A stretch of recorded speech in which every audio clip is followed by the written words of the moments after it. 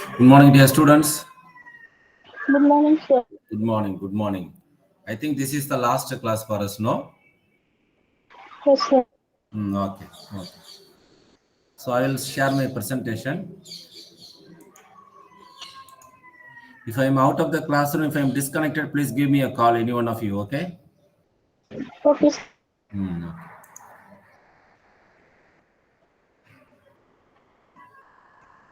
If my voice is not audible, screen is not visible, please tell me always.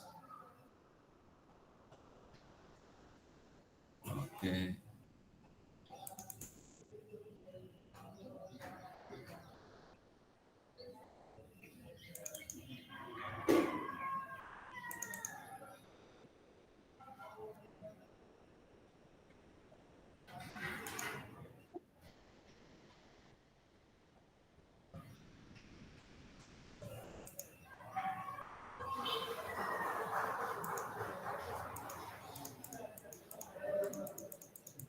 So we have covered in the last fourth unit, no? The last class Yes, sir. covered the fourth unit, and we had discussed about the case study. Communication. Case study, no? Yes, sir. Yes, Okay. sir. Yes, yes, good. Okay, see, the personal director know about his decision. Okay, well, what whether he could have removed these two people or removed any one of them or not removed or given some warning. Okay, so you need to explain, no, what is your idea, and if you are a manager, and what would you act, and whether it would create any impact, positive impact or negative impact. It should not affect your manufacturing process.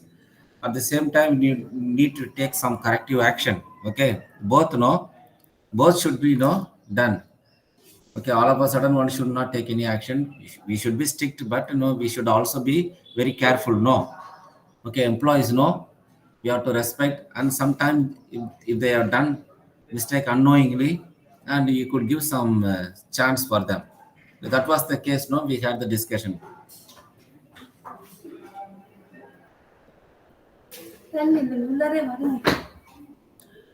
And the creativity process, this is 4.2.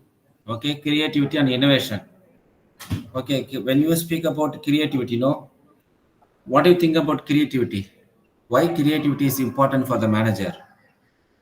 Why it is important a concept for everybody, especially for the managers, especially for the managers who are involved in business.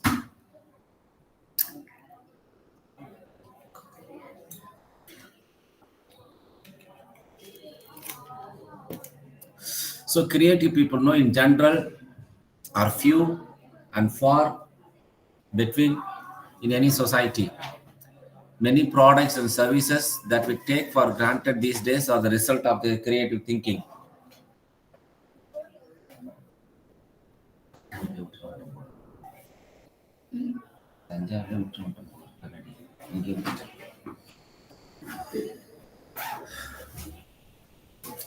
So many products and services that we take for granted these days are the result of the creative thinking. Only by creative thinking, no, you can do great things. So people can think beyond. People who can think out of the box. Okay, only they can do wonders. Others cannot do. Okay, some people know they are fixed with some rules and regulations. Okay, they are with some patterns. They cannot move beyond that. They cannot think beyond that. Those people who are successful, people who can think beyond, beyond the situation, beyond the limitation, beyond the limits. Those people are capable of doing anything. Okay, that's what we say about creativity. Okay, how creativity is taking place? Okay, first of all, idea generation. Okay, need to generate an idea. Without an idea we cannot do anything. First of all, that's why ideas, they are always valuable. That's why people they give importance to startup, the startup process. That's why government has a lot of initiatives both at the state and central level. Okay, the students who come with the ideas, they should be given some training. The ideas can be matured, or give them some training to improve their ideas. So Any page number, problem? Yeah.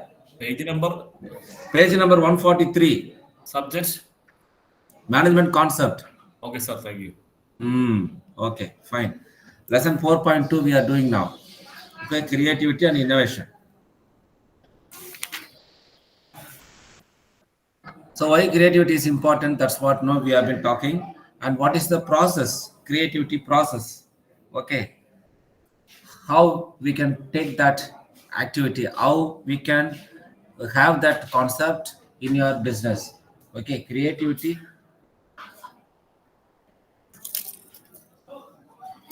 Okay, so first step, is an idea generation. So you have to generate idea. Okay, you have to improvise your idea. You have to come out with ideas. Uh, the ideas creation, that we can do by brainstorming. Okay, or any other method. You have a target, you have a problem, or you have an expert, or you yourself think about. Or first of all, you have to identify the situation, identify the problems. You should know the environment. Okay, what is the gap?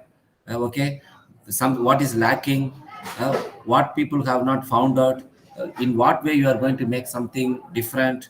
Okay, that's what called the idea generation. That's the first step. And preparation. Okay, next step, you have to prepare. Okay, the individual becomes obsessed with idea problem late recalling collecting information. So you have to collect data. Okay, you have to collect how you can do it, what information you need more. Okay, so you have got an idea, but next step, you have to develop the idea. And third one is incubation. So after getting all the data, relevant information, the what individual is supposed to do, page number 146.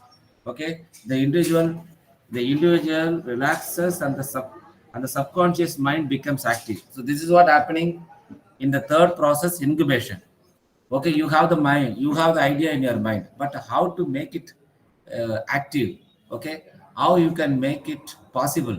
Okay, see those things, that should be put in your mind. The subconscious mind slowly thinks.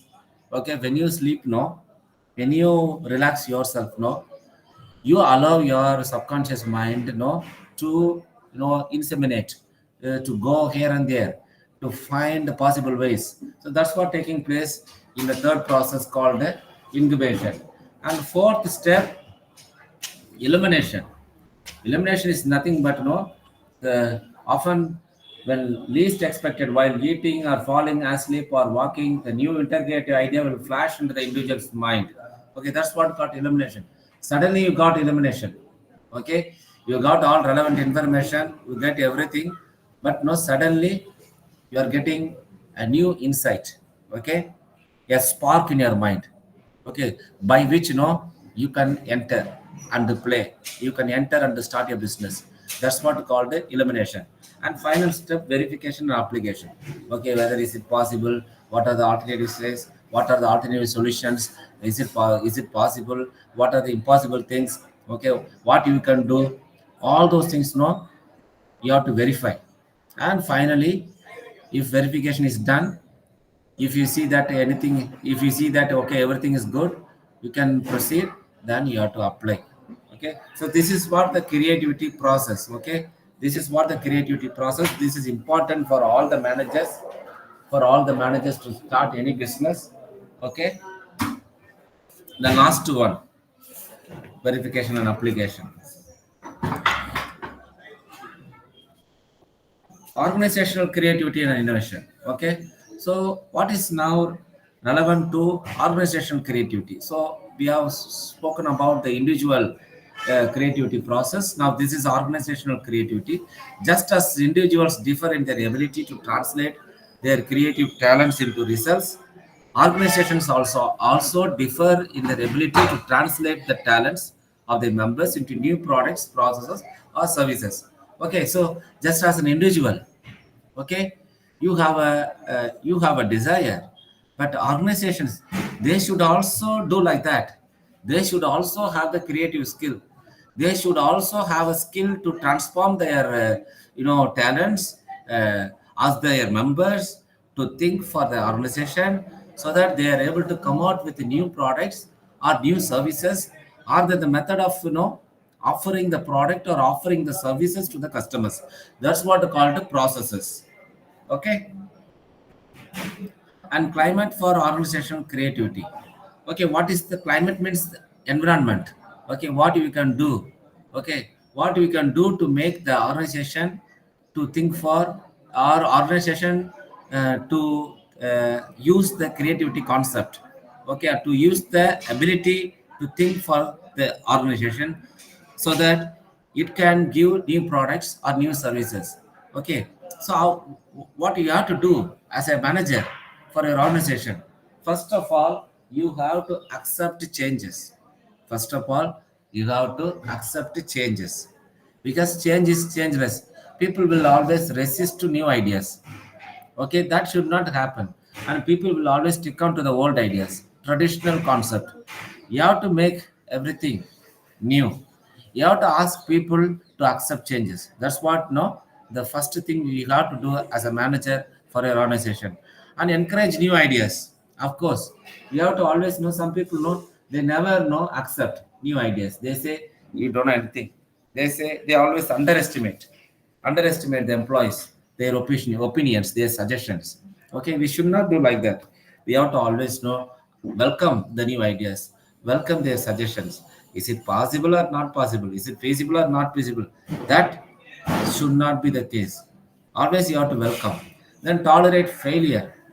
Yes, this will happen for 100%. Okay.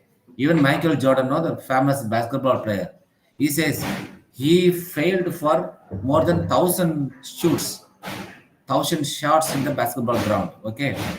So after failing for more than 1,000 times, he was able to play well. He was able to shoot the ball accurately. Okay, so that is failure is the stepping stone to success. Failure gives you lesson. Failure teaches you. Failure tells you, okay, the way to proceed, the way to success, and freedom to achieve. Always you have to give freedom. You have to be flexible. You have to allow others to think differently. You have to allow others to move differently, think differently, act differently with freedom. Okay, because freedom alone can give or can produce new thinking. If you don't give freedom, people will always know be restricted to a particular pattern, particular structure, and they cannot go more than that. They cannot think beyond that, and that will not help you to come out or to go for new idea or new product.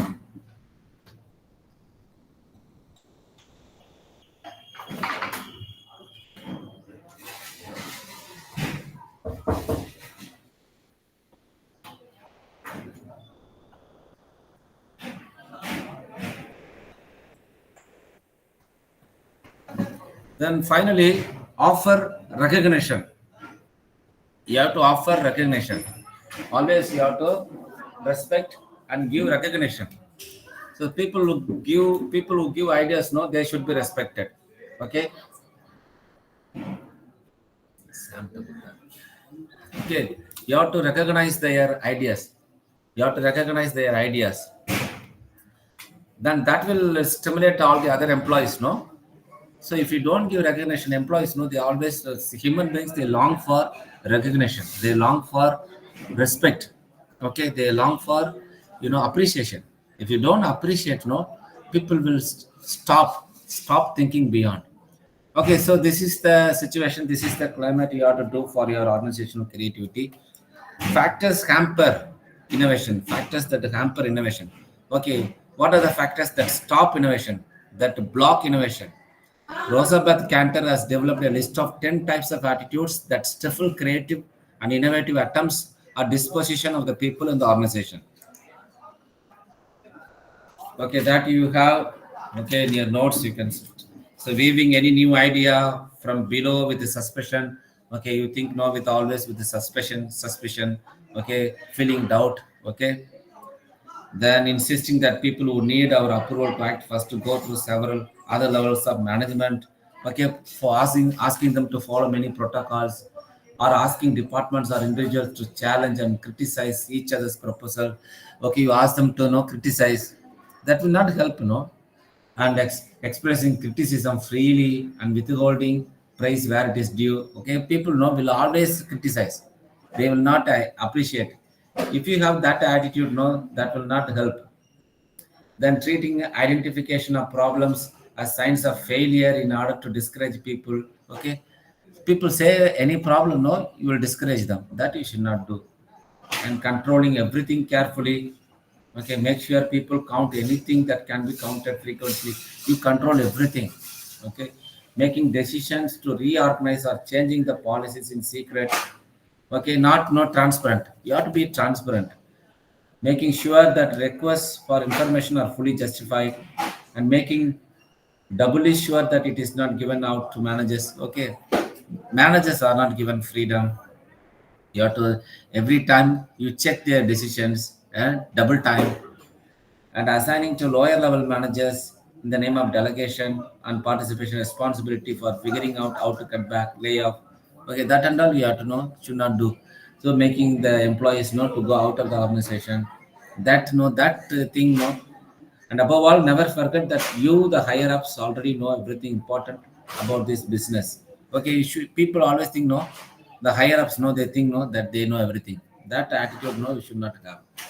Okay, so that's what no about creativity. Let us go to the next topic, entrepreneurship. Entrepreneurship. And you know that.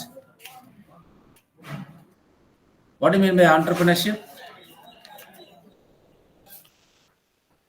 Any idea? Where one set up his own business or Okay. company. Okay. See, entrepreneurship, no, that tell you, no, that teaches you, no, to solve a problem. Okay, solve the problem of the society. To solve a problem, you come out with a new product or a new service. Okay. So that's what called no entrepreneurship. You enter into a new activity. Okay. So entrepreneurship everywhere people recognize the startup. That's how no startup come. Okay, you have got to Facebook, no, got to Swiggy, all those things. No, they come out. No, they have come out to solve the problem of the society. A new venture, okay, adventure. It is like an adventure. That's what called entrepreneurship. But entrepreneurship, it has been fully recognized all over the world, not word, that entrepreneurship is the critical input for economic development. Okay, that's why US now, United States now, they give importance to free thinking. That's why they start a lot of companies, new companies. That's why in India, the entrepreneurship now it is insisted very much.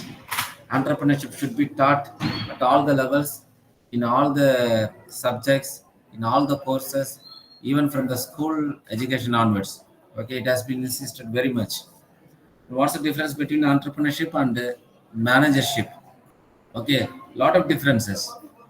Entrepreneurship involves initiating changes, doing things in an innovative way. It refers to creation of a new organization. But management, it's not so. Management is different.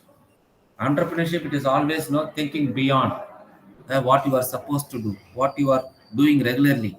Okay, something creative, something beyond, something super, something superficial, something that cannot be thought about. No one could have been involved in that activity, that business. That's what called entrepreneurship. But management, on the other hand, refers to the ongoing, that's managing, making people do the work. Okay, coordinating all the activities, regular work. Okay, getting things done. That's what called the management. Refers to the ongoing coordination of the production process. Okay, which can be visualized as a continued combining of the factors of production. Okay, that's what the difference between managership and entrepreneurship. Okay, entrepreneurship is something entirely different from managership. Okay, let us now discuss about the characteristics of entrepreneurial managers. So let us in this context understand the psychological attributes that characterize entrepreneurial managers. Okay, so what are the characteristics of entrepreneurial managers? So what they should have, what they are supposed to do. They may have high activeness. Okay, they would be spirited. They would be always spirited. They are active. They are energetic. Okay, those managers they pose an idea or a distinct way of doing things. Managers they don't do different things, but they do it differently. Managers, they don't do different things, but they do it differently. Then show greater openness to experience. They show great openness to experience. They have a more internal focus of evaluation. They have a tendency, they have a tendency to toy with elements and concepts. They are willing to take risk and therefore they need greater psychological and autonomy. Okay. So the creative managers know.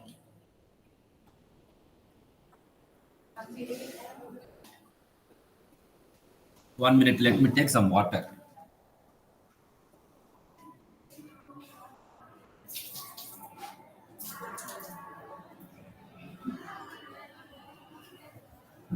Yeppa.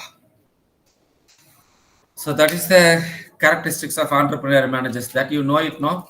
This you understand, no? This is easy. Okay, now let us go to the next point. Fostering entrepreneurial spirit. Okay, how will you encourage? How will you encourage entrepreneurial spirit? Okay, it is not easy, making people not to think beyond, think beyond the normal structure, normal business. Okay, because people they are tuned to the traditional structure. They don't want to take risk. They don't want to learn something new. Okay, they don't want to lose something. They don't want to face losses because they have a family.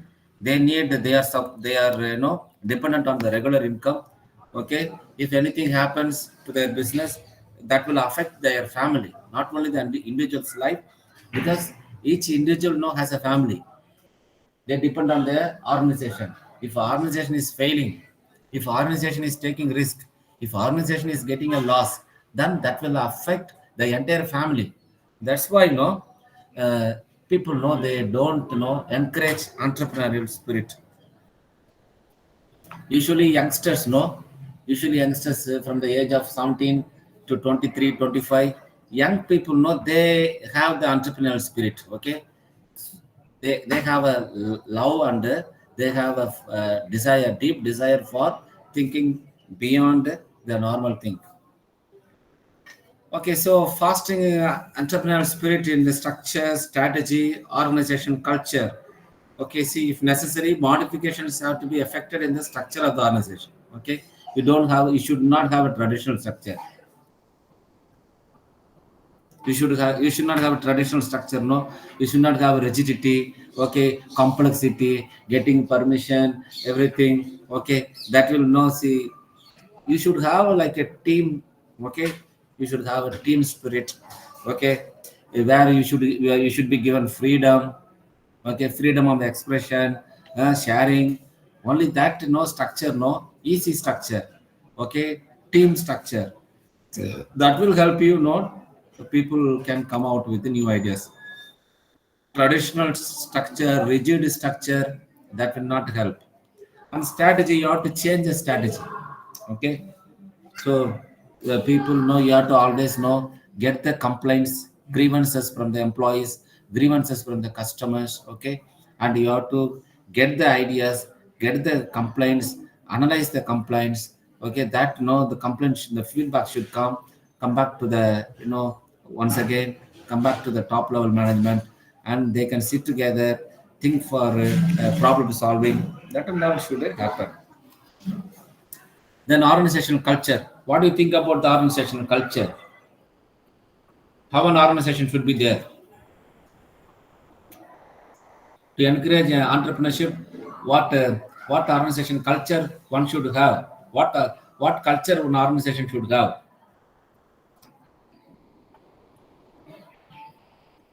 Any one of you?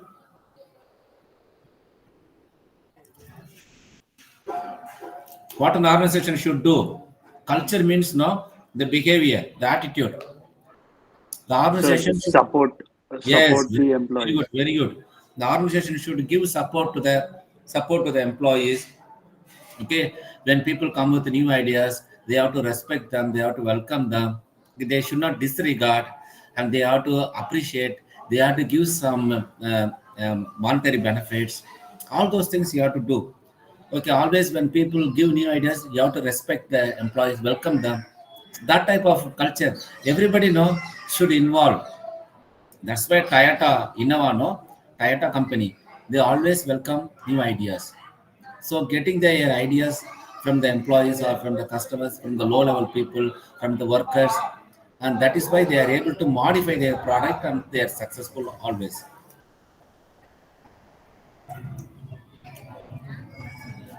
So case study we have already studied in the fourth unit. So this is the fifth unit, management styles and approaches. Okay. So what do you think about management style and approaches? So management style. Every style, no management has a different style. So Indian style, okay, Japanese style. Each country, no, they have a different style. Okay, in India, what type of management style we have in India? How many hours people work in India? How in India people treat the employees? What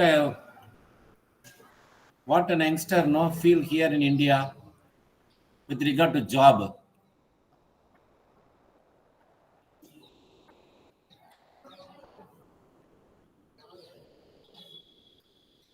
Can anyone of you?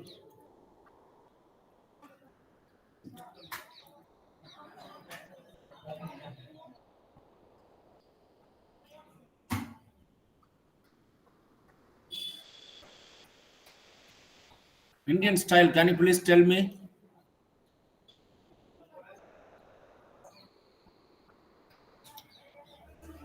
9 to 10 Indian, hours, sir.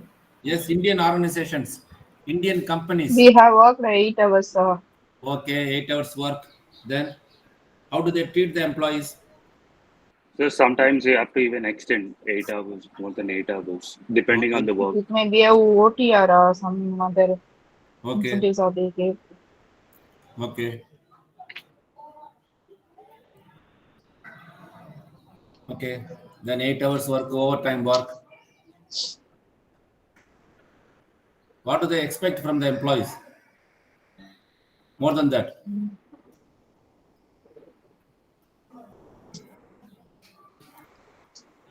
Committed with the work. Okay.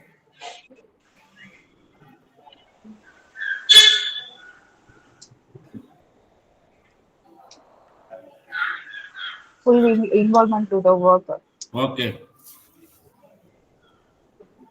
Okay. Now, okay, very good. You see, in this unit now, what we are going to study now, not the Indian style, but the Japanese. Okay, Japanese management style, and we are going to find out the difference between Japanese and the American management practice, because they are the ones who are successful. No, Japanese companies. What are the products? Japanese products we have in India? Sony and So Panasonic. Toyota. Sony, Toyota, very good. Panasonic. Panasonic, very good. Why we prefer Sony product? Why? It's quality, sir. Quality. Quality. Why we like Toyota Innova? Though many cars have come to India, but why Reliability. we, Reliability. what's that? Reliability, sir. Reliability, good. The quality, what else? First and safety, sir. So the quality is also good. The service. Okay. Safety, sir. Service. Very good service after buying the product. Service. Technology. Technology. Beautiful. They always update, no? Yes, sir. I'm working in Panasonic, sir. Hmm. Okay, very good. Okay, very good. So we know no after Second World War, what happened to Japan? What happened? Two cities were destroyed. No, do you remember that cities? Yes, sir. Yes, Hiroshima and Nagasaki.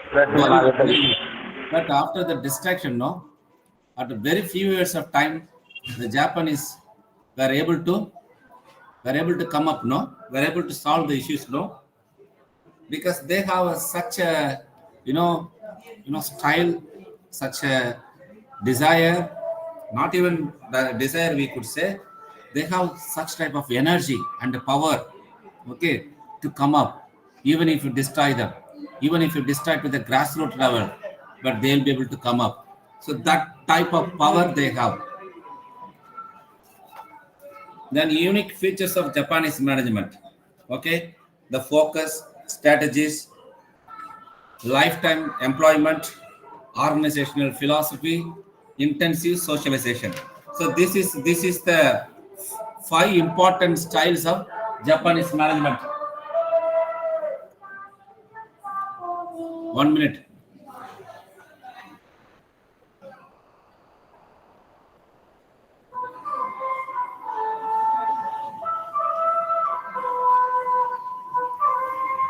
When somewhere noise coming, 1 minute.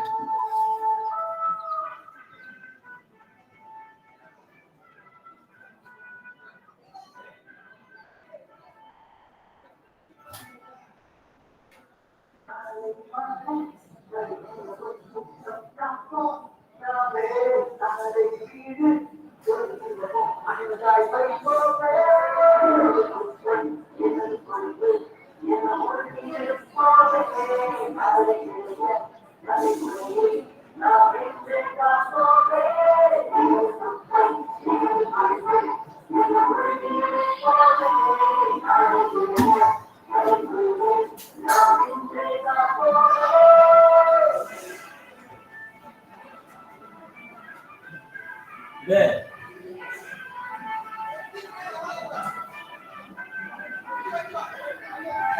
The road, there is an advertisement. The awareness song is going. Okay. What is the awareness program, sir? What to do? Everywhere there is a disturbance. My God. Sir, can you explain that 5 points once again? 1 minute, ma, I will come, ma. Because the municipality, no, they give awareness. The song they play awareness song. They are not moving here.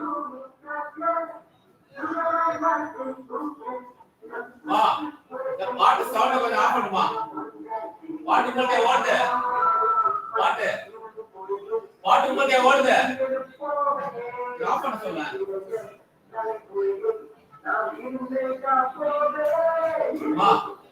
Ma, the part happens. Part எடுக்கிறோம், class எடுக்கிறோம். Thank you, ma. But they have stopped playing. My God. Okay, pa. So I will repeat once again. You asked me, no? From the Japanese styles, unique features. There are 5 points: focus, strategies, lifetime employment, organizational philosophy, intensive socialization. So these are the 5 unique features of Japanese management. The focus, the essence of management in large Japanese organization is its focus on human resources. Management considers its human resources more than its financial or physical resources. Do you understand? Others, can you please mute your mic? Is my voice audible? Audible? We have 30 minutes. I have to cover the 5th minute. Yes, sir. Okay. Audible. So for them, no, Japanese management, no, they focus on the human resources, not on financial resources. Human resources, they are the assets. They consider human beings are the biggest assets. Okay, first point. Second point, strategies. What are the strategies they follow? The concern for human resources is manifested in 3 interrelated strategies. First, employees are offered long-term employment. This demonstrates the organization's commitment to its people. Second, organization philosophy concerning employee needs and the values of cooperation, teamwork are well articulated. Close attention is given to hiring new employees who fit well in the organization. Okay. So second strategy, no, they give lifetime employment. Okay, they take care of take care of their family, they take care of their needs. Okay, they are respected. When the new employees come to the organization, no, they will see that they are fitting well in the organization. You understand? You understand? Yes. Yes, sir. And third point, lifetime employment, the same point. The US view towards employees is that when times are bad, employees are laid off and fired. You see, no, in America, no, most of the time now we hear no layoff news, no. When the problem comes, when they face different situation, they lay off their employees, no. Everywhere we find, no, layoff. Yes. But that is what a US culture. But Japan is no. Do you get any news from Japanese companies like that? Do you ever hear? No, sir. No, sir. Ah, No, that's what sir. the that's But what the they difference also between the comparatively they pay less than other nations, who pay lesser. Japanese companies, compared to German or American is also average. Netherlands. Do you have really that idea? But people say no. When you go to Japan, you will get lot of money. People say Sir, maybe I am not the right guy to okay, comment. okay. But when you go to Japan, no, Yeah. because no that money when you compare with India, no, that money is larger. Okay, Okay. when you invest that money, when you work in Japan, see any other country, you work and stay there, no. If you use that money and for a settlement, no, that will not be enough for you. But if you convert that money, put them the money into India, no, because the money value is always you have a difference, no. Even Germany, no, even if you get 5,000 euros per month, that would not be enough for you. But 5,000 euros you spend just 1,000 rupees, 1,000 euros, and send 4,000 euros to your family for an investment. Okay, suppose 1 euro is 90 rupees, 4,000 euros into 90 rupees, how much? 32, 3,20,000. Yes, it will come. Okay. Yeah. So that's what no see lifetime employment. Organization philosophy. See, Japanese organization has a specific philosophy that presents a clear picture of its objectives and values. It acts as a superordinate goal, shared and unifying goal, with which all organization members can identify, support. Okay. So all of them will join together and work. That's what their organization philosophy. Each one will be respected. Okay, then intensive socialization. Everybody will relate with the people. Okay, everybody they can talk to anybody. But in India, no, you have a respect, no. You have to follow the protocol, no. You cannot meet the manager as easy, no. In India or any other country, but they have no. They can talk with anybody. Okay, they can move with anybody. Okay, so they are identifying with the company's objectives. That's what the unique style of Japanese management style. Then techniques. What are the techniques they follow? What do you mean by job rotation?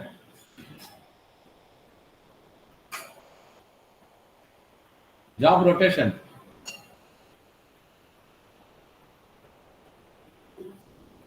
They will change the job, no? So by which everybody knows the job. Okay, for 3 months or for 6 months they will do one job. After 6 months or after 1 year, they will be asked to do another job. By which everybody knows the job. You understand? Yes, sir. And slow promotion.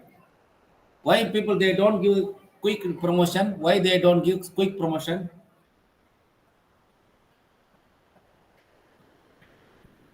Why they don't give quick promotion? What is the use of giving slow promotion? As a manager, please tell. Because slow promotion, you get more experience. Okay, you slowly you learn, you become an expert. What happens? No, the managers they do not know anything, but they become a manager. They go to the high level, and they do not know anything. They do not know what happens in the grassroots level. Okay, they do not know the problem of the employees. They do not know what happens in that manufacturing process. Do you understand? That's why they give slow promotion. And what is this complex appraisal system? What do you think about complex appraisal system?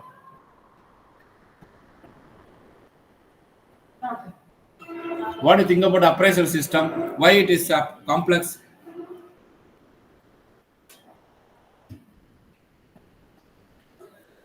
Can you please tell me why the appraisal system is complex? Based on various factors of employees' performance. Very good, very good. The performance appraisal. Okay, they analyze each and every point. Okay, they find out their weakness, they find out their strength, they find out their contribution. Okay, based on that, they will give them the benefits, monetary as well as non-monetary benefits. Okay, sometime what happens, appraisal system and with the appraisal system and the salary system, there will not be any connection. But there, they always respect and they find out their role and give their due. Emphasis on work groups. Okay, the work groups, they are given importance. Open communication, they don't hide anything. They communicate.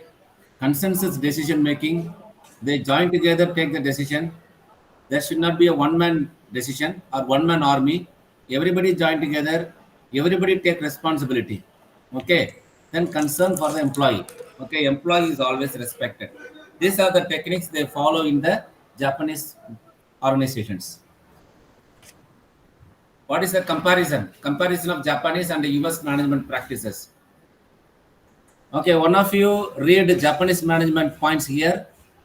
One of you can read US management. Okay. First, the planning, the difference between planning, organizing, staffing, controlling. Okay, what happens in Japanese management? What do they do with regard to planning? What type of time they take? Long term? Long-term orientation, collective. Okay, compare long-term orientation, but US management, what happens? Short-term orientation. Short-term orientation. Okay, but here, Japanese collective decision making. Yes. You will It's an find individual individual decision making. Yes, you will find the differences. Okay, when you read these points in the table, that are found in the table, that will tell what are the styles of Japanese management and US management. Okay, Japanese management, they give importance to collective decision making, but they take individual. They give importance to individual decision. Okay, then read next point. Many people are involved in decision making. Okay. In Japanese management, US management, few people are involved in decision making. Okay. Next one. Decision flow bottom up and back. Okay. In Japanese management and US management, decisions are initiated at the top and flow down. Okay, see, this is like hierarchical structure. You find rigid structure in US management, but in the Japanese management, everything is free. Okay, they respect human beings. They respect employees who are working at the bottom level. Okay, next point. Decision making takes a long time in Japanese management, and decision making is fast, but implementation is slow in US management. But in Japanese management, implementation is fast. Okay. People share decision power and responsibility in Japanese management. In US management, decision making power vests in designated individuals. Okay. Japanese management, individual goal ambiguity. In US management, individual goal clarity. Okay, there no individual goal is very clear, but here in the Japanese management not clear, because they always join together to take the decision. Okay, next point, organizing. In organizing, Collective responsibility and AC accountability. okay. In Japanese management. Okay. In US, individual responsibility. Okay, because they all join together and take the decision. Okay, it's a collective responsibility, but their individual responsibility. Yes. Ambiguity of ambiguity of decision responsibility in Japanese management, Okay. clarity of decision responsibility in US management. Because they individual decision, no, so that's why the decision is very clear, because all of them join together, they take the decision, so that's why it is not yet clear. Okay. In Japanese, informal organization structure. In Okay. US, formal organization. Okay. In Japanese, organization culture and philosophy are well known. Okay. In US, common organizational culture is lacking. Okay, you don't find common culture. Okay. Identification with company in Japanese, but in Okay. US, identification with profession. Okay, very good. Next point, staffing. Hiring young people out of school in Japanese, Okay. and slow promotion through ranks. Okay, In next, US, no, you opposite to the point. Hiring young people out of schools. From the school itself, they hire people. Okay, but in the US US, companies, they, some institutions, they select people from the institutions and the companies. Okay. in Japanese, loyalty to the company, Okay. and in US, loyalty to the profession. Okay, so that's the difference, no? People will remain in the company. Okay, 30 years, 25 years. Okay, they never change, they never move. They never shift from one company to another company. But what happens in US, they always change, For 2 years they will be in one company. After 3 years they will be in another company. They will always shift, But the profession they will never change. They will stick on to their profession. Okay. Here in the slow promotion is given, but there in US company rapid promotion. Okay. Infrequent. Come on, read that point. Frequent performance appraised for new employees. Okay. Performance appraisal is frequent in US. Okay. So, Appraisal. Okay. Appraisal of long-term performance. In Japanese, appraisal of short-term performance in US. Okay. So because they give importance to the employees, they always work together. So that's why they don't take 3 months or 6 months performance. Okay. Next point. Anybody else? Anybody can read. Any male voice controlling. Self-control and control of. Okay. Control. Yes. In US company. Japanese company controlled by supervisors are in US company. No. See, US management control by superiors. Okay, they control. But in Japanese company, they all join together and work together, like a team, So that's why, the team members will say, team members will control. Okay, each one will have a self-control, and at the same time, the team people, who are involved in the team, they will say, okay, next point. Focus is on group performance. Okay. And US management focuses on individual performance. Very good. Next one. The objective of control is to save in Japanese. Okay. The control aim is fixing in blame. Blame. They always blame the people, blame the individual. Okay, but here they will not blame the individual. Okay, then in Japanese management, extensive use of quality circles. Okay, quality, that's why you find quality, Sony TV, everywhere. They give importance to quality. It's limited. Then inherent weakness of Japanese. Okay, what is the weakness in Japanese management? Anybody else? Any female voice now?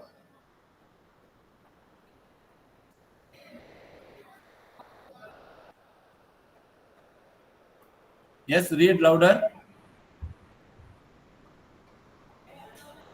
The system of the yes. The system of the lifetime commitment and groupism encouraged employee dependence and suppressed individual creativity. Okay, so here the weakness is you have a lifetime commitment, groupism, everything okay, but individual creativity that is suppressed here. That's the weakness. Because the employment everywhere all the time teamwork, all the time, no group level thinking, no. So that's why no individual, no. Okay, because of the team members, because my group they say like that. Okay, I'm not going for it. Okay, so I'm not going to give a new idea. So individual creativity is suppressed. Second point. The employment system discriminated against non-lifetime employees and prevented the formation of free horizontal labor market. Okay, so non-lifetime employee, there is a discrimination. Okay, lifetime employment and non-lifetime employment employees, no, there is a difference. Okay, temporary employees, that's what I say. Okay, permanent employees and temporary employees, there is a discrimination. Then third point.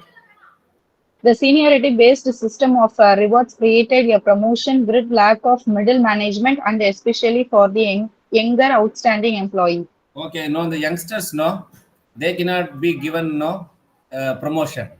Always they follow the seniority.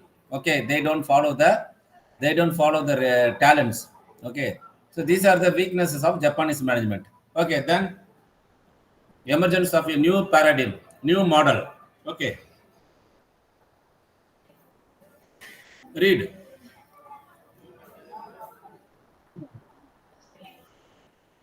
Companies rely on hiring freezes and on eliminating of overtime.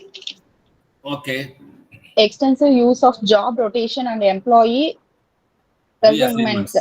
Okay, Reassignment. Wage, salary, and bonus reductions are shared by all groups in the enterprises, directors, managers, as well as workers. okay, so these are the new model. So overtime is eliminated. Okay, then give importance to job rotation. Employees, everybody given all types of job. Wage, salary, bonus, everything, is shared by all groups. Okay, not only by the workers. Okay, then 5.2, managing diversity. Come on, anyone of you?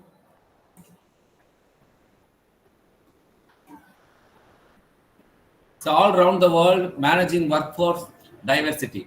So workforce diversity has taken a central stage among the contemporary human resources management issues. No, see, you find all type of people, no, in organization. No, do you find out? Suppose in Tamil Nadu, will you be able to find only people who speak Tamil or people who come from only Tamil Nadu? No, sir. No, No, sir. Yeah, because from any state, from any country, nowadays the business has become globalized. The companies have become a globalized company, and anybody can go to any country. Can anybody start any business in any part of the world? Okay, that is the case. If that is the case, what will happen? The employees too, they will also be different. Okay, they will also have a different background. They will also have a different diversity. Okay, that's what I mean here. You understand? See, as a manager in the organization, no, you will have people like that. The second point, various dimensions of diversity include gender. That you will find, nowadays, see, many women come for work, no. Am I correct? Gone are those days, no. So you have to know how to talk with the women, how to respect them, how to deal with them, and age wise you find difference, ethnic origin difference, color difference. Okay, so see, for instance, a group comprising 5 male young men from Tamil Nadu in a workplace has relatively little diversity. So people come from different states, different countries. Okay, why reason for diversity? That's what I've been talking now. Why? Because of that, these are the reasons I have already noted to you.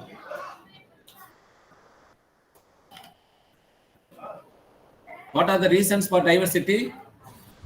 Changing demographics, no. You change your place, no.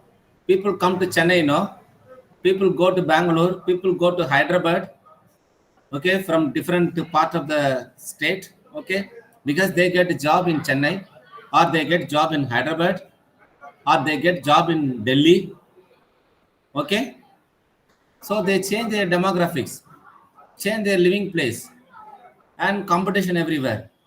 Okay, and to meet the legal regulatory requirements and globalization of business, these are the reasons for different background of people coming together, working together. So as a manager, you should know how to deal with them, how to talk with them, how to make them work, how to coordinate with them. Okay, that is an important concept. Because why further we should know all these things?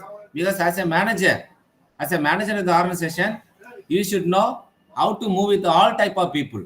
Okay. Okay, managing diversity in organizations.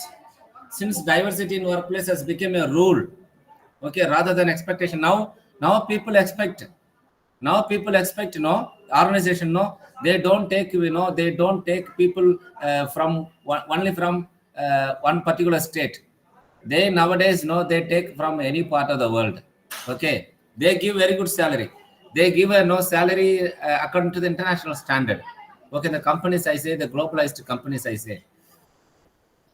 Okay, so individual strategies for dealing with the diversity. So what is the meaning of understanding? As a manager, what will you do? Understanding, with regard to understanding, what will you do? You have to understand the people's mentality, understand the situation, understand their culture, understand their food style, lifestyle. Okay, accordingly you have to behave.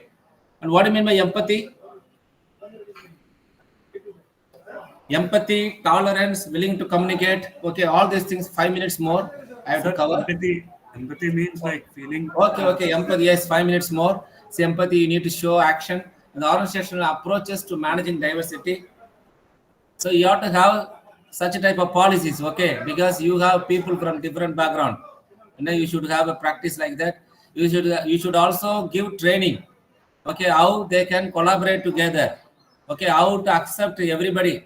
Okay, people should be ready to accept people from America or from Germany or from Japan. Okay, or from Tamil Nadu or from North India. Okay, so they should know. See, now we are also we have a different diversity, in our class, How many people are from Tamil Nadu?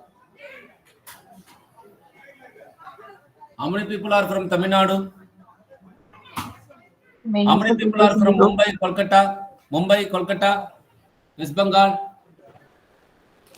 I'm Manas from Kolkata. Very good. So many people come from different place, very good, different I am background. also from Kolkata, sir. Very good. So we come from different background, but we are connected, We are connected, From an island, sir. Yes. Very good. So that's what the training, should be given. So benchmarking, you have to fix the standard. So that's what the last point. Benchmarking means, you have to fix the standard. Okay, fix the standard, and you have to go take your company to achieve the particular standard.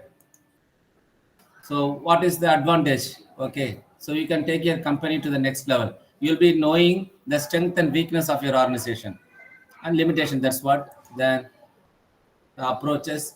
Okay, what type of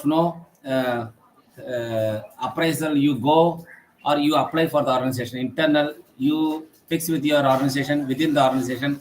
Competitive, you fix with the same product, other companies they may have. Okay, you have to fix the benchmark, you have to fix the standard.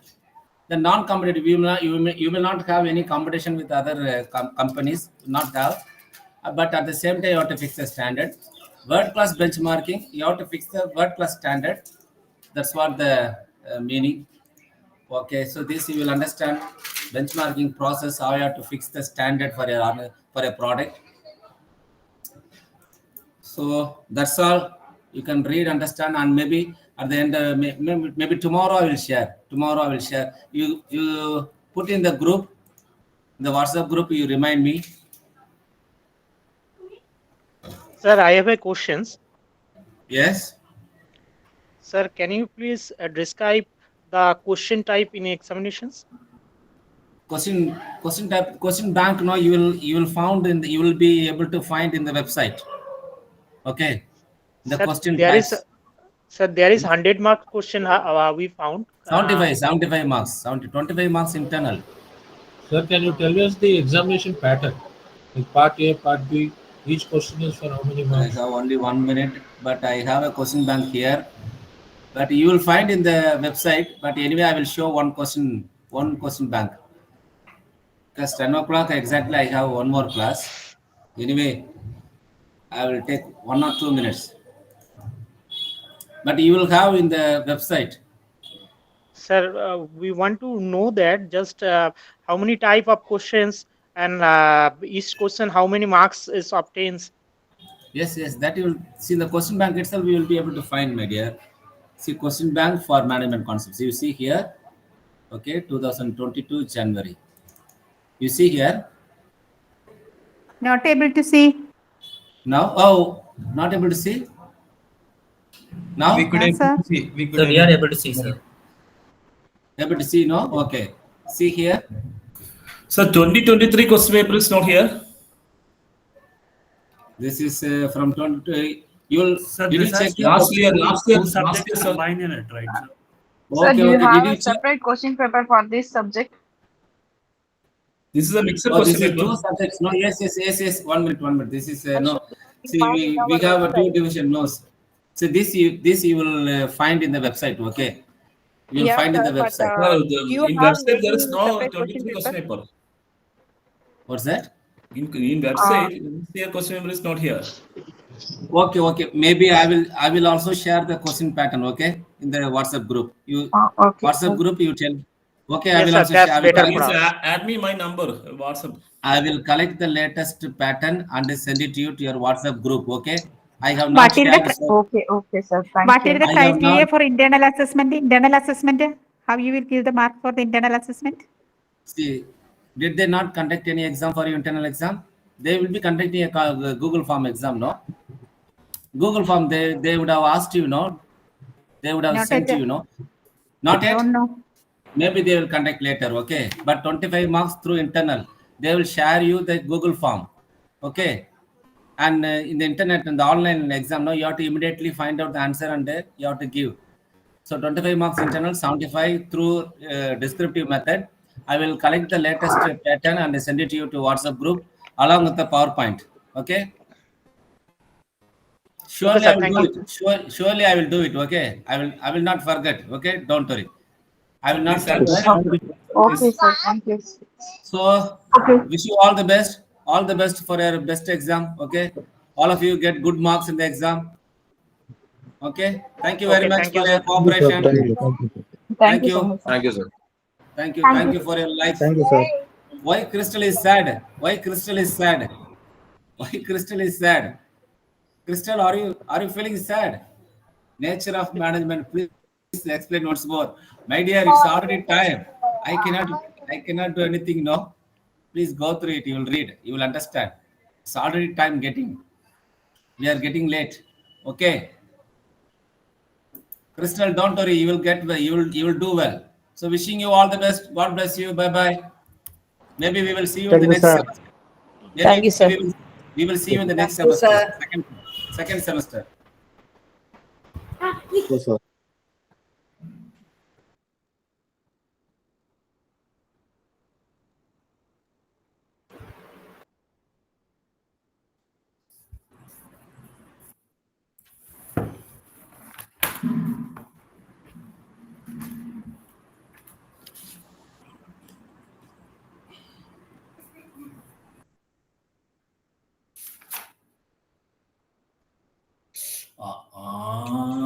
I have one doubt.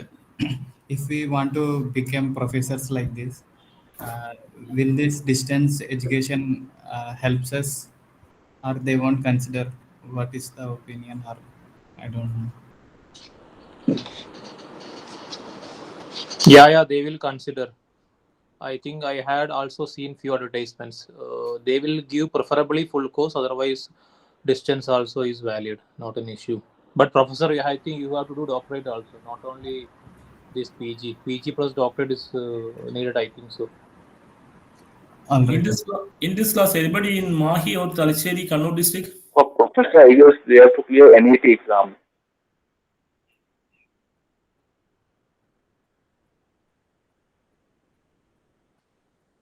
I think now Hello? PhD requirement is removed.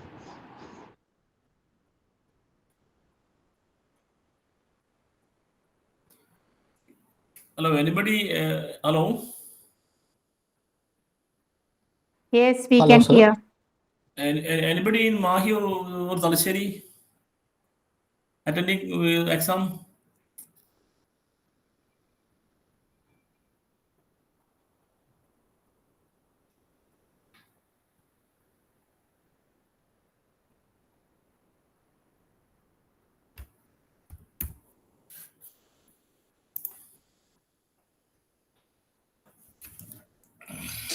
Anybody have notification regarding which subject you have to exam? Sorry, repeat again. Which subject mean 7 exams we have Okay.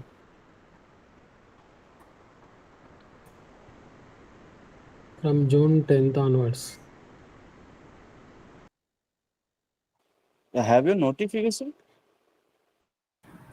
Yes, you can check in In the our website. website and in our WhatsApp group also.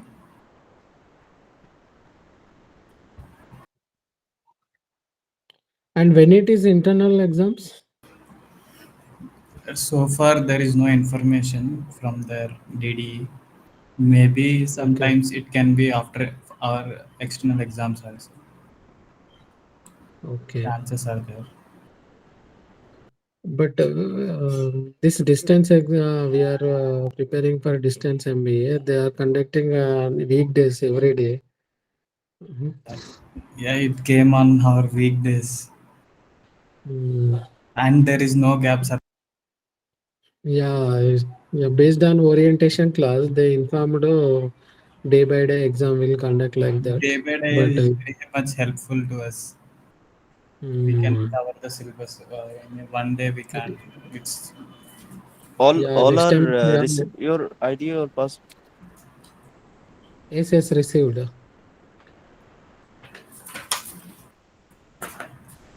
Okay. Still, I am not getting my ID and perspective. Yeah, slowly they are sending. I too didn't get it. I too didn't get. I am also not get. Yeah, you can send email to that contact person. Can any one of you put the new important questions in the group? Because yesterday only today only I joined. I don't have any ideas of about it because I was not here. Today only I joined. If anybody of you, any one of you having important questions, can you put it in the WhatsApp group? actually we tried asking to the professors about important questions. Most of them are saying all are important. Okay, okay. If anyone is getting, please put it in the group. Okay, thank you. Any means any important exam related issue can post in WhatsApp group. Okay. Thank you, thank you. Thank you.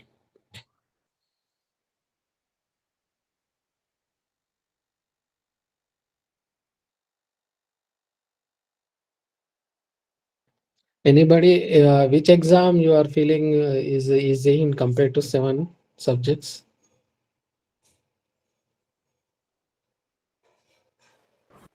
Management concepts and organization behavior. Except accounts, everything Yes, is obviously. Okay. So And definitely. Accounting class is over. I think it's not over.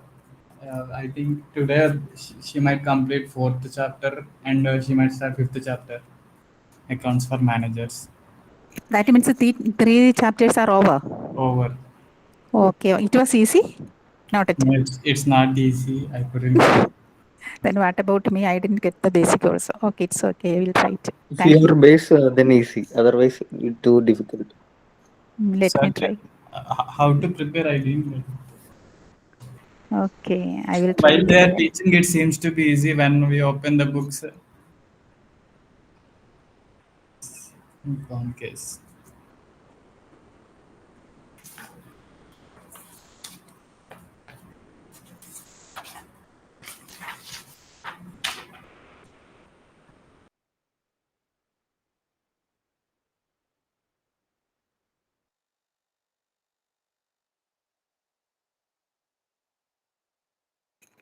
When will be the next class starting?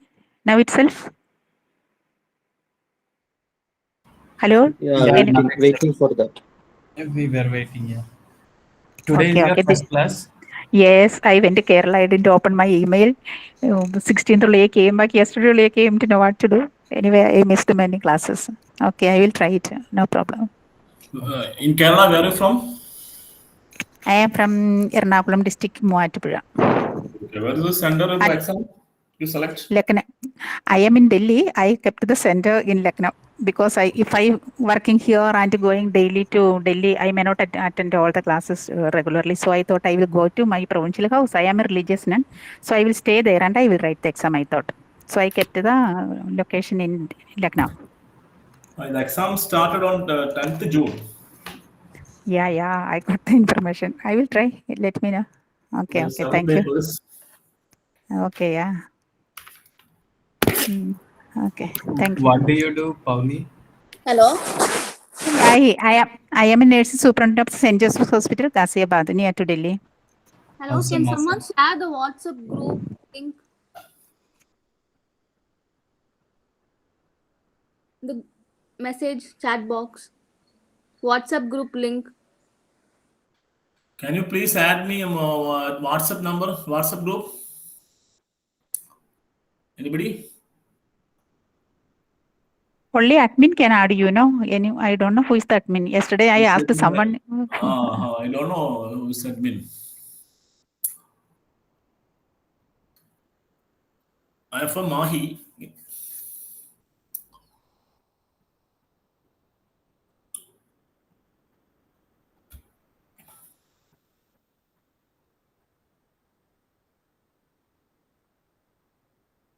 I just shared the link. Please click it and join the group.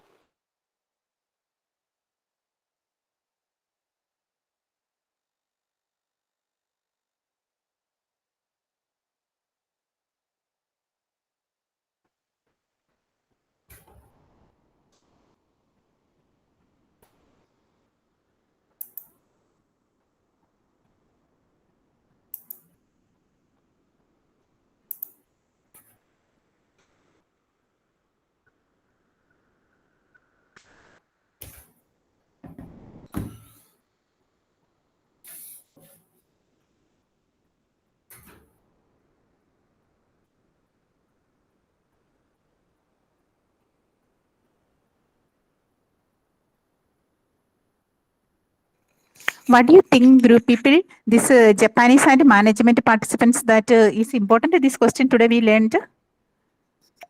Yes, it is. Okay, thank you.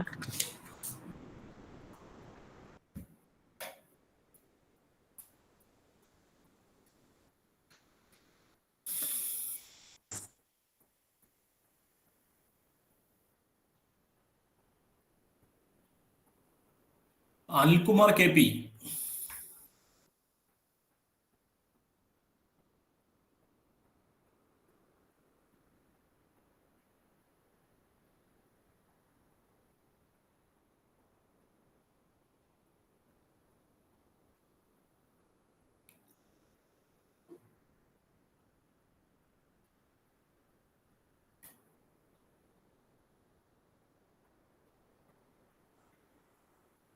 Hello.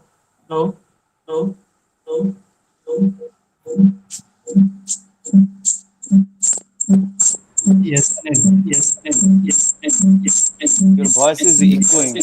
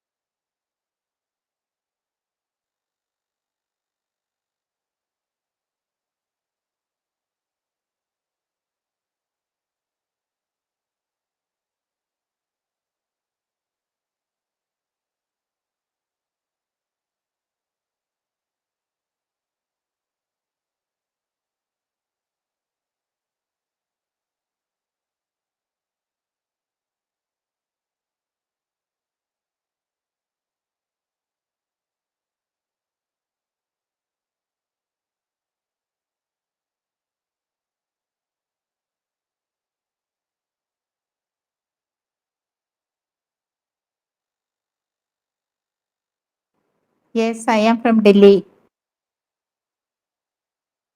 I am also from Delhi. Here temperature is so hot, around 45 degrees.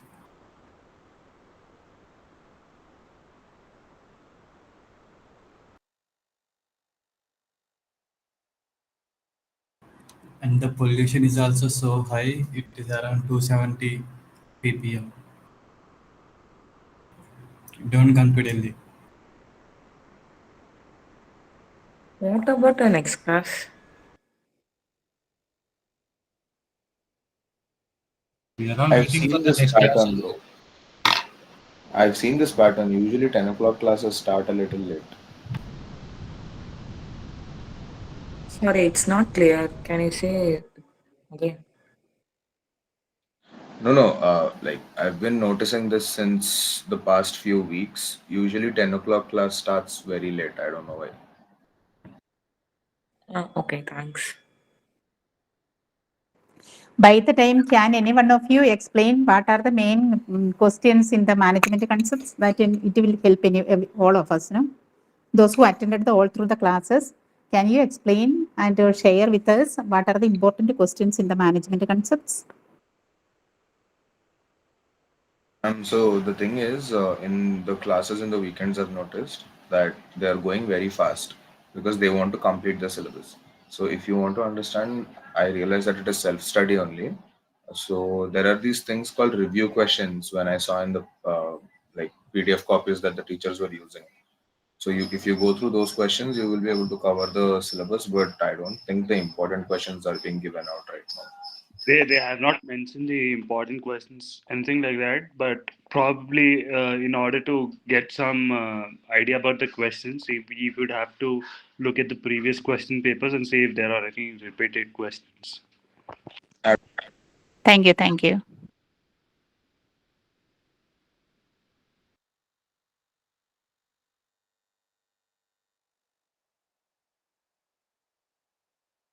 What about the exam dates? It is confirmed. Yes, it's from 10th to 16th. Okay. About centers? Uh, the name of district, the name of places with centers are listed, but there's no proper answer to which the proper name of institute where the exam is conducted. Yeah, it's not clear information. That's why. Is there any way we can get the details? I don't know. That's why I'm asking in classes. That's why. But professors also not replying. Uh, that's Pradeep ji, Hello. yes, just found the notification. And there was I showing that mention was admission CBSE student only. How they mean? Sorry, I did not get your question. Uh, I just found the notification. There Uh-huh. was showing that admission CBSE students only. So, CBCS means our one only. That is. okay. Did any one of you get the whole ticket? no. No, Yesterday no, only No. not. I got my ID card. Yeah. Okay. Okay. Yeah, Good madam. morning, My ma'am. class. Good morning, all of you. Good Good morning. morning. Sorry for the Uh, late because of uh, raining is here going on here. That's why a little bit late. Okay, let us start with Unit 5, Cost Sheet. Okay. Um, what is costing? What is cost? Cost means what? Hello. Final price of What is cost? product. What is the expenditure you are incurred to make the product, right? So what are the material, labor, overheads, whatever you are making, you are incurring to produce the product, that is called costing, right? So selling price means sales means cost plus some percentage of profit is sales or price of the product, right? So for make you have to ascertain the cost. How will you determine the price, selling price? How do you determine? How do you fix the selling price of your product? Cost of production plus margin. Cost of production plus margin, number of units. For that cost of production, you have to ascertain how much cost you have incurred. Say for an example, 1 month expenditure you have to take into account, and then how many units of products you are producing, you have to find out what is the cost per unit. Then only you can determine the price of your product, right? So here, for that, ascertainment of cost is very important. Ascertainment means what are the costs you have incurred for material, raw material, what is the expenditure you have incurred for wages given for production, and what are the expenditures. So what you have to ascertain the cost. So ascertainment of cost accounting, and you have to follow some accounting principles, methods, and techniques, analysis. These are all you have to prepare. That is called cost accounting, right? Cost accounting is very essential for manufacturing company for ascertainment of cost and determining the selling price and cost control.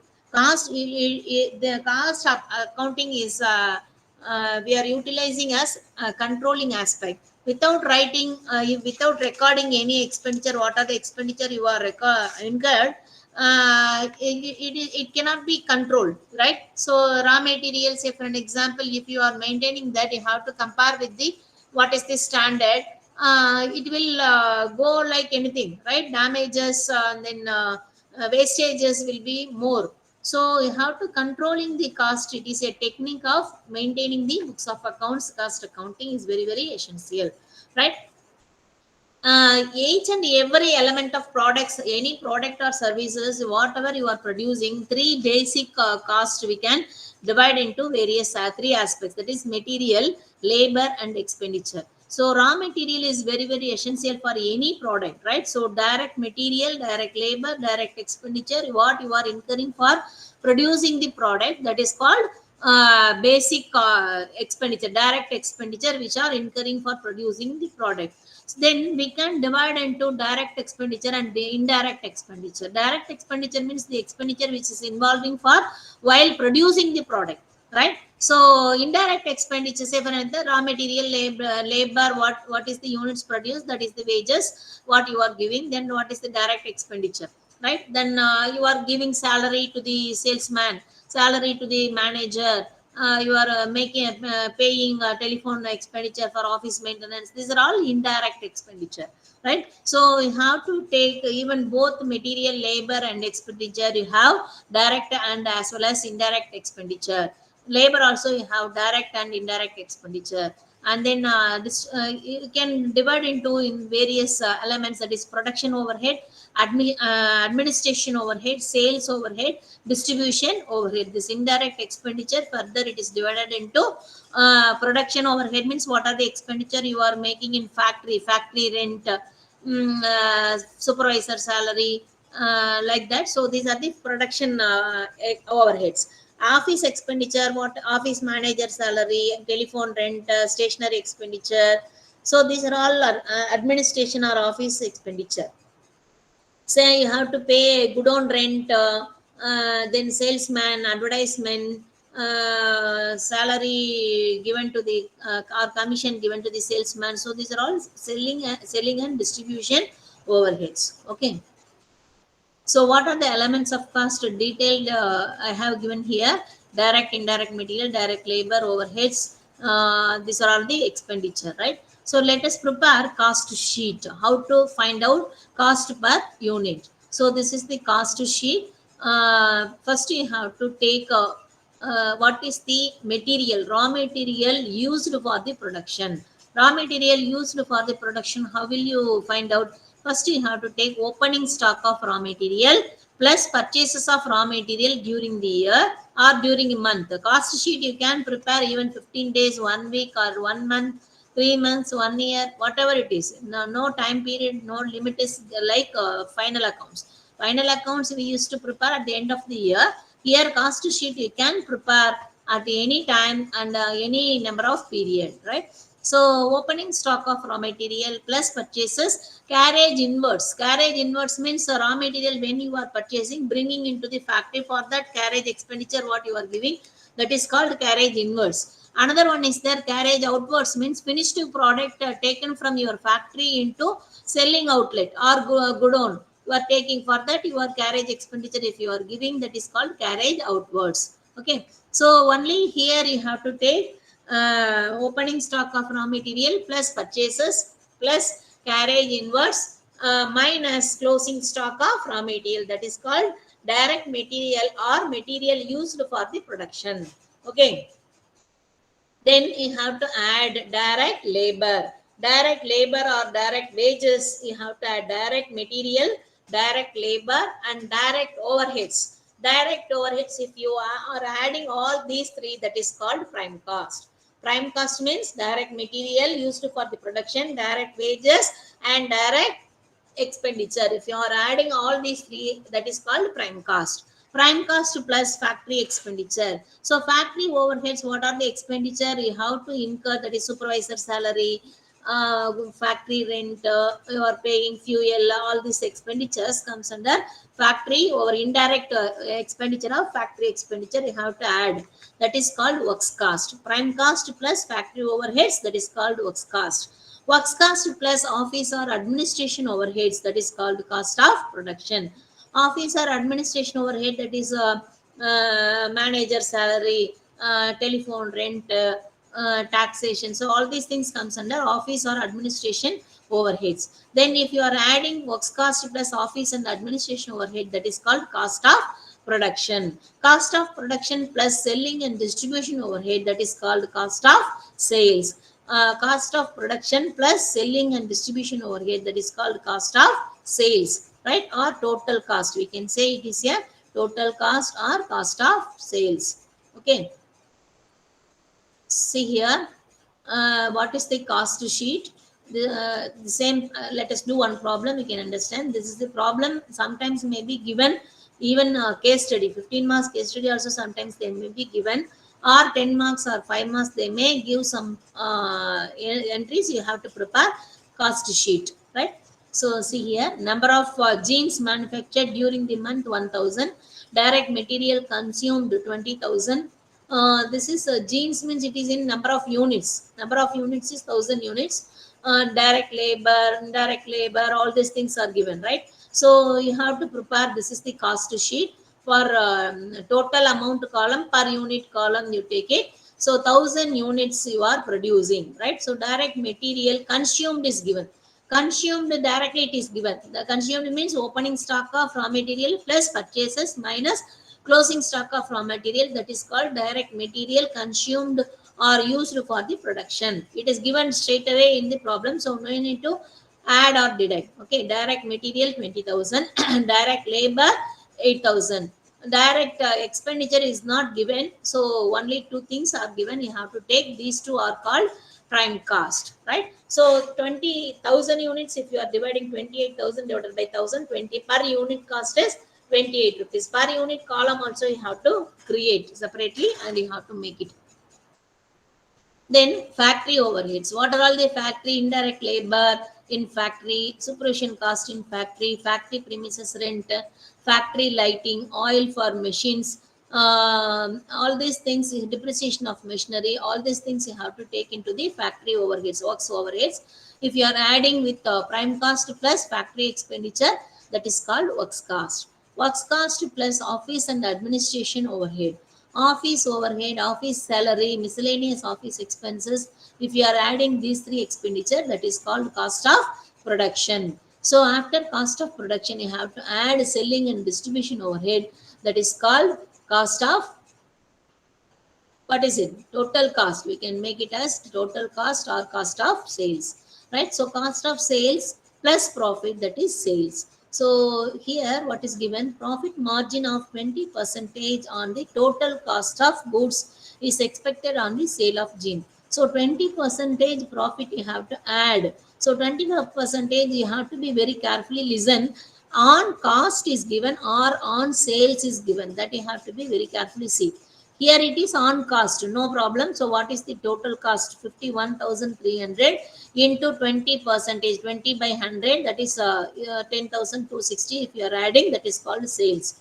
Suppose sometimes what they be, what in the examination point of view, 20% on sales will be given. Profit margin on 20% on sales if it is given, straight away you cannot calculate on total cost. So sales we do not know. So how will you calculate profit percentage?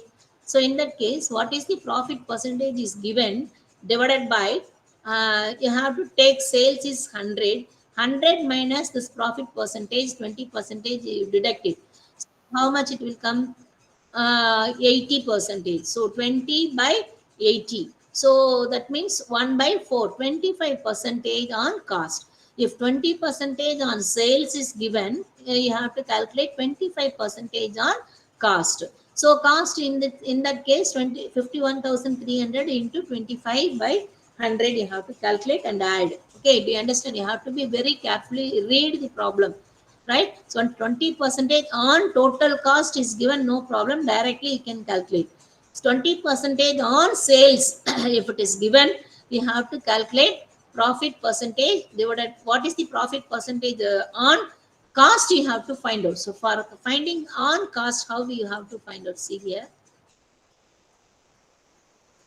suppose 20% on cost is given in your problem, right? Sorry, on sales is given in your problem.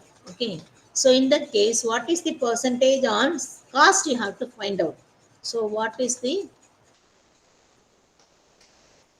profit percentage on cost you have to find out, right? So for that, how we have to find? Take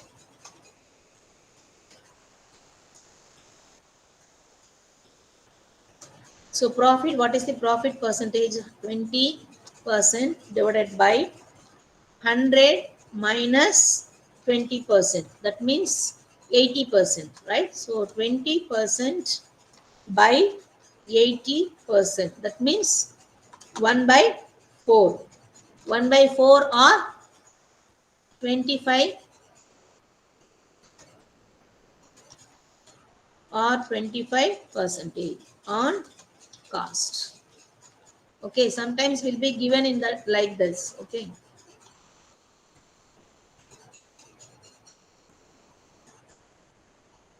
let us see another problem. See this problem.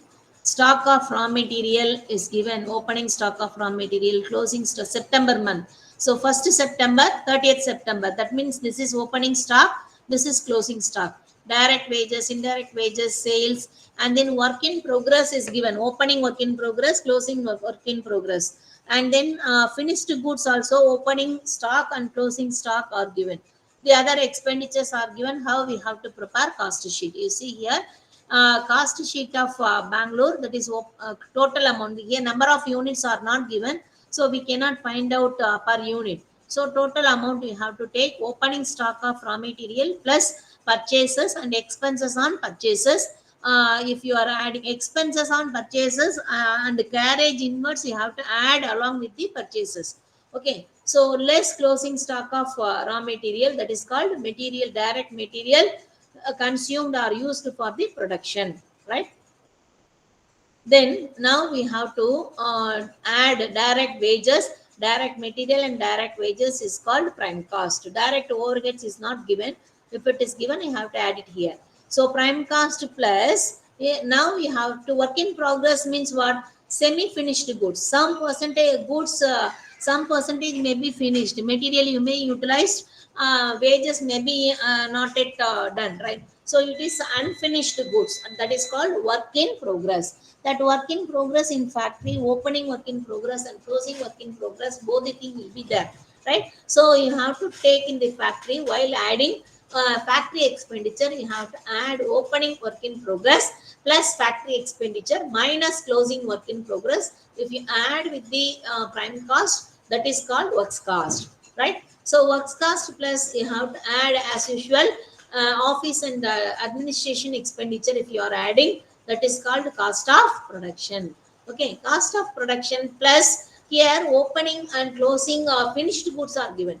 So finished goods, when you are incurring the factory expenditure, office expenditure, after that you have to take into account that is finished goods. You have to make a finished goods. So opening stock of finished goods we have to take and deduct closing stock of finished goods. That is called cost of goods sold.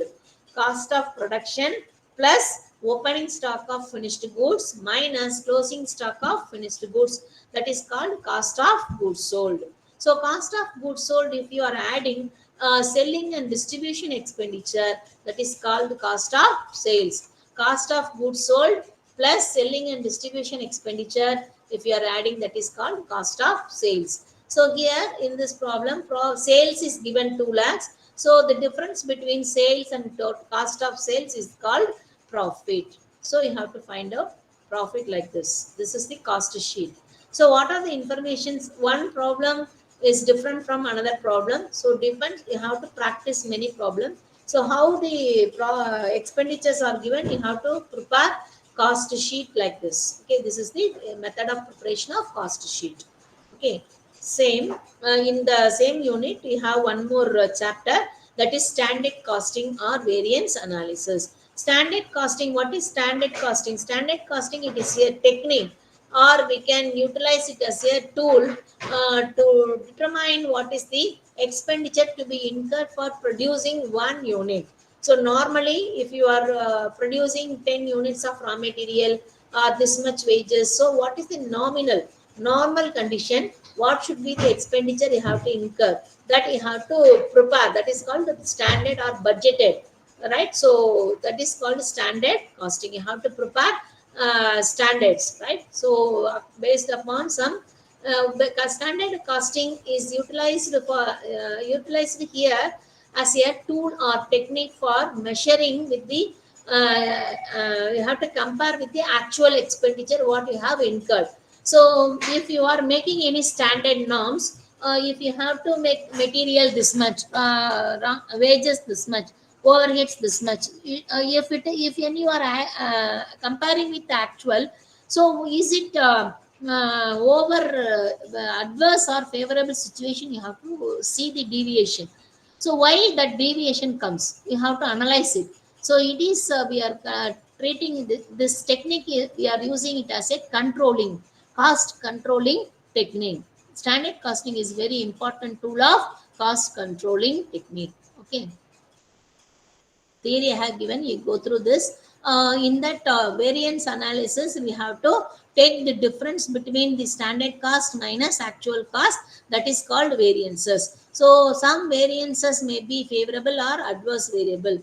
When your that is expenditure, when your actual expenditure is greater than standard cost what you are incurring, that is adverse, right? Unfavorable. When your actual expenditure is lesser than what you have estimated, in that case it is a favorable situation. So you have to see whether favorable or unfavorable. So what next management will take decision making, how to rule out that making that over expenditure, why it has happened, because of inefficiency of the labor or quality of the raw material. So why that expenditure is unfavorable, adverse, that they have to analyze it, right? So this standard costing we are utilizing as a technique or tool for controlling the cost devices, right? So in that variance analysis, we have various analysis, that is material variance, labor variance, overhead variance, variable overhead, fixed overhead variances, sales variances. In your those who are going to study in finance specialization, third semester you will study elaborately in management accounting. Here let us see only material variance and labor variance, two variances only you are going to study in this chapter. I have given formula, direct material variances you have to formula you have to by heart, and then you have to apply one problem may be given in the examination point of view. right? So material cost variance, how to calculate? Standard cost minus actual cost. The standard cost, you have to, how to calculate the standard cost? Standard cost, you have to calculate standard quantity into standard price. Standard quantity, that too you have to calculate based on actual output. Standard quantity based on actual output you have to take into standard price. Actual cost is actual quantity what you are incurring into actual price. That is called material cost variance. The next one, material price variance. Material price variance is equal to standard price minus actual price into actual quantity. Material usage variance is equal to standard price into standard quantity minus actual quantity. Material yield variance is equal to standard rate into actual yield minus standard yield. Okay. Then material mix variance. Material mix variance, there are two things are there. I will explain you while doing the problem. Standard price into revised standard quantity in minus actual quantity. When you have 2-3 types of raw material, when you are making the mixture, that total mixture is different when in the standard and actual. So in that case, you have to calculate revised standard quantity. Okay, let us do one problem. See here, a manufacturing concern which has adopted standard costing. Standard material for 70 kg finished goods, 100 kg of raw material required, and the price of the material ₹1 per kg. Actual output is given. Calculate material usage variance, price variance, and cost variance. So let us see first calculation. So what is given? Standard material 70 kg of the finished goods if you are producing, 100 kg of raw material is required. Okay, so 100 kg of raw material, that is actual standard quantity you have to calculate based on actual output. So actual output it is given in your problem, that is 2,10,000. So 2,10,000, that is 70 kg output you can standard norm is if you have 100 units of raw material, you can get 70 kg of output, finished products. Okay, so total actual output, how much you are producing? 2,10,000 you are producing. So what should be the raw material is required? So 2,10,000 divided by 70 into 100.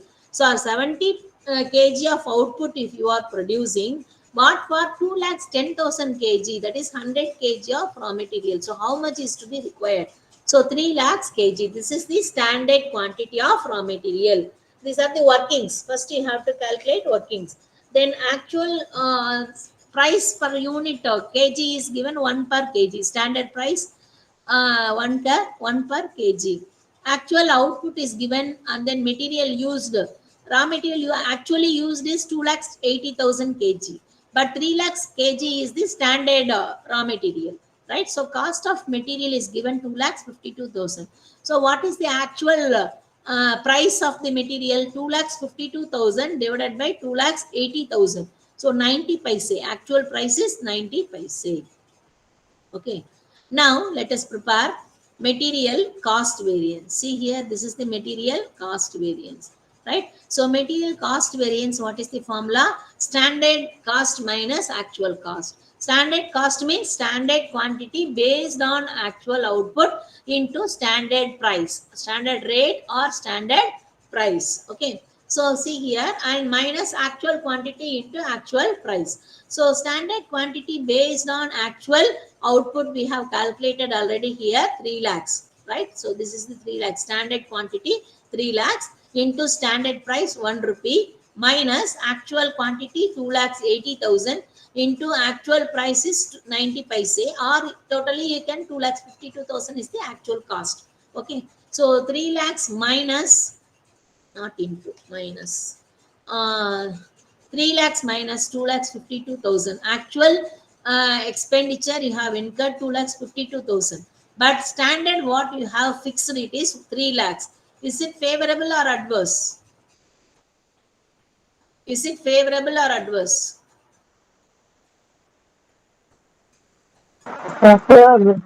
Favorable. Your actual expenditure what you have incurred is 2,52,000, but what is the standard you have fixed? 3 lakhs. So favorable.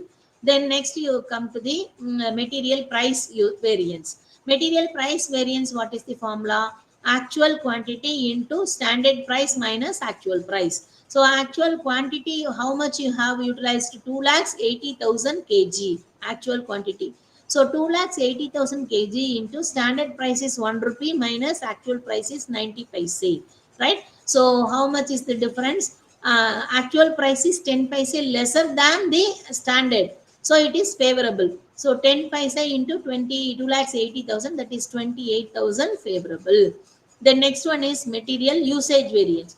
Material usage variance formula, standard rate into standard quantity based on actual output minus actual quantity. So standard rate is 1 rupee into standard quantity based on actual output is 3 lakhs minus actual output is 2,80,000.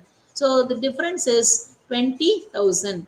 So usage is material actual standard you have fixed 3 lakhs kg, but actually you have utilized only 2,80,000 kg. Is it favorable or adverse? Favorable, right? So now you can verify material cost variance is due to price variance and usage variance. Material cost variance, that is 48,000 favorable, price variance is 28,000 favorable, usage variance is 20,000 favorable. So totally 48,000 favorable, right? So this is the method of preparation of variance costing, right? Variance analysis. Let us do one more problem, you can understand. See here, standard mix to produce one product of material A, B, C. Three types of raw material you are using for producing one unit of output, right? So it is given 240 units, total ABC 240 units, 5,000 rupees for producing one unit of output. See here, it is given clearly, one unit of output if you are producing these many units are raw materials are required. This is the actual, but actually in the month of April output is 10 units. Output is 10 units were actually produced, and consumption is given in this table, that is actual ABC. A 640 units, 950 units, this is for 10 unit. 10 unit costing is given in the table, right? So now we have to calculate what is the standard cost based on actual output. So let us, this is the one workings you have to calculate. Standard quantity based on actual output you have to calculate. A, for 1 unit of output you are utilizing A 60 unit, B 80 unit, C 100 units. For 10 unit you have to calculate. So 10 unit is the actual output. So 60 into 10, 600. 80 into 10, 800. 100 into 10, 1000. So these are the number of units are required, right? Per case unit of raw material is given for A 15, 20, 25. Multiply it, total standard cost you can get it, that is 50,000. Actual it is given as it is, you take it, right? Let us do this formula. Material cost variance, standard cost minus actual cost. Standard cost you have calculated already here, that is standard quantity based on actual output into standard price, that is called standard costing. Here actual cost is given in the problem 52,225. So is it favorable or adverse? Your actual cost is more than your standard cost.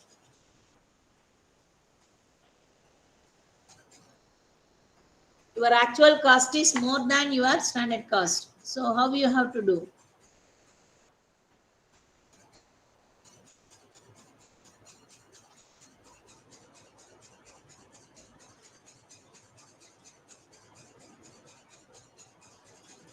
Is it favorable or adverse?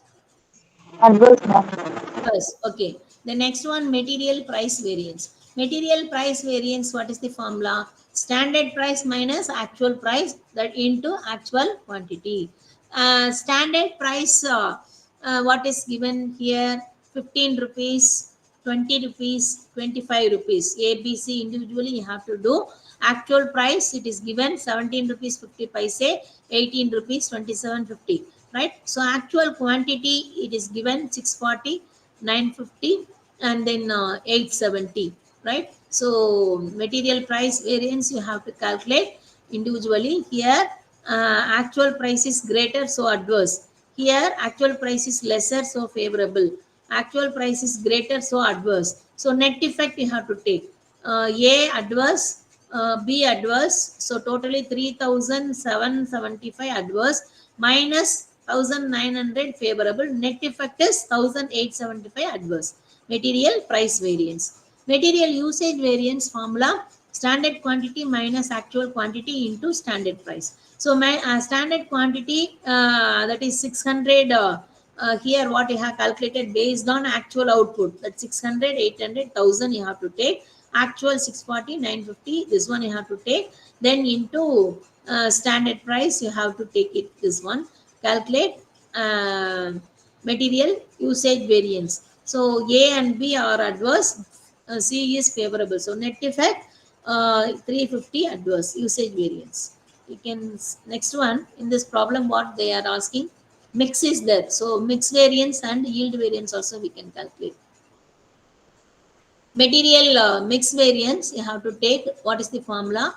Revised standard quantity minus actual quantity into standard price. So revised standard quantity means what? Revised standard quantity means, see here, this total ABC mixture is for 1 unit of output 240 unit.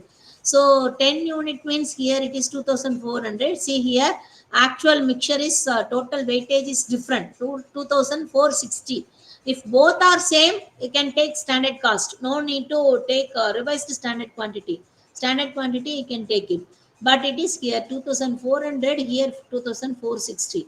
So that you have to calculate revised standard quantity. So revised standard quantity means total weight of actual mix. So total weight of actual mix, that is 2,460 into, if you are taking A, material A is 600 divided by total mix of, total weight of standard mix 2,400. That means what? 2,400 is for 600 unit. What for 2,460? That is the thing, right? So revised standard quantity you have to calculate like this. This you have to take it here, revised standard quantity minus actual quantity into standard price. That is called material mix variance. Now net effect of material mix variance is 900 favorable. Then next you have to calculate material yield variance. Material yield variance means output. Output, is it varied or not? So what is the formula? Actual yield minus standard yield into standard output price. So actual yield, that is given 10 units of output, that is the actual yield. Standard yield, you have to calculate. How to calculate standard yield? Based on standard yield, you have to calculate based on actual input what you are using for production. So input, how much you are using? So the total mix is 2,460. That is actual. Actual input is 2,460 divided by 240. That is standard, right? So see here, 2,460 is the actual output. How many units of output? If you are producing 1 unit of output for standard is 240 units. So what is the number of output? So number of output should be 10.25 kg of output. That is the standard yield. So actual yield minus standard yield. Actual yield is lesser than your standard yield. So it is adverse situation. So now we can verify material cost variance is due to material price variance and material yield variance. We can say two things. One is material cost variance is due to price variance and usage variance. Usage variance is due to material mix variance and yield variance, right? So if you are taking material cost variance, that is 2,225 adverse, price variance 1,875 adverse, mix variance you have to take it this one, 900 favorable, yield variance 1,250. If you are making this total, it will be equal. So this is the material cost variances. Do you understand this?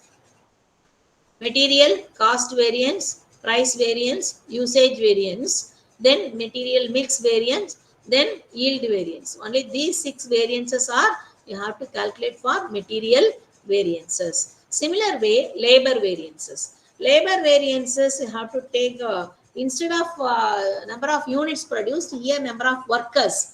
Their price per unit you have to take year rate per hour. Per hour, how much you are giving wages, right? So that is the material labor cost variance, labor rate variance, labor efficiency variance. Then one more thing you have to calculate idle time variance.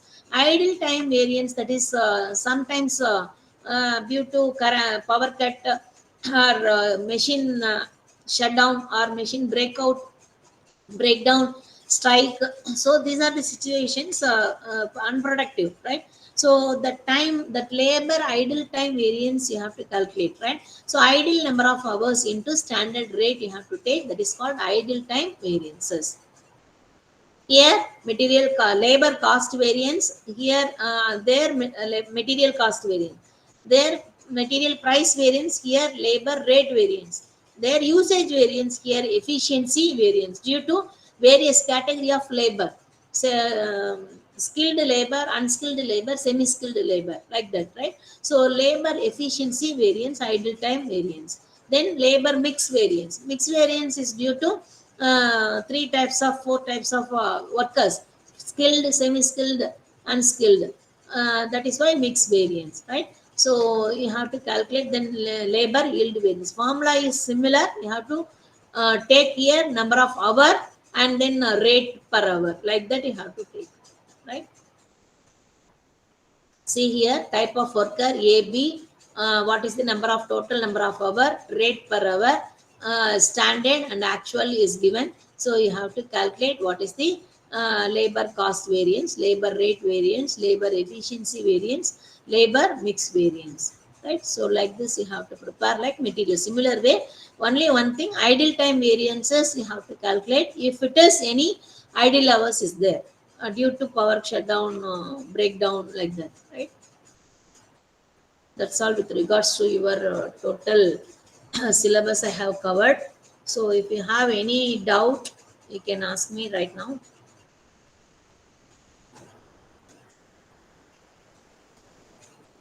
Ma'am, how many percent of theory and sums will come, ma'am?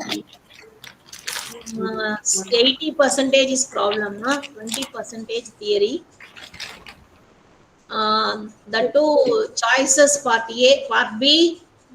Part A, 2-3 questions theory may be given. Sometimes depends upon the question paper setter. Part B, 3 questions, Okay. questions will be given theory. Remaining problem will be majority is problem. Madam, Case study 15 marks, compulsorily problem will be given. Madam, case study 15 marks is from mostly which chapter it will come? From probably most of Ma'am, the can you questions. share the PPT? Yes, ma'am.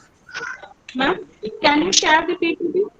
This PPT already we have uploaded on a website. Website it is available. You can download it. Ma'am, please tell case study in which chapter? Final accounts. Most of the thing, previous question paper, if you go through final accounts, most of the question paper it is given. Preparation of final accounts, trading profit and loss account and balance sheet. Sometimes they may give fund flow or cash flow. One or two question paper I have seen that marginal costing technique, that is key factor, or export order, whether to accept export order or continue or shut down, like that.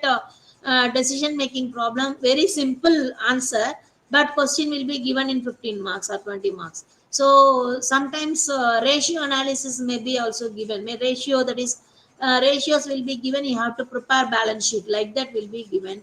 Sometimes one or two cases I have seen cost sheet given for 15 marks. This variance analysis will be given in 10 marks or 8 marks or 4 marks, right? So they may give you in A question, section A or B, right?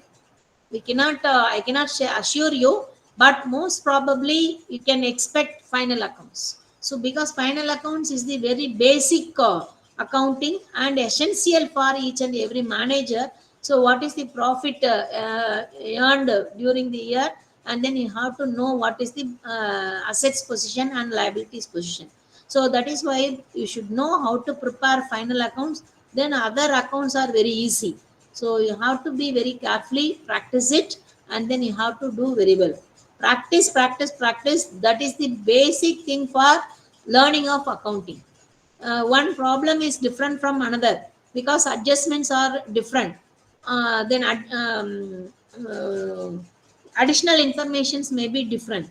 So you have to be read the problem twice, once or twice you have to read it, what is given in the problem, what you have to find out. First you have to identify yourself, right? After that you have to start problem, and then you can use calculator in the examination hall. Don't but mobiles are not allowed, only calculator allowed to in the examination hall. And then sometimes tables for you, no problem. Financial management paper, second semester, tables might be required. Some, and in that case examination hall you can ask supervisor, they will provide you. But in this case no need. And then you can use accounting sheet will be given in exam, that evaluations while writing the paper, coding sheet will be given. Or white sheet also you can make rule, that is according to your option. So which is convenient for you, you can make it. Then calculations, workings and all you have to show under the problem.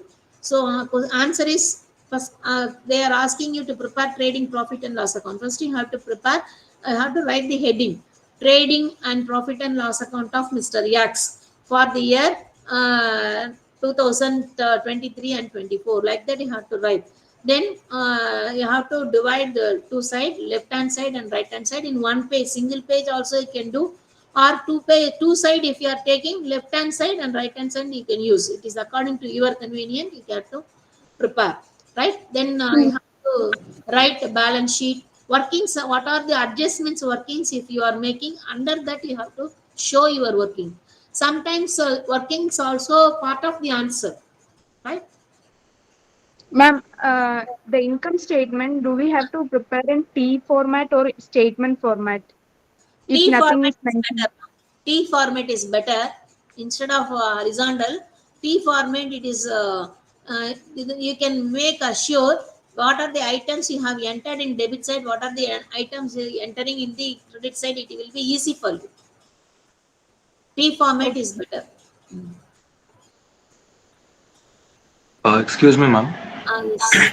Ma'am, sorry for disturbing, but for non-commerce students, say sometimes calculation errors will keep happening here and there, no, ma'am. So when they ask for costing or table problems that are there, will we get minimum marks at least for steps, ma'am? Definitely. If Okay. 15 marks question, if you have done mistake in any one or two adjustment, so they will not cut total mark. They will give you, if gross profit is correct, will be given 5 marks. Net profit is correct, 10 marks will be given. Balance sheet total, if it is correct, 15 marks fully given. Suppose if you have done some mistake in profit and loss account, one or two adjustments will be depends upon the evaluator. 12 marks may be given. Somebody may give 10 marks. Depends upon how many mistakes you have done, how many entries you have made. Depends upon that. They will give you marks. Don't Okay, worry. so Totally zero they will not give you. okay, so it is better to attempt the marks, ma'am. Yes, you have to attend. Don't leave. Okay, ma'am. Okay. Definitely don't leave any question, single question you have to attend, because for a minimum pass mark we have to make, nearing, say for an example, your external examination 38 marks minimum mark should be there, right? For out of 75 they are 38, so your marks comes around 30 32 like that. So if we want to make you to pass, if you are attending somewhere, whether right or wrong, if you have attend, we will it is easy for us to provide marks. Okay, don't leave. 5 question means 5 question you have to compulsorily attend. But be anything, don't leave a single question, whether you are knowing or not, you have to write, attend. Okay. Okay, ma'am. Thank you.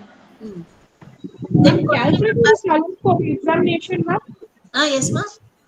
Calculator is allowed for examination? Yes, calculator allowed, but mobile not allowed. Calculator only allowed. Okay, thank you, ma'am. It's a scientific or a normal calculator? Anything, no problem.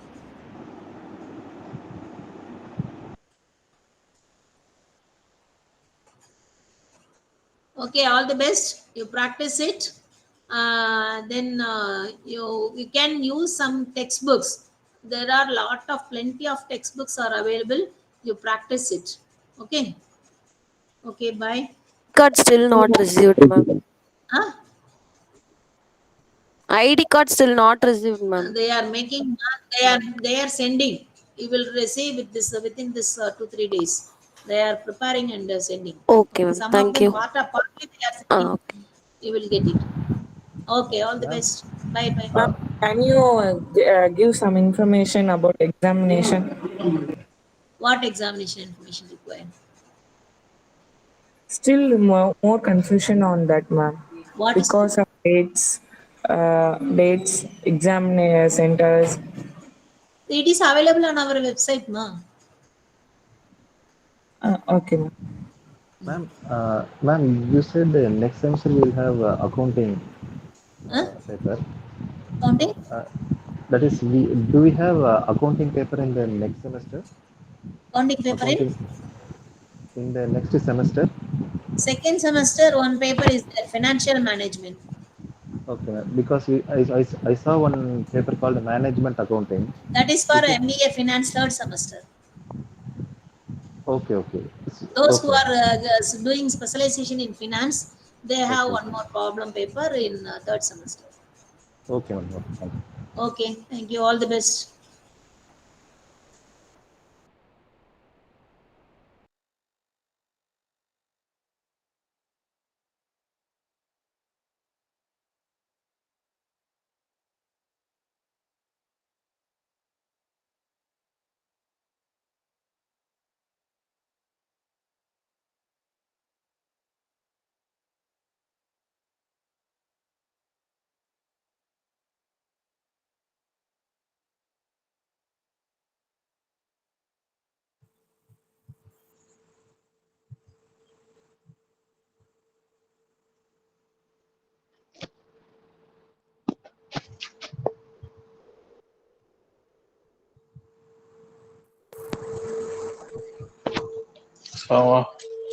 Good afternoon, all of you. Am I audible to all of you? Yes, sir. Yes, sir. I think we can start the session, right?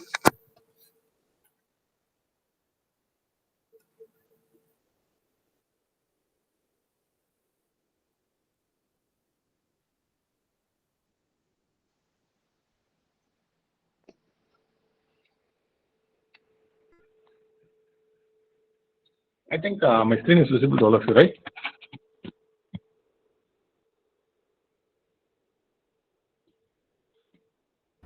Yes, sir. Yes. Yes, sir. Yes, sir. Okay. So, like, previous classes we were having some analysis classes, numbers. So I thought it was a bit boring to keep on insisting on numbers continuously. So let's take a break and move on to this theoretical part of how to write a research report and all those stuffs. Before moving into this part directly, so I'll tell you what are the things left out. I think like multiple regression, factor analysis, conjoint analysis, all those things are to be spoken or not yet covered in your syllabus yet. I'll carry out them in the coming classes. I'll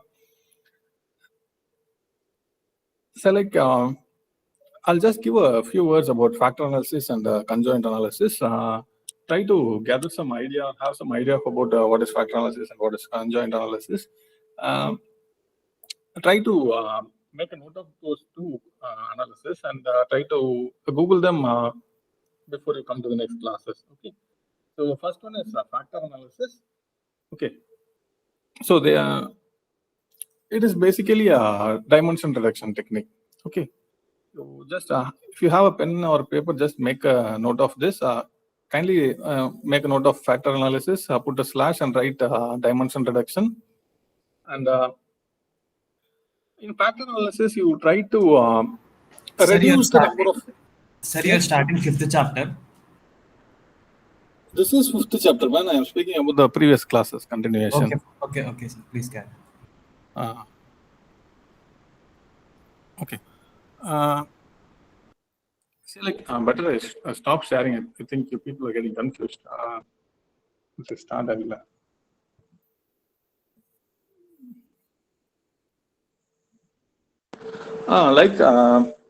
Factor analysis is like a dimension reduction technique. You try to reduce the number of factors that influence a particular character of a product or any variable. Okay. So try to read what is factor analysis, and the next one is conjoint analysis, CONJOINT, conjoint analysis. So here this is kind of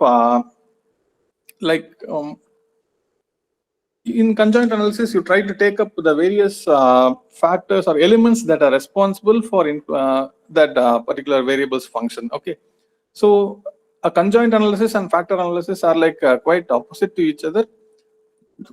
Conjoint analysis, you just write conjoint analysis, put a hyphen, take down as exploratory study, or just make it as exploratory. And in factor analysis, you just make it as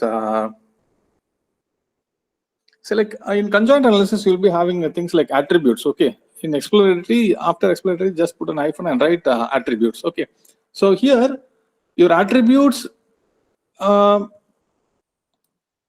a part of your variable. Okay, whereas in factor analysis, you try to reduce those factors and improve or try to identify the exact factor of your variable. Okay, so the first one is a dimension reduction, the second one is your attribute study. Okay, something like an exploratory study. You try to have an idea of these two methods of approaches or analysis before coming to the next class. Okay, so with this basic idea, I'll stop here for this previous class, and we'll proceed with today's session. Okay, I'll try to share my screen now.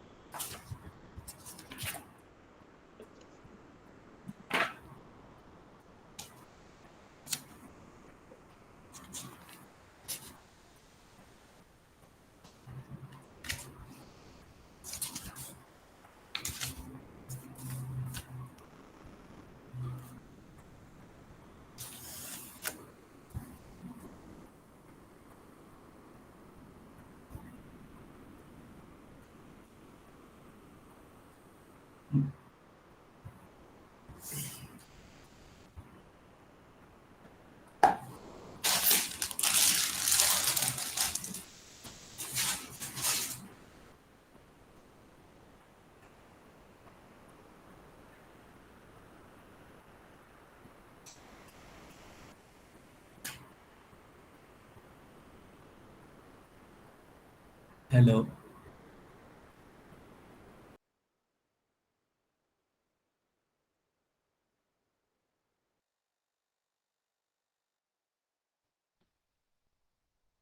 So I'm not hearing you. Is my screen visible to all of you? Yes, yes, sir. Yes, sir, but you just zoom in. Okay. Yeah, that's fine. Now it's fine. Yeah. Okay then. So we'll start with the components of structure and components of research reports.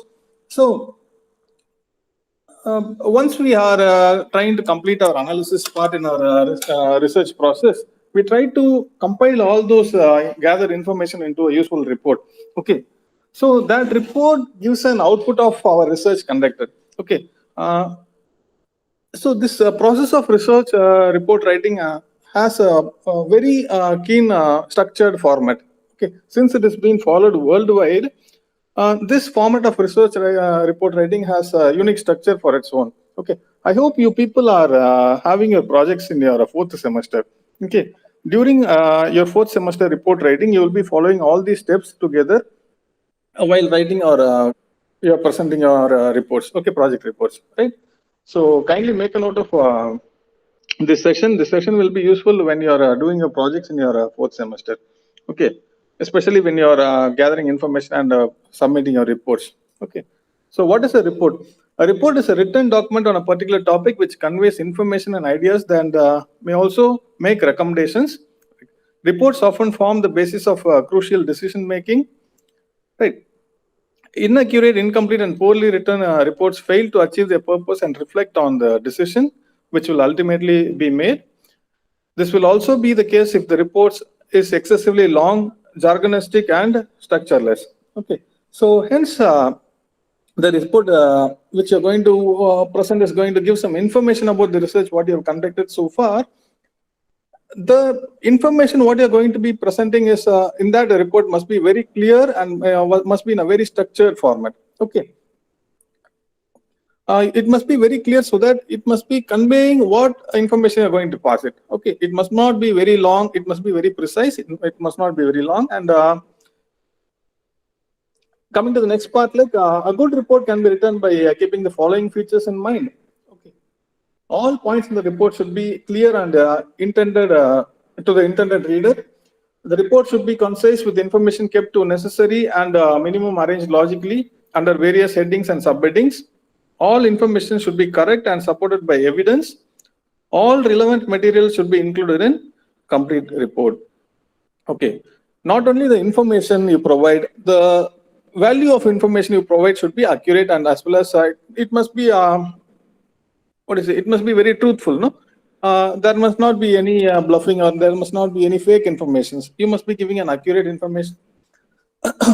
In this case, what we rely on is like we rely on the various sources that are being carried out in the past, like previous research journals, previous articles for references. All those stuff helps us in making us some good realistic research.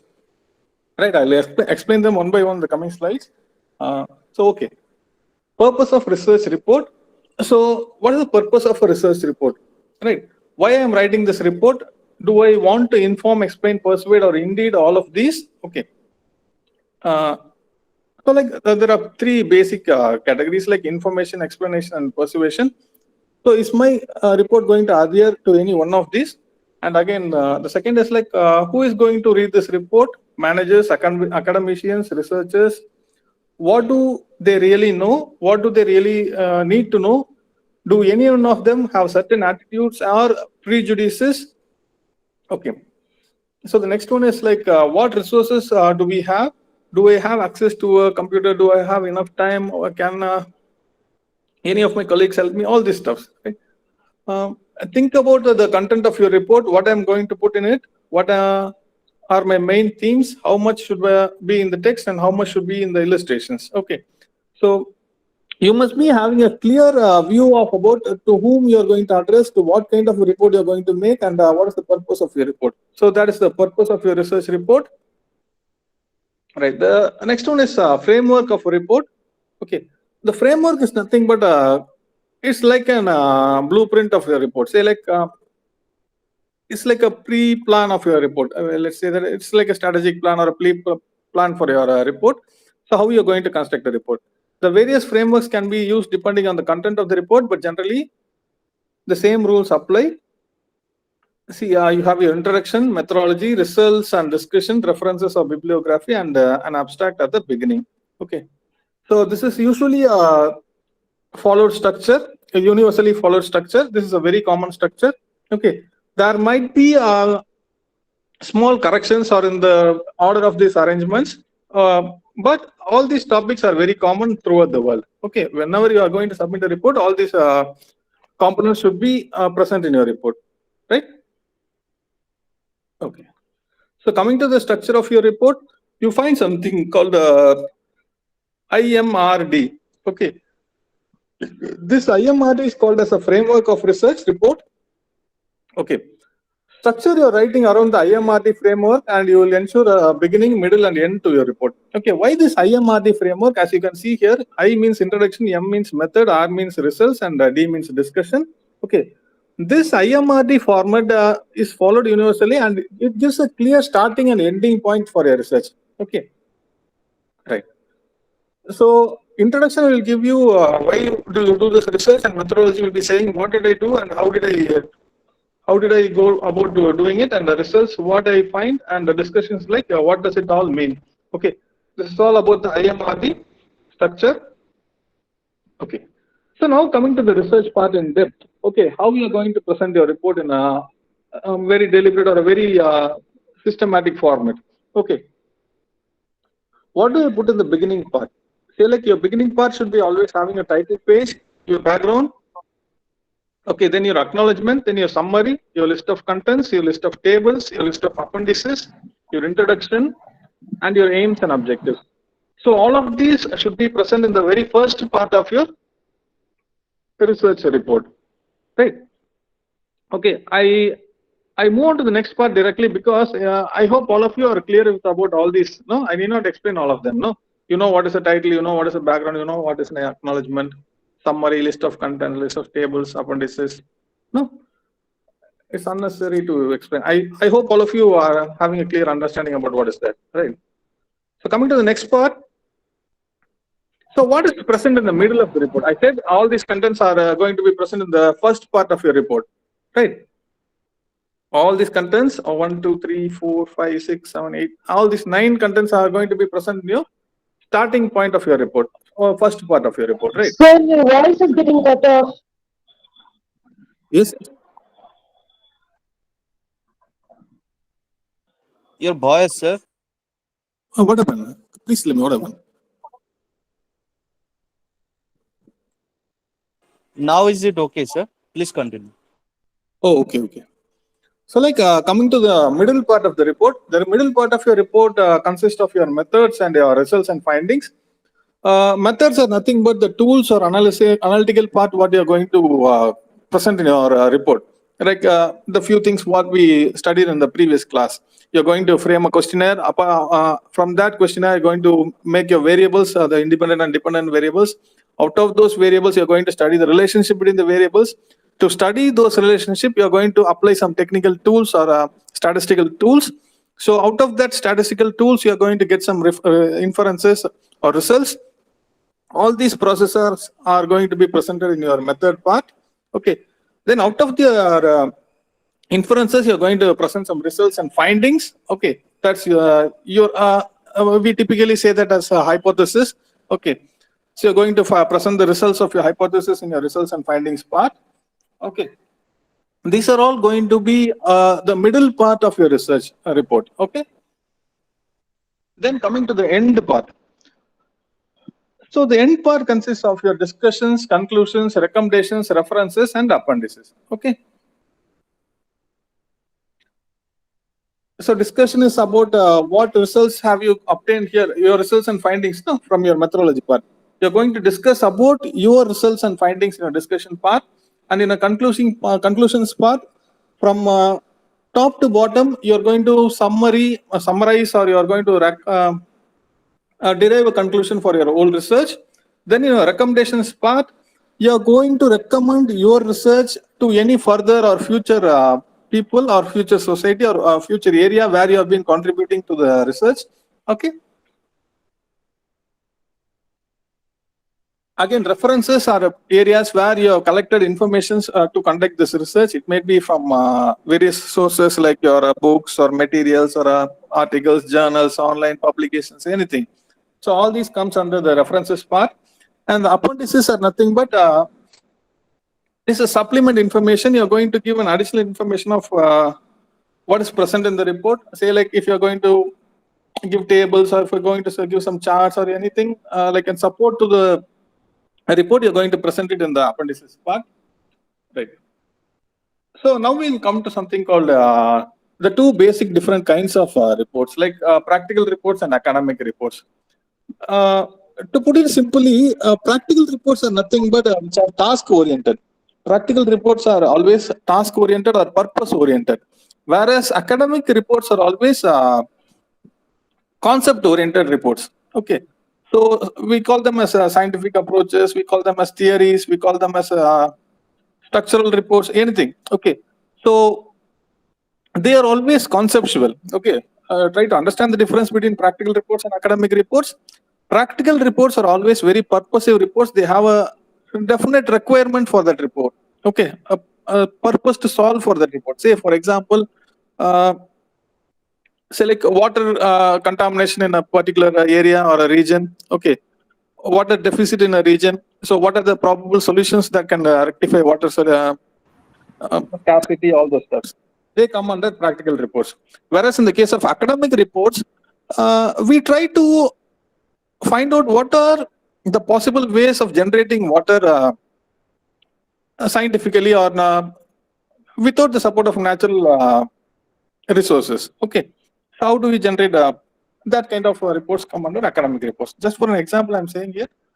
Let's look into practical reports. The report conveys the information and recommendations from a researcher who has investigated the topic in detail. It is designed to provide information which will be acted on rather on than to be read by people interested in the ideas for their own sake. A report like this will usually be requested by people who need the information for a specific purpose, and their request may be written in terms of reference or or the brief. Okay, these are practical reports. Coming to academic reports, a report written for an academic course can be thought of as a simulation. Okay, again, we can imagine that someone wants the report for a practical purpose, although we are really writing the report as an academic exercise for assessment. Theoretical ideas will be more in the front of an academic report than in practical one. Okay, as you can clearly see here, the academic reports always focuses on theoretical parts. Okay, sometimes a report seems to have serve academic and practical. Some reports may be balancing between these academic as well as practical reports. Okay. Right. So coming to the structure of a research report. Okay, what are the basic parts of a research report? The first one is your cover sheet. Okay, the cover sheet is nothing but the front pages what you keep in your research report. What are the basic components of the cover sheet of research report? Yes, sir. What up?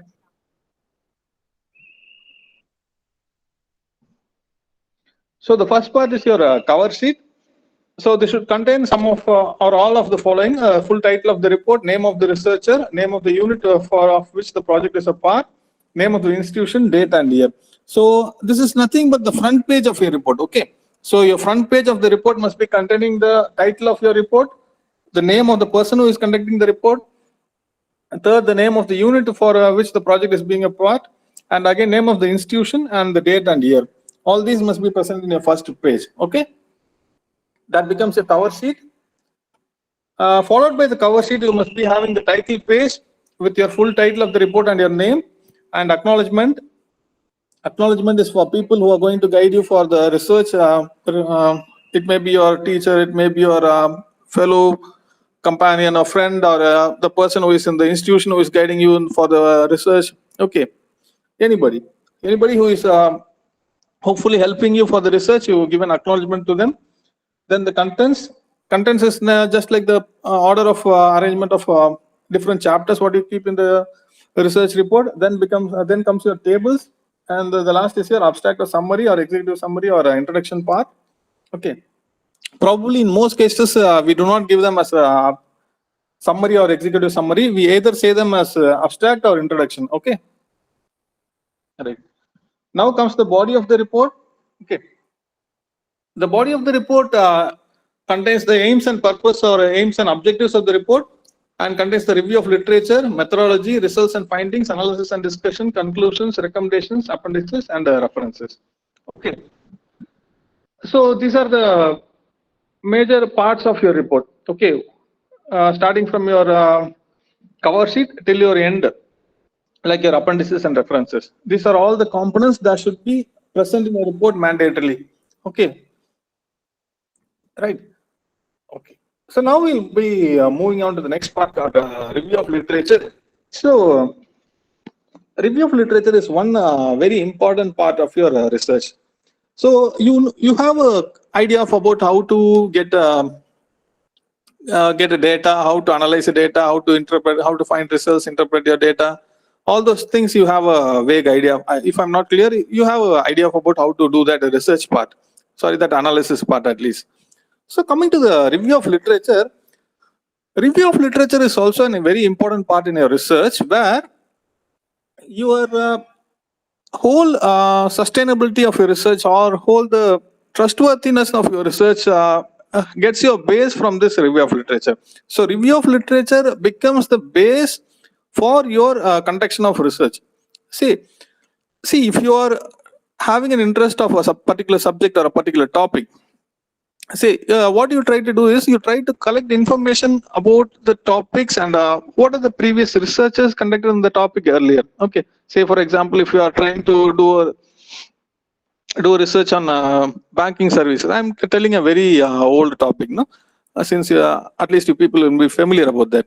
Okay, if I'm studying something on banking services or customer satisfaction on banking services, what I try to do is I try to collect information about the various studies carried out on customer satisfaction regarding banking services. Okay, I try to pick up all the available articles, journals which are reflecting on this particular topic. Okay, so after collecting all the information from the previous studies, I find a research gap. Okay, we call them as a research gap. A research gap is nothing but out of all the earlier studies, some of the topics might not be been covered. Okay, from our perspective or our subject perspective. Okay, it may be an individual's perspective or a subjective perspective.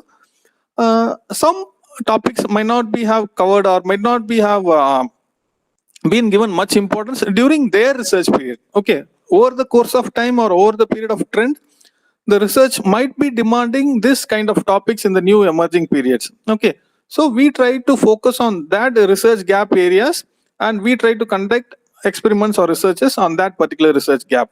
Okay, to identify that research gap, the conducting of review of literature is very, very important. Okay, review of literature holds that very unique part or importance in that section. Okay, so to have a particular proper research problem or identifying a research gap, you must be having a thorough literature review. Okay, right. So coming to review of literature, the literature review should demonstrate that you have had read and analyzed the literature relevant to your topic. A review should include only relevant studies. So that is very important. You should not be collecting observed data. You must be collecting reviews only very closely or very relevant to your topic. Okay. The review should provide the reader with a picture of the state of knowledge in the subject. Your literature research should establish what previous researches have been carried out in the subject area. From your readings, you may get ideas about the methods of data collection and analysis also. Okay, so not only the research gap, you may get an idea of about what kind of data collection technique can be used, what kind of analysis can be carried out. All those ideas also can be sorted out or can be observed from your literature review. Okay, so then in the review part, if in the review part of the project, you will be required to relate your readings to the issues in the projects, and while describing the readings, you should apply them to your topic. Okay, so this is what we call as relevancy to your topic. Okay, your literature review should be having a very close relevancy to your topic of interest. Okay, so now coming to the sources where you can take this literature from. So what are the basic sources where you have your literature from? One is your introductory material. Introductory material may be anything like your newspapers, any or mobiles, anything. So introductory material is nothing but the first place where you get an insight or a thought process or a spark about your research. Okay. Oh, wherever you come across the strange happenings or whenever you have an insight of a particular interest of subject. Okay, that we call an introductory material. It may be of any kind, right? It might be a mobile news, it may be a website news, anything. Just a verbal communication with your friend might have ignited your thought, anything, right? That becomes an introductory material. Second one is your journals and articles. You know what is a journal and an article. And the last one is your books, your subjective matters. These three are the base of sources of your review of literature. So most or 90% of your literature review sources should be from these three parts. Okay. So now coming to the next part, like references. So okay, I am trying to collect all the information about my study area or my area of interest of research. Okay, I have collected all this information. How do I validate my information collected? Okay, so how do others accept my information collected? What is the source of trustworthiness for my information collected? So there comes your references part. So whenever you state information or a literature, you give a reference to that literature. Okay, so I have collected this statement from so and so journal. published on so and so date, on so and so year, by so and so person. Okay, you give a complete detail about from the source where you have collected the information. So that source is a trustworthy place, or it's an established journal or article. You try to give reference to that journal or an article in your research. Okay, so references are also very important. I repeat once again, references are a reflection of trustworthiness of your sources of information. Okay, that decides the value of your project also. Okay, right. Coming to references, there are many methods of referencing your work. Some of the most ones are numbered style, American Psychological Association style, and Harvard method, and other many variations. Thus, use the one you are most familiar and comfortable with. Details of the works referred to by you should be given in the reference section. Okay. So, apart from the sources you pick from references, there are certain styles of giving your references. Okay. So, how to present your references? There are some universally accepted codes for presentation of references. Okay. I hope all of you have your internet connection, right? Can you do me a favor? Kindly open a Google homepage, a blank. Am I audible to all of you? Yes, yes. Yes, sir. Yeah, you kindly open a Google blank homepage with the search bar. Okay, kindly blank homepage. Please open a homepage, Google homepage. Yes, sir. What is the next? Try to type Google Scholar in that.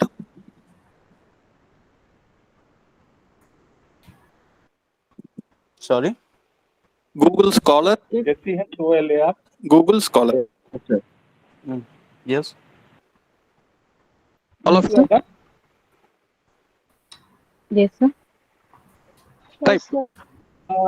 It will be taking you to another search bar. Am I right? Yes. Yes. All of you are getting that? Yes, sir. Yes, sir. Yes. Now, try to type any subject area of your interest of study. It may be any kind of a subject area of interest. Just like operations, human resource management, or any particular topic, materials management, supply chain management, anything. Whatever study area is of your own interest. Okay, just type.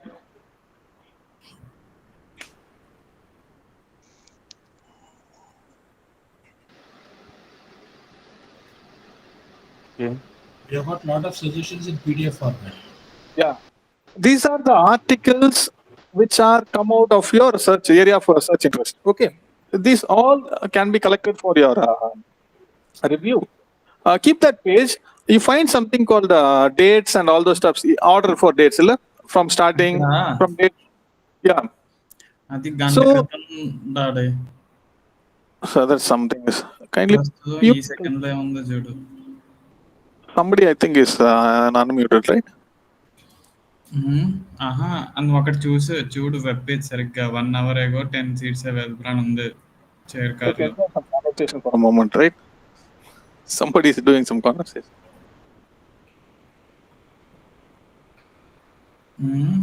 రేపు post ఒక రోజు ముందు ఉండాలా Yes, Bijay, please. Okay, sir. Continue. Okay. So, like, you find number of articles in your section after your search. You can segregate them based on their date or year or anything. You find tabs for that. Okay. So, kindly scroll to any one of the articles. The first one, second one, third one, anyone. Kindly scroll to any one of the articles. Okay. You find a double arrow something like an extension below the article. Okay, I'm speaking about the blue lines. Then you have some black lines. After that, you have some commas and all those stuffs. Okay.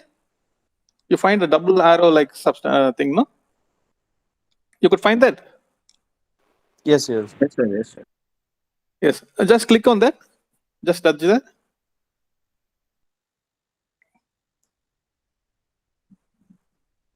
It will be having some more extensions, right? Yes, sir. Out of that extensions, you find something called site. It will be like an inverted comma, double inverted comma. You find something called a site.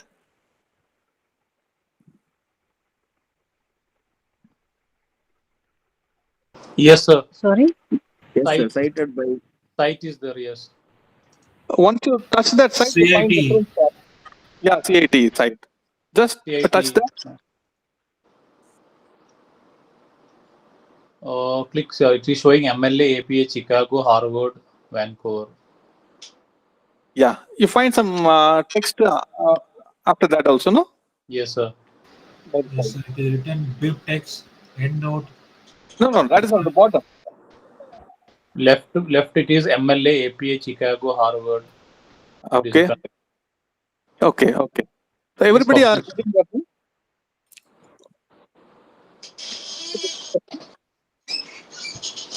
Yes, sir. We are also getting MLA, APA, Chicago, Harvard, and Vancouver. Yeah. Okay. So these are various styles of. If possible, kindly take a screenshot of that page where you find these different styles of references.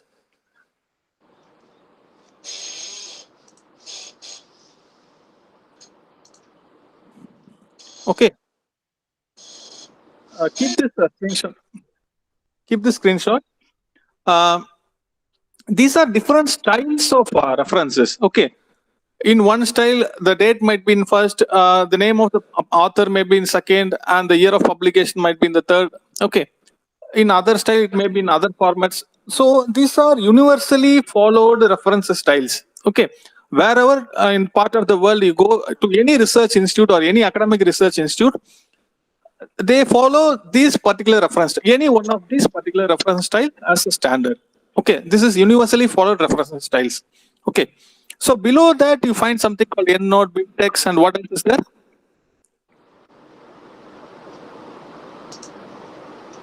Yes, BibTeX, EndNote, Roughman, Roughworks. Okay, so all these are softwares which are used to maintain references. Okay, so if you're taking references, you're collecting references from this source, say like Google Scholar or here from this website.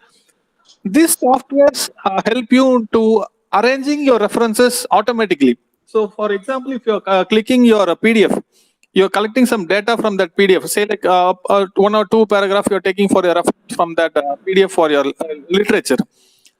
Once you copy them and put it in your text, enabled with EndNote or BibTeX or any of these softwares automatically retrieve information from the source where you're collecting the data. Do you understand my point? So these softwares automatically generate the references or the sources where you get the information from. Basically the references. Okay. They store them separately. So you need not manually take the references every time you get your data or every time you get information. Okay. These are some of the softwares. Right. So if you have some free time, kindly Google the different styles of literature presentations, references presentations also. Okay. Right. This is all about the references. Okay. References are many methods of referencing your work. Okay, we completed the thing. So now we'll come to the types of reports. Coming to the types of reports, reports may be classified into so many types. Based on the requirement of the study, reports are classified into so many types. The first one is like based on the nature of methods, technical and general reports. Okay. Based on the usage pattern, you have information-oriented report, a decision-oriented report, and research-based reports. Okay. So basically, researchers give basically information-oriented reports and research-based reports. Rather than we people always suggest these basic kinds like information and research-based reports. Decision-oriented reports are always followed by organizational structures where managements are involved. Okay, we do not do them in academic sites. Okay. The next part is based on the communication situation. The reports may be in form of memos, again, which is more appropriate for informal situations. Or see this communication reports are like very short reports. Okay, they are just very say like a notice, say like a circular. Okay, a notice, a memo. All these are forms of short period reports. And again, projects that are extended over a period of time, we call them as project reports. Right. These are the various types of reports. Then we have the writing styles for the reports. Okay, so there are some three basic writing styles for reports.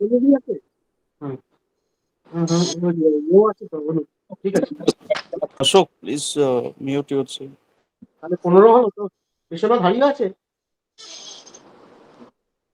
ঠিক আছে ঠিক আছে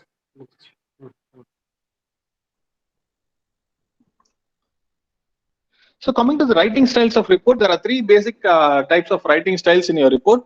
So how you present your report, how you are going to write your report. Okay. So the first one is conservative type, where you have a basic best structural elements from essay writing and integrates with appropriate report writing tools. So the conservative report writing type is the most commonly followed report writing method by students. It is very simple. It is very straight. It is not complex. It is very easy. It is very representative. Okay, that is the conservative style. The second one is key points method, where you use your headings, your diagrams, your tables for representation. All those are like a key points style of writing. Usually you people do that in your examinations, no? To get more marks, you try to highlight the side headings or subtopics. You try to make your diagrams colorful. You make your tables colorful. Such kind of attractive format of presentation is called as a key points report writing style. Okay, use of headings, underlining, margins, diagrams, tables.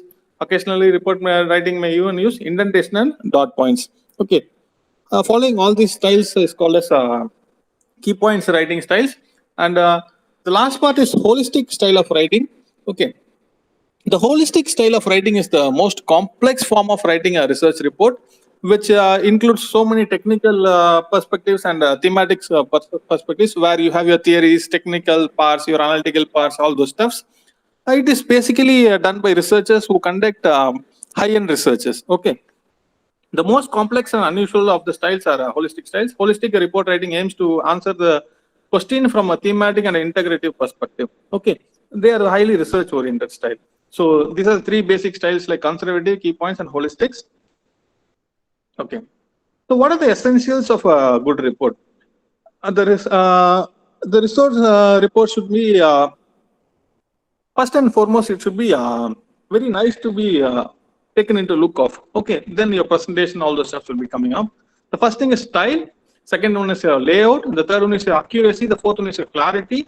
And next comes your readability. So before going to the report directly to reading, to make a person to take up your report and have a reading of your report, all these 4 points must be presented earlier. Okay, say like the style, layout, accuracy, and clarity must be present in your report. Then comes your readability.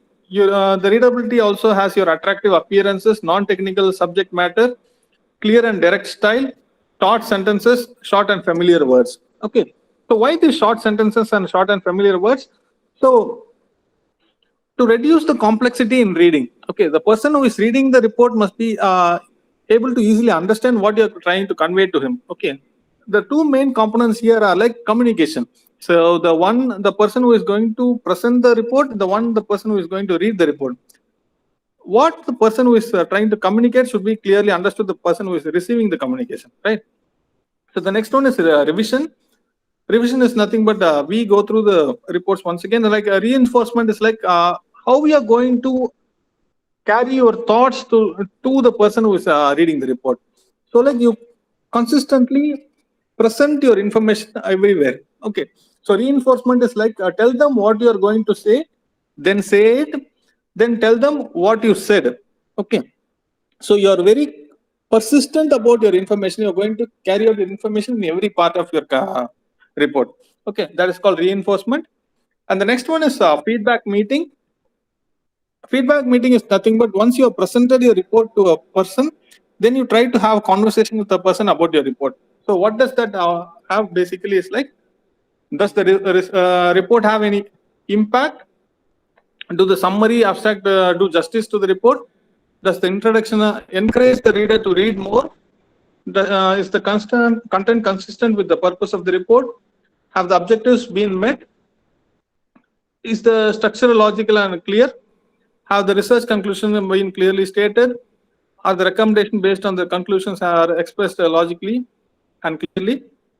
So all these feedbacks are gathered after you are submitting your report to a presenter. Okay, so this is all about reports.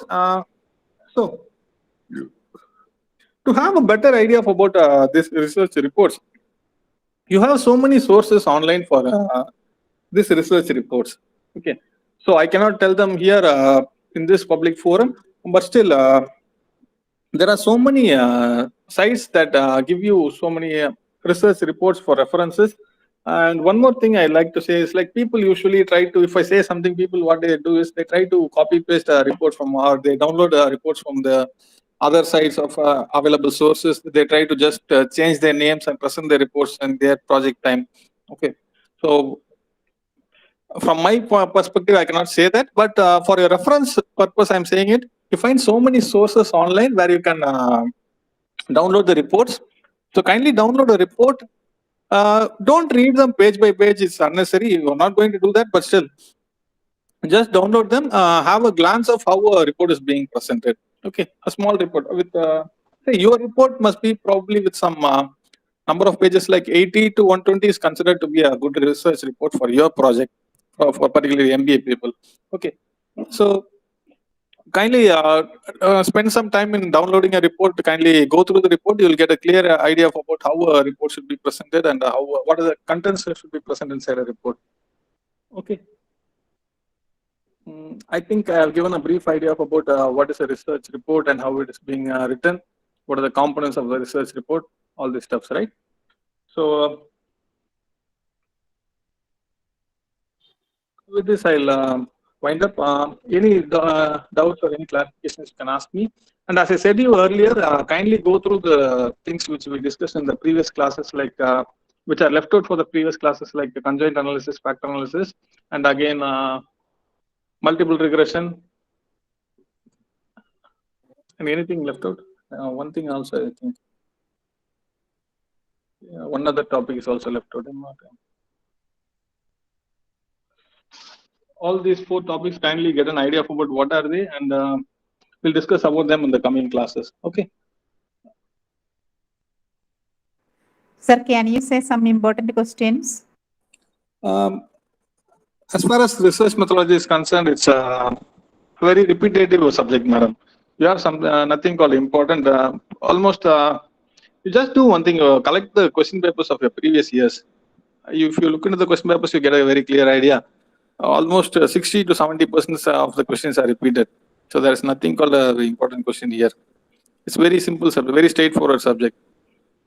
So my suggestion is Thank you, sir. Thank you. Don't go for any particular question or particular topic. You just collect the previous year's question paper. Say like for the past 5 years, you have question papers in the website itself. Just collect them and just go through them. That's it.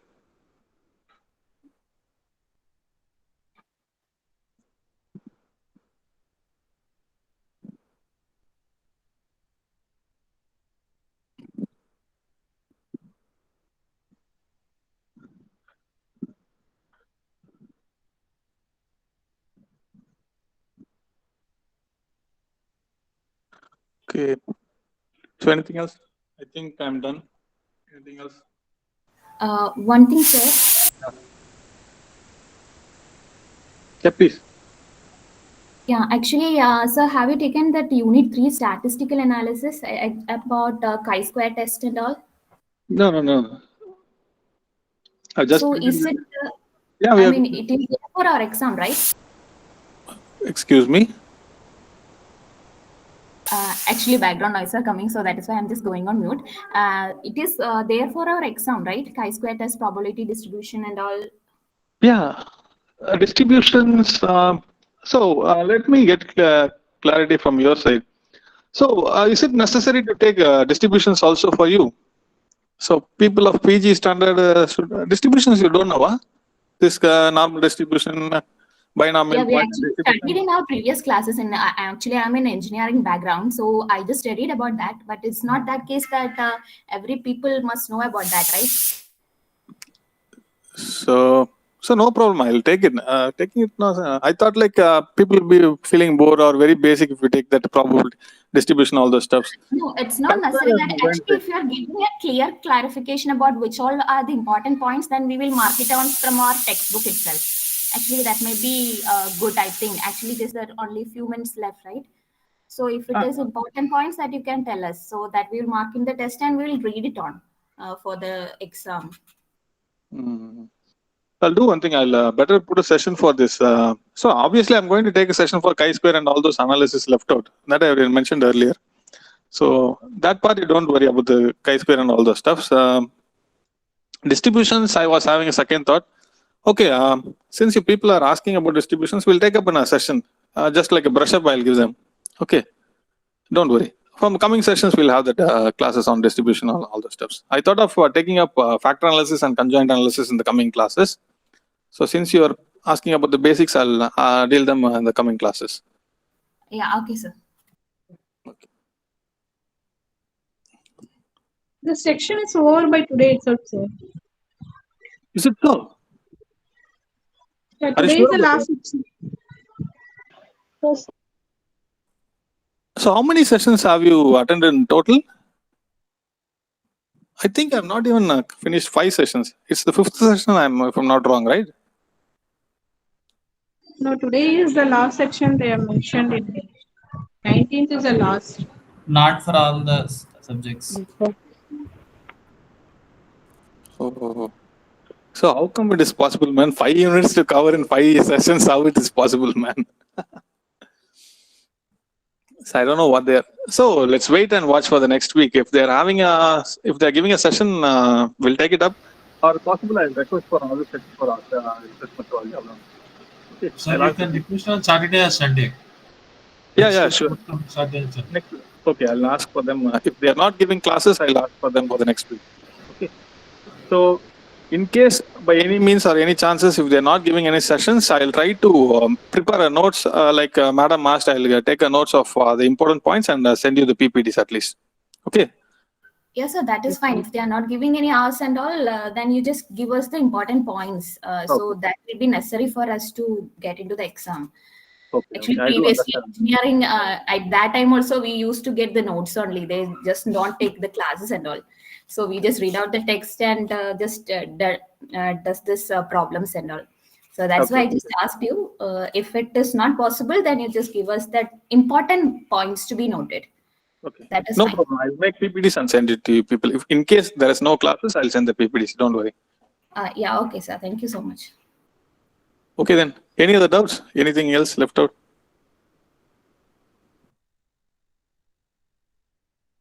Any other queries? Any questions? No, sir. Most of the sums is there, no, sir. Again, from your point of view, for distance people, sums are very rare to be asked. Okay. To be very frank, you'll be having some most rarest rare case, you'll be having some 2 or 3 sums. That's all. You don't be having In anything. book you have written that 40% of sums will be asked and 60% of theory will be there. They have written. Where, madam? In book, sir. After the unit. No, don't worry.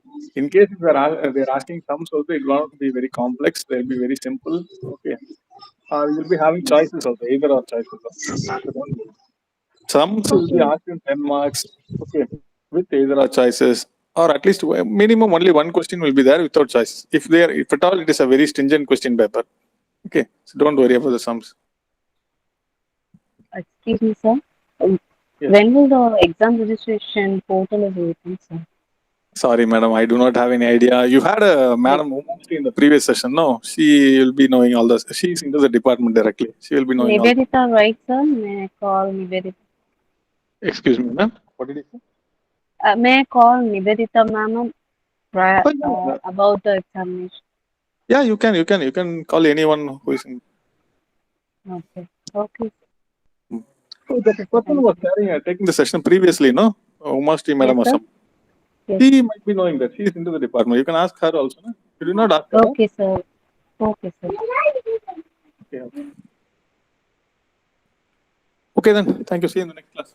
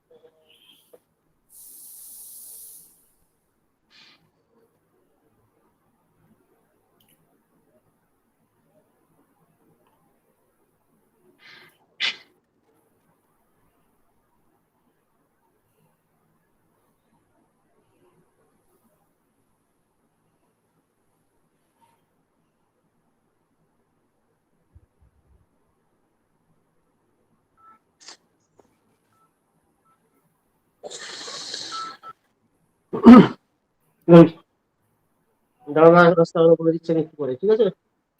এই শোনো শোনো শোনো শোনো, তুমি তোমার খাবারটা নেবে, ঠিক আছে? আমার দুটো নেবে। হুম, নিয়ে চলে আসবে এখানে, আমি যাবো না।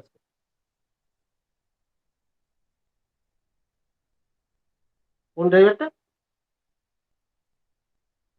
কলকাতা যাওয়ার কথা বলেছিল, হ্যাঁ সে যাবো না, এখানে থাকবো, অসুবিধা আছে। তুমি ব্যাংকে আছো? আমার তো দেয়নি এখনো, আজকে তুমি So what time are classes today? আরেকটা কাজ করতে হবে। হ্যালো, আচ্ছা বলে দেবো, বলো তো ফোনটা আসার ঠিক আছে?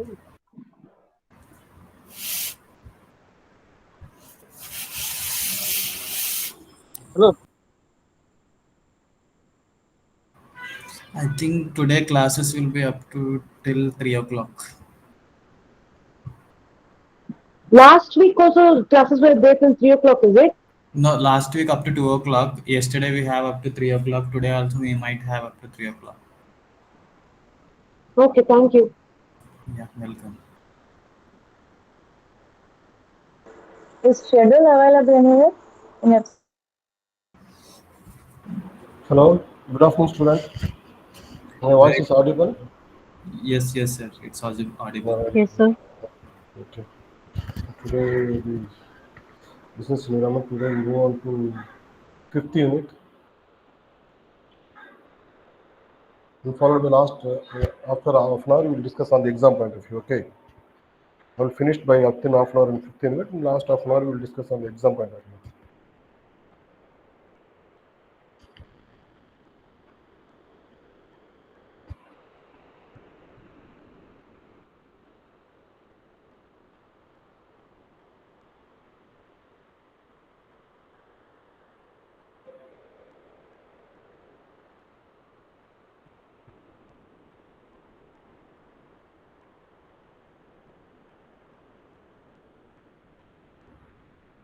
Foreign capital. My PPT is visible to everyone? Hello? Yes, it is. Yes, it is visible Okay, there. it's visible. Okay, thank you. So foreign capital, everybody should know about foreign capital. How foreign capital directly impact on economic development. So all the country to expect foreign money because the whole global world doing trade along with foreign currencies, foreign transactions. So foreign transaction you can attract in any way. Either you take the example of the people coming to our country to visit our country for historical places, tourism. You can easily attract the foreign investment without any attracting the types of business. So without a business, can attract easily. You can attract from tourism and also hospital tourism percentage. Then you can attract students from foreign students come over here to do their education with that foreign capital. And main foreign capital based on export and import. Export and import. And particularly you can do more and more export. You can benefit from the foreign capital. Then we attract the foreign direct investment. Foreign people, foreign business people who are doing business in India, or Indian business people who are doing in foreign. There also we cultivate the profit and you use that profit to the host countries. Business people there for the benefit of the host countries, and also they were doing business in the foreign country. Exit option is quite difficult. Entry option is also quite difficult. Once they were enter into do a business in either other country, outside country, exit option also quite difficult. Then they are thinking they planned for long-term investment. They are waiting for long period to cultivating the profit, and also that amount will be benefit of the host countries, not our countries. The host countries to developing their economy, to increase their employment opportunities, they expand their business. For that purpose, we attract foreign capital. Foreign capital significantly to play a vital role in global economic, because foreign capital and foreign investment definitely will help the domestic employment opportunities, and also to create the per capita per income and also standard of living. Why we attract the foreign direct investment, even though foreign direct investment people to destroy our natural resources. So you can accept because we want to create employment opportunity. But present days we talk about natural disaster. We want to protect from the natural disaster, climatic actions. So we transform into green infrastructures. The company also to target to transform into green investments like that. So foreign capital is very important. Foreign capital holds significant importance for economic development of the country, and government worldwide actively seek to attract it. It refers to capital from international sources into the domestic economy, and its contribution to is recognized, constructive, and valuable. So inflow of money is very important, not outflow of money. So every country is always attracting inflow of money, not outflow of money, because expenditure also. We want to save our money. Why we go for investment? Returns. We need inflow. We invest a capital amount in any sector. We need return, we need yield, we need earnings from my capital, either in terms of equity capital, in terms of currency exchange, in terms of commodity exchange, in terms of bond and debentures, preference shares, and many investments avenues and alternative avenues are in the world. You are ready to invest your money. But what do you expect from your money? You can go for a long-term investment or short-term investment or medium-term investment. Finally, what we expect for the investor side, a return. Return in the form of you going for higher risk, higher return, lower risk, lower return, medium risk, medium return. Whether you go for invest money in equity share, you can go for waiting for long-term period. Your return is back with a higher rate of interest. Suppose you can accept the profit and accept the loss also. So you're going for higher risk, higher return. Suppose I am going for moderate return. I'm 50% amount I'm invested in equity share and other 50% amount invested in other fixed deposit, followed by bond, debentures, and followed by mutual funds and post office deposit, gold, for other safety investment. This is inflow. I'm always expecting inflows. Individual itself expecting inflow means country how much they're expecting. That is, you can think. Country also they have excess of money. Country also investing in different countries. That's we call as external commercial borrowing. External commercial borrowing. They lend money to the other countries. They lend money to the other countries for infrastructure development, for the road development, for any other development of other countries, because they have excess of money. They need return. They need yield. They need yielding. So they are park their money in World Bank and followed by International Monetary Fund, WTO. Along with the support of these financial institutions, they lend the money for other countries, development of other countries, because all the globally the economic will be good in nature means all the people having purchasing power parity. All the people having purchasing power parity means equally they are solding the apple 1 rupees means A country solding the apple 1 rupees means B countries also solding the apple for 1 rupees. Equal to all. That's we expect for all the countries. That's why they're boosting their economies. How the possible way to boosting the economies? What are the way to you are boosting your economies and boosting your individual per capita income and also boosting your employment opportunities with the help of foreign capital. Foreign capital is the main source of to creating employment opportunities in your countries, because we transfer the technology transfer, we access and also expand your industrialization. That is very very important. China how become now, China is the leading countries there to all the people depend on China product.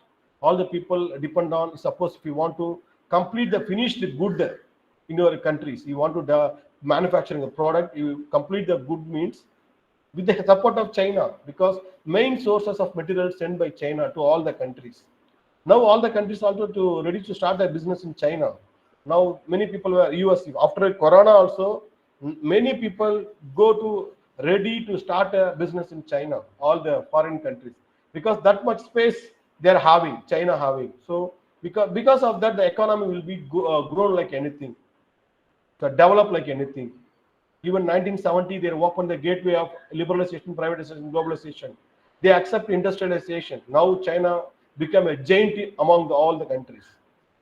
So this has happened because of foreign capital, resource, foreign resource, foreign sources will generating employment opportunities. So foreign capital holds significant importance for economic development. Foreign capital also one of the main variable to develop our economy, to develop the individual economy, to develop the state economy, to develop the rural economy, to develop the national economy, and also to develop the global economy. Foreign capital is very, very important. So foreign capital holds significant importance for the economic development of countries, and government worldwide actively seek to attract it. It refers to inflow of capital from international sources. That is very, very important. Inflow of capital. We always, what do you expect? Suppose you going for fixed deposit, once you can you can fix your deposit in the banks, what do you expect? Return, interest rate you expect. That's the inflow of money, not outflow of money. They already inflow of money. Bank, what they expect? They accept the deposit for lending purpose. Lending purpose, bank is which one is asset of the bank? Loan is the asset of the bank. Deposit is the outflow of the bank, not inflow of the bank. So loan will generate income for banks, or corporate loan, individual loan, whatever loan, etc., etc. Nowadays, housing loans, vehicle loans, business loans, individual loans, entrepreneurs loans, women loans. Many loans are available. What their expectation? Return. Where they are going to generate from the return? Return coming from you are doing only doing the job of services provide to the customers.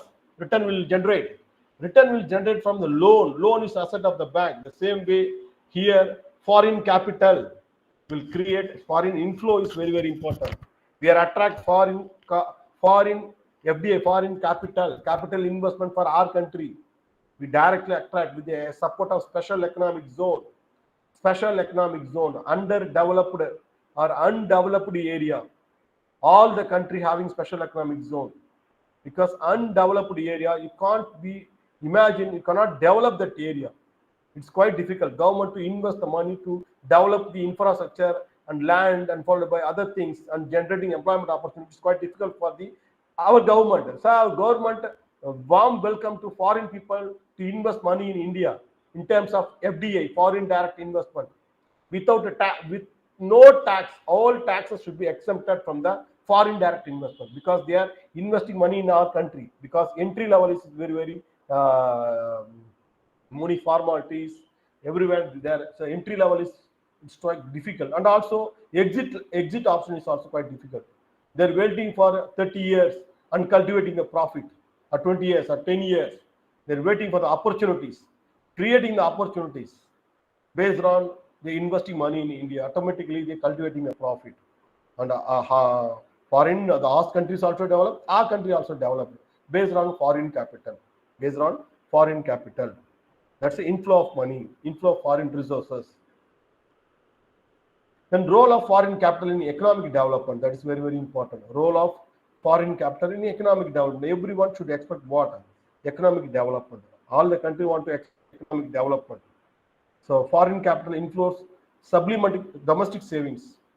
Foreign capital inflows to increase the domestic savings, because foreign capital once inflow in our country, money circulation will be our country, means automatically employment opportunity will be increased. That's why domestic savings will increase. Not only their country, and our domestic saving will be increased. Then providing additional fund for investment, key sectors such as infrastructure, and then manufacturing and technology. These are all the main sector to develop in our countries. That's a role of foreign capital in economic development. Automatically economic will be developed, because you provide job to infrastructure, and also provide a job to manufacturing industry, and provide job to IT industries. Based on infrastructure, you can go for infrastructure, and bank will lending loan to the infrastructures. And basically bank will lending loan to the infrastructure means an organized sector and unorganized sector people who are working in the infrastructure development. And automatically all the steel industries followed by other industry were developed, and money circulation were there. And again they go for, suppose infrastructure will be developed, means automatically housing loan will be increasing. Bank again lending money to the housing loans, money circulation, because everyone should get job from the infrastructure. Once the infrastructure will developed, means nearby because the purchasing employment opportunity will be increased. Automatically a loan will be available for housing loan. Then again housing loan, you fulfilling the housing loan, then going for vehicle loan, then you're going for marriage loan. Then everything is over. Then we can expect expectation is nearby hospital and nearby hotel, nearby extreme level theaters and road, railways, and followed by airport. Everything we expect nearby. So again, bank lending loan to the airport industries, marine industries, and followed by roadway industries, and followed by hotel industry, and followed by education industry, and followed by other industries, hospital industries. Nearby industrialization where happened. Again, the money circulation where inflow will be go here and there. Again, their employment opportunity will be increased. Again, bank will lend loaning to the other people, organized sector and unorganized sector people. So the money circulation will be A to Z. Money flow will be not to stop because of foreign capital. So remote area, they're lending their assets. foreign direct investment people, they are invest money in India in remote area. The automatically remote area will be developed like anything. That is the economic development. So create employment opportunity. So all the banks, all the financial institutions lending money loan to the development. Because of what? Because of how it is possible. The possible is based on support of foreign capital. That's why we call it as a foreign capital inflows, supplement domestic savings. Mainly the foreign capital, it's support to the money circulation, money liquidity. That is very, very important, very powerful. Money circulation will stop, our entire automatically our entire economy will be fall down.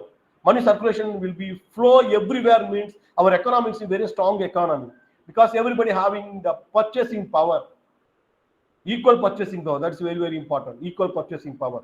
We are doing more export and export. So what we need, foreign direct investment. Foreign direct investment, two types of investments are available: foreign direct investment and foreign institutional investor.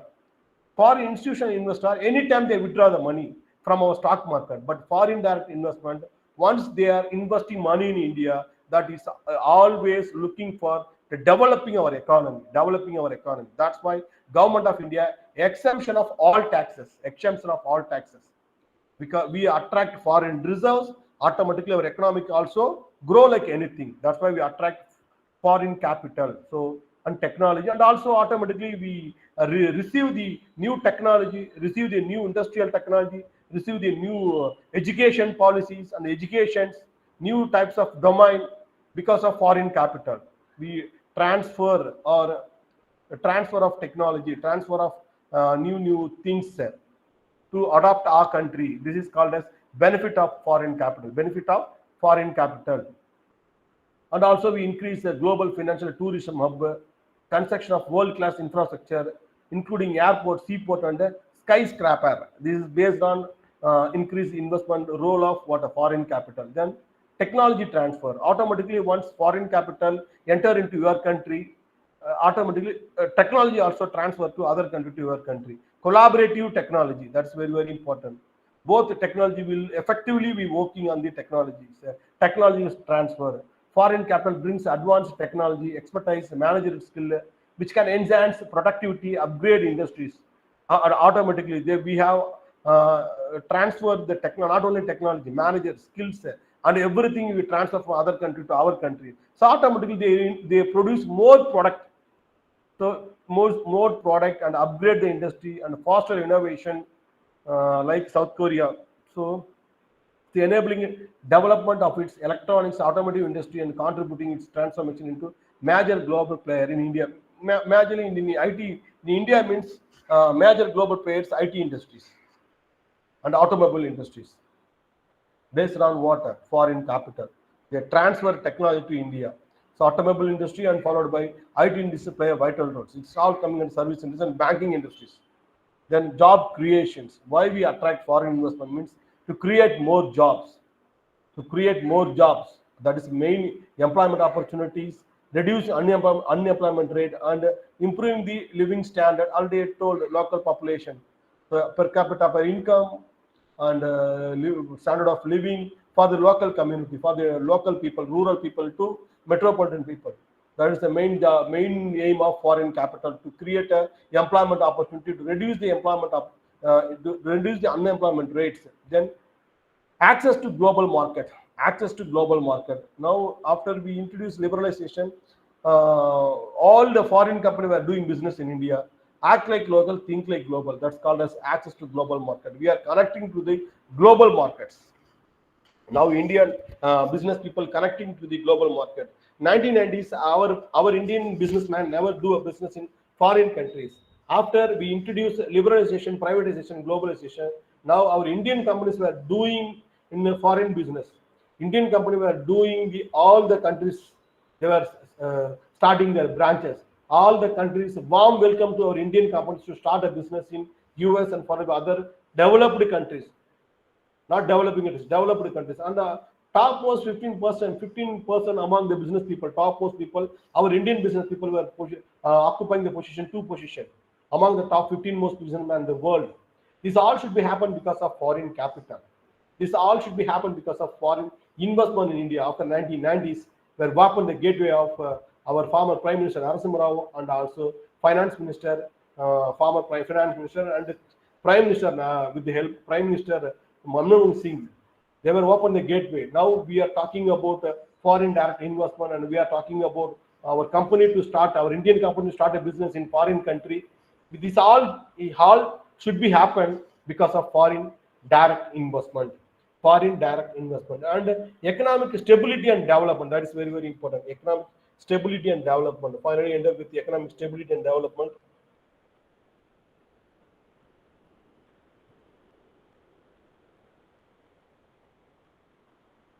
So foreign capital inflows contribute foreign exchange reserves, enhance economic stability and support long-term development project. So long-term development project means foreign capital inflows contribute foreign exchange reserves. RBI keeping more foreign exchange reserve means that will help you the enhance the economic stability, Indian economic stability. We empower like anything. We show our potential to outside countries because we have more foreign resource means we do more and more export. We have a strong economy. We have employment opportunities. We reduce the unemployment. We increase the employment. To maintain the stability of the economy. That's why we foreign direct investment or foreign capital to maintain the economic stability and development. And long-term development, that is very, very important. We have long-term project. Now, Government of India introduced a metro project. Many projects were in India. Green energy project. Now we have to reduce the water. Don't use the coal to produce energy. Slowly we stop to produce with the support of coal, and we go for alternative resources. What are the resources? Energy resources. What are the natural resources are available to produce energy? Alternative resources we are searching with the support of technology. With the support of technology, the support of AI, and also we done more research in moon. Why we go for research in moon? Because we produce more energy. We need any support. Natural resources are we are identifying natural resources from moon. That's economic stability and development. Economic stability and development. We developed a lot compared to other countries. After 1990s, we developed a lot. We also, Indian countries also to fight against the other countries in terms of technology. We show our potential because our people were working in many countries CEOs, many topmost country CEOs, our country CEO, our country people. So our education system is also very strong, based on IIT, NIT, and followed by IIM, and followed by IIIT, and central institutions, state institutions. That is called as economic stability and development. Then foreign capital trends in Indian industries. What are the trends in industries? Indian industry means foreign direct investments. It's a long-term investment in a foreign country involving ownership and control of business. It's a long-term investment for any country, foreign, that is called foreign direct investments. It's a foreign country asset, but involving ownership and control by the business, control of business. Establishing manufacturing plants in the other countries. FDI brings technology transfer, managerial expertise, and job creation, but it often requires a substantial capital and may involve higher risk. Substantial capital. We need more capital to do a business in other country because we go for not only start a business, not easy way. You to study the economic condition of the country. You to study the environmental of the country, political of the country, cultural of the country, economic of the country. So everything, all the variables are judicial, sir, policies, law of the countries. Everything fit for you. Later only you can start your business in other countries. So FDI, and then you automatically, once you start a business in other country, FDI bring new technology and also managerial skills, managerial expertise, use of knowledge, and also create a job. That is very, very important. That is a trends in Indian industry. And portfolio investment. Everybody know the portfolio investment. So portfolio investment means foreign investor to invest money in Indian stock exchanges, and the Indian investor to invest money in foreign stock exchanges. That is portfolio investment. Whether your economic is not good, other economics good condition, you can invest money in other countries, because nowadays markets are open, markets are globalized. You are not only invest money in your own country. You can get profit from your own country. You will get yield from your own country. It's quite difficult because market is always zigzag. Market is always volatile in nature. Market is always bubble in nature. Market is always uncertainty. We can't predict the market. It's quite difficult to predict the market. For that purpose, we construct the portfolio. You analyze the portfolio. You diversify your portfolio. So portfolio investment means investing in financial asset like a financial product like a equity share, preference share, bond, debentures such as bonds without having ownership or control of the underlying assets. No ownerships. No one control you. You are the owner of that product. But foreign direct investments, for FDI, totally different. Both are foreign investment, both are foreign capital, but difference is there. Many differences there. FDI having ownership, FDI to control everything, but here no one control you because without having ownership or control of the underlying asset, no one owner of the assets. You can buy the share and sell the share.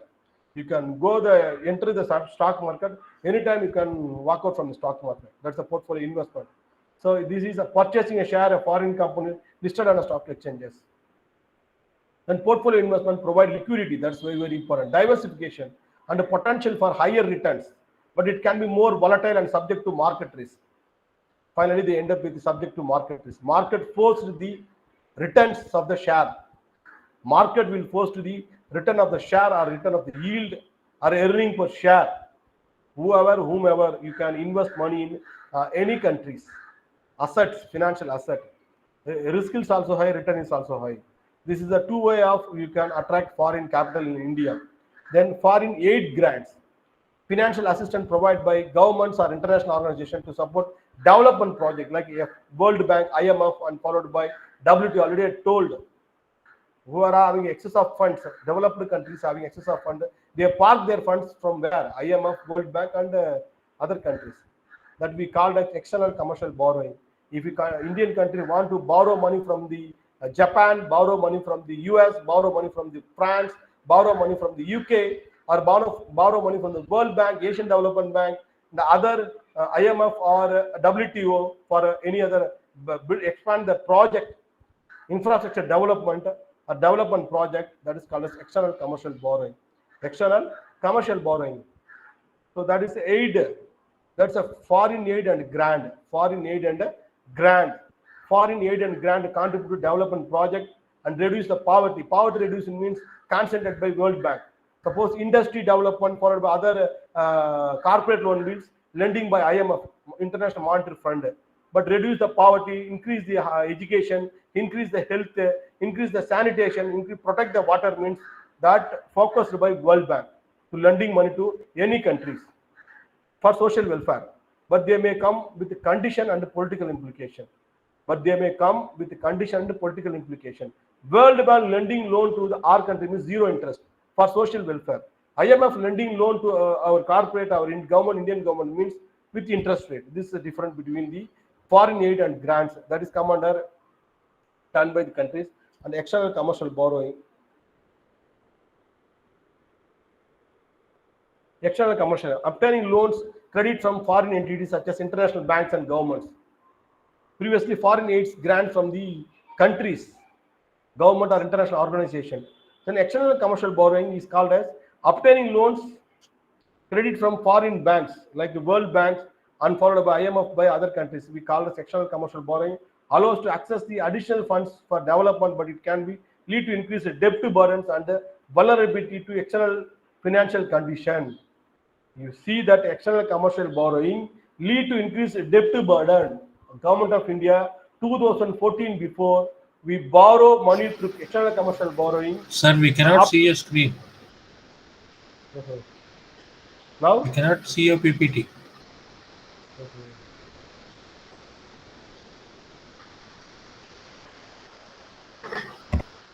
It's not visible, sir. No, wait. Be patient. Now it's okay. Okay. Yes, sir. We can see now. Now, external commercial borrowing lead to external commercial borrowing. It's lead to what? debt to burdens. Debt to burdens means you borrow the amount, whatever amount you can borrow, that is coming under debt amount, either in terms of foreign aids and grants, in terms of loan from the loan from the international financial agencies. We get loan from the financial agencies. Now 2014, before our national debt is nearly 57 lakh crore. 2014 before. Now the increase up to 167 lakhs. So increasing more than 111 lakh crores were increased within the 10 years period of time. That is our national debt to burden will be there. So external commercial borrowing allows to access additional funds for development of our economy, but it also can lead to increased debt to burden and vulnerability under external financial condition. Every individual having to repay the amount, all Indians, 140 crore people to repay the amount in terms of what? External commercial borrowing. The national debts are available. We repay the amount along with interest rate to the other financial institutions. 167 lakh crore. 2014 people only 57 lakh crores. Within the 10-year period of time, 111 lakh crores will be increased. That is a national debt. This is also one of the way to attract the foreign capital. Then other one is a remittance. Remittance means our country people, they migrate into foreign country, and also they're working in foreign country. They're sending money to our country. That is called remittance. Foreign remittance. We attract inflow from foreign remittance based on our migration labor. So our migrant labor were working in US. Most of the people were working in Dubai, US, UK, and followed by other countries. So that is also one of the way to attract foreign capital. These are the foreign capital trends in Indian industries: foreign direct investment, portfolio investment, foreign aid and grants, external commercial borrowing, and followed by remittance.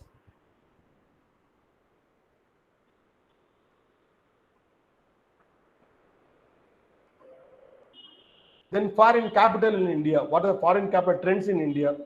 Already we discussed trends in India. That's also one of the foreign capital inflows in India shown the significant trends change over the years. First one, increasing FDI. Yeah, every country to expect FDI, because without we don't take any risk. FDI will take risk, all the responsibility to expand their industry, to invest their money in India, to expand their industries, to manufacture the product, the selling the product, and also increasing export, and also creating the market, creating the competition about the product, supply chain, everything done because of FDI, foreign direct investment. And also they are coming, once they are coming, and also information technology attracting significant investment.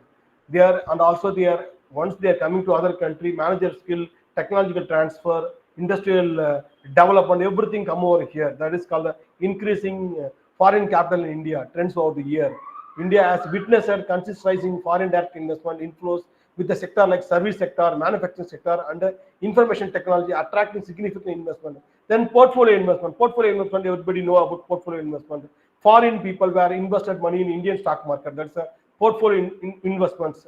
India has experienced fluctuation in portfolio investment flows influenced by global market condition, investor sentiment. What is investor sentiment means? Based on their perception, based on their behavioral attitude of the investors, whether the market is always volatile in nature based on investors. Market is always zigzag in nature. Market is always speculation in nature based on investors. So India has witnessed it many times. 2008, it's 2009, our stock market's huge fall down based on global market condition and investor sentiment. So US crisis were happen, US crisis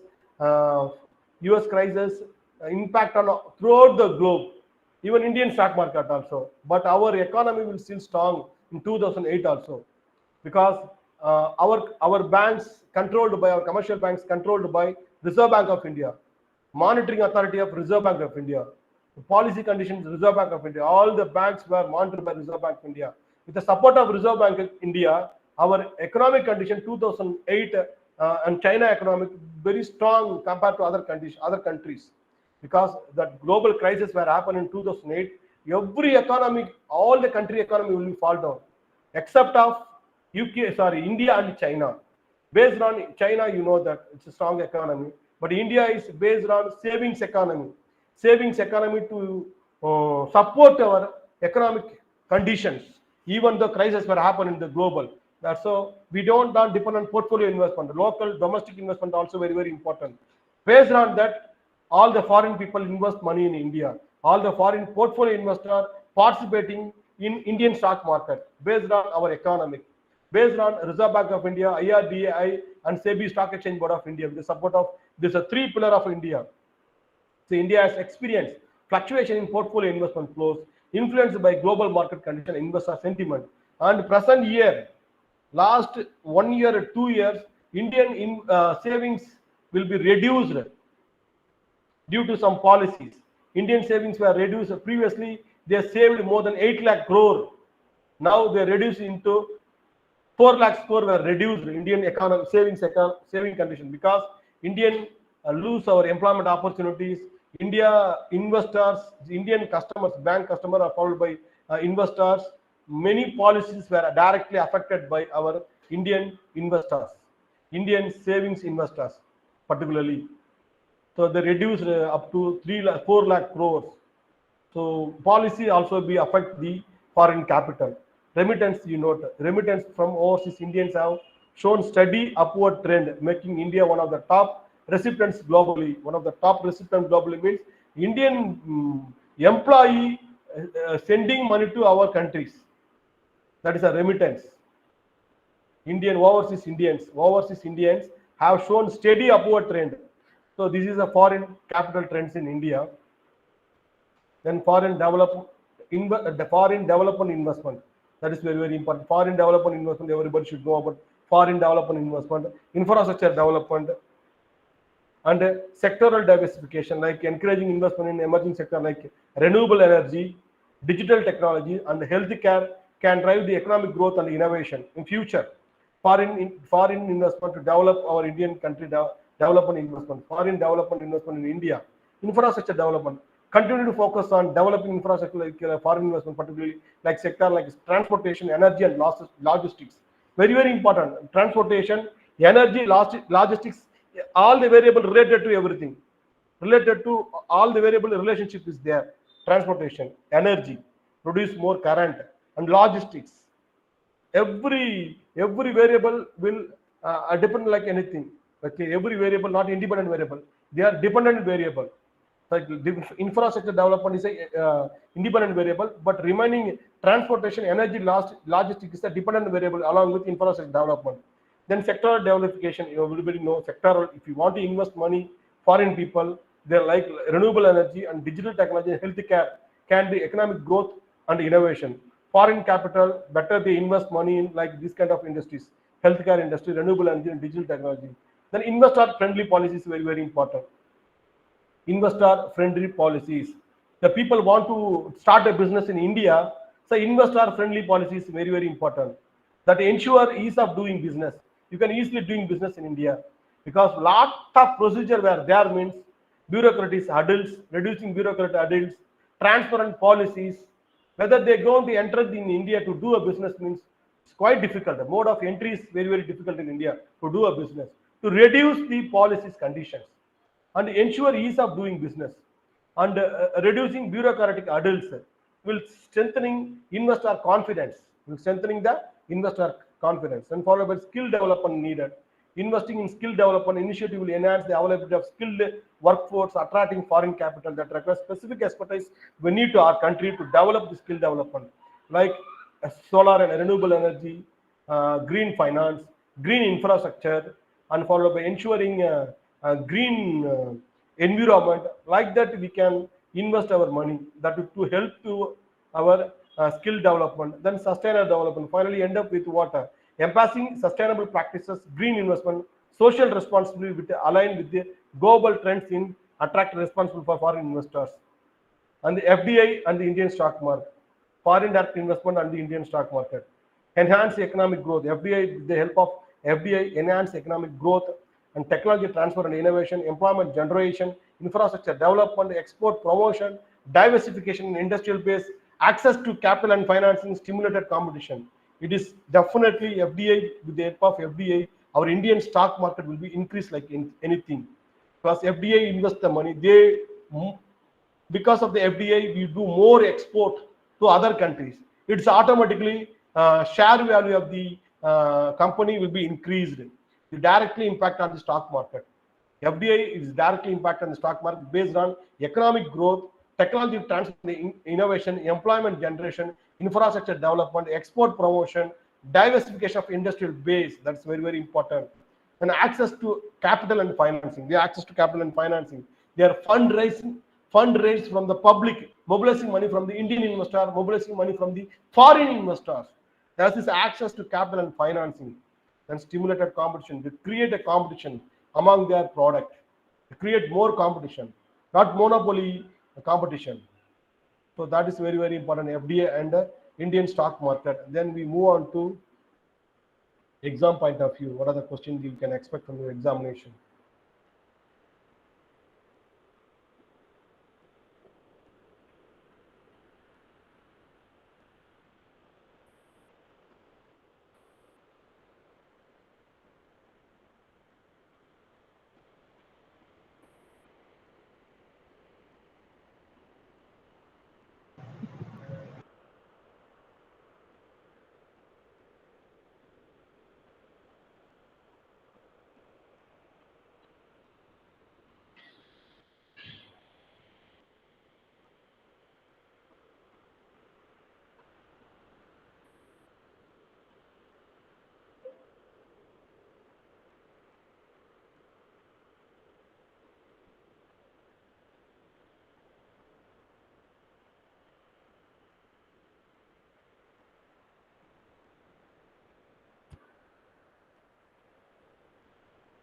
It's visible, ma?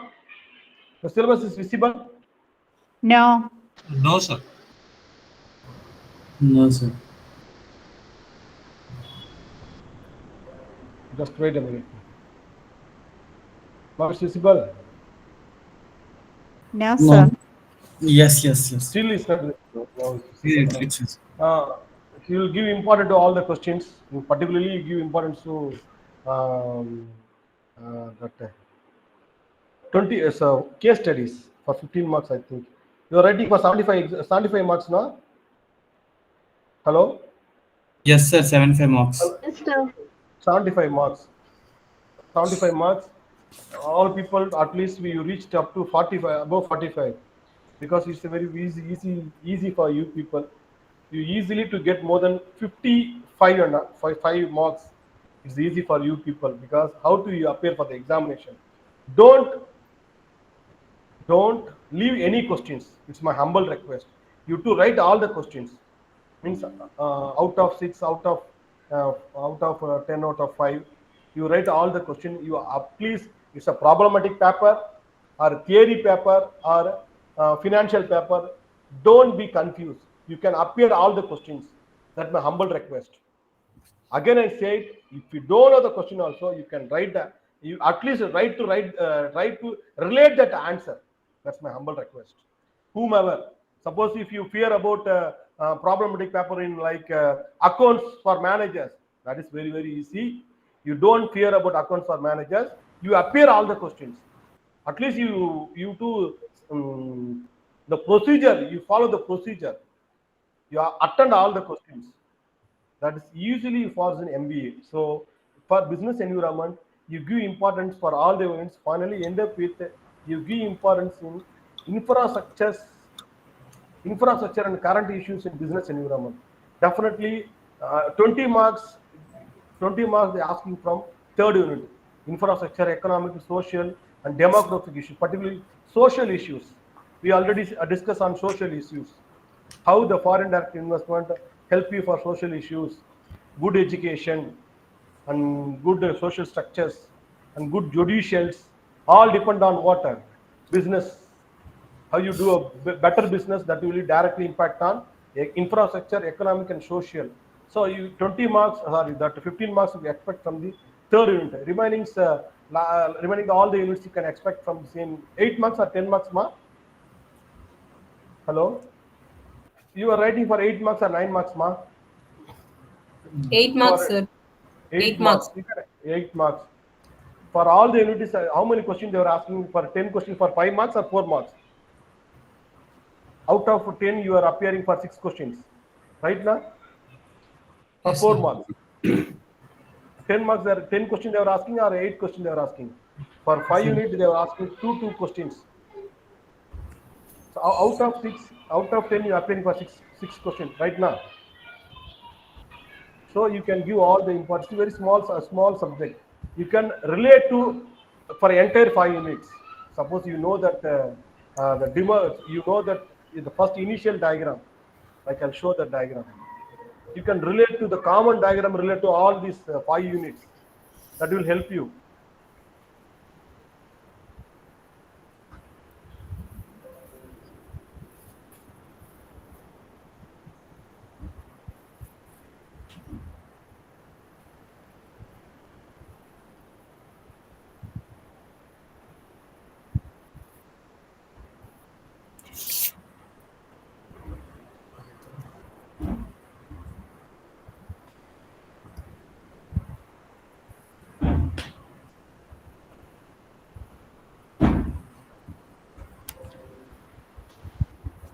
Sir, can you discuss about the mark to size ratio?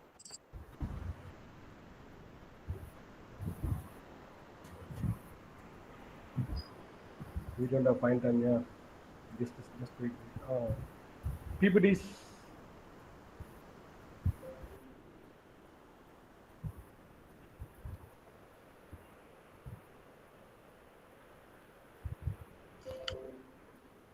This diagram is perfect diagram for you can use for these case studies, because environmental dynamism, technological, and followed by market, and followed by market predictability. Then we also use this diagram like economic, environmental, competitive environment, and a technological environment, and socio-cultural environment, and followed by political regulatory environment. You can use this diagram for case studies.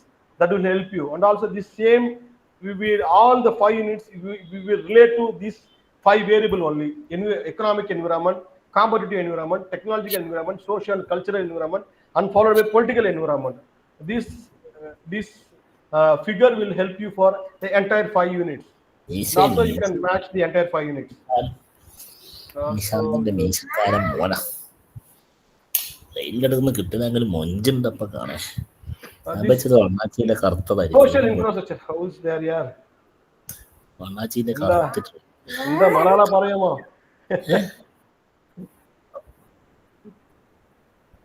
Hello. Sir, could you please share this PPT, sir? Yeah, someone send you any group admin will send you your email ID. I'll share the PPT. I am sharing my email ID, sir. I will share in the group, sir.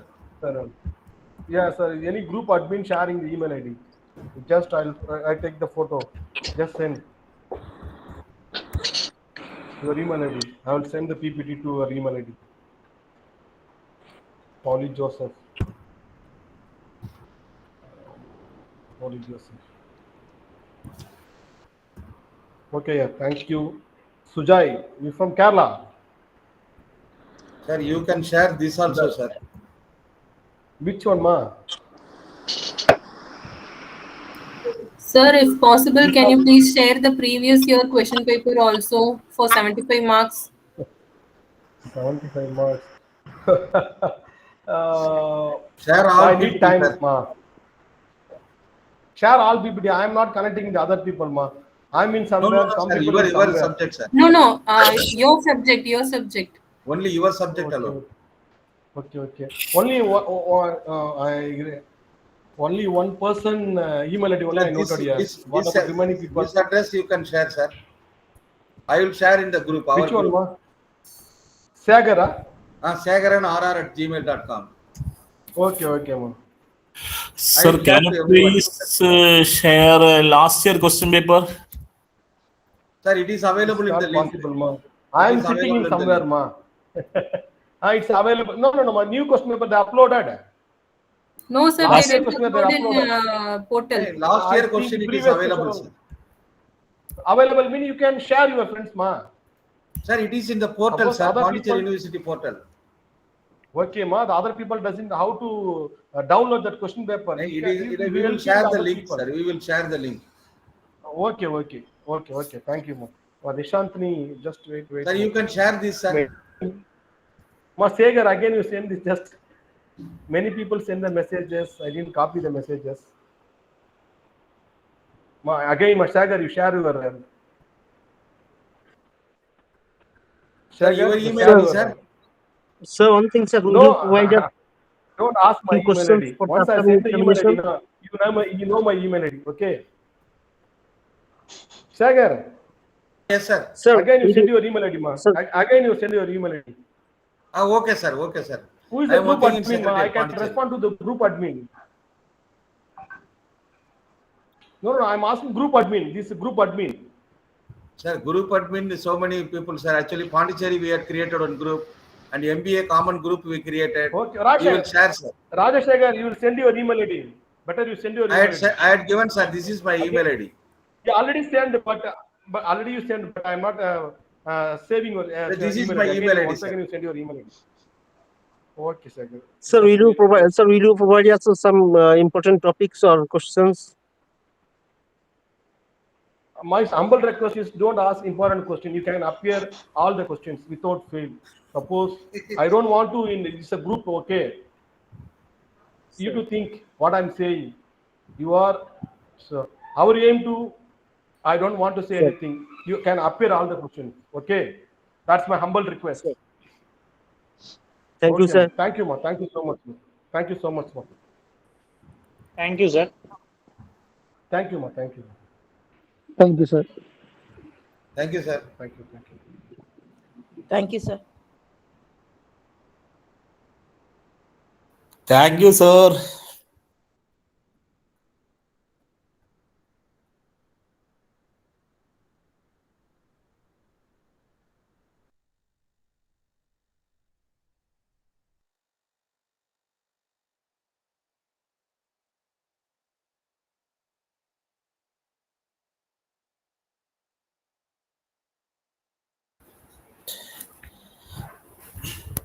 എൻ്റെ laptop പോകുന്നത് തട്ടിക്കൊണ്ടേ.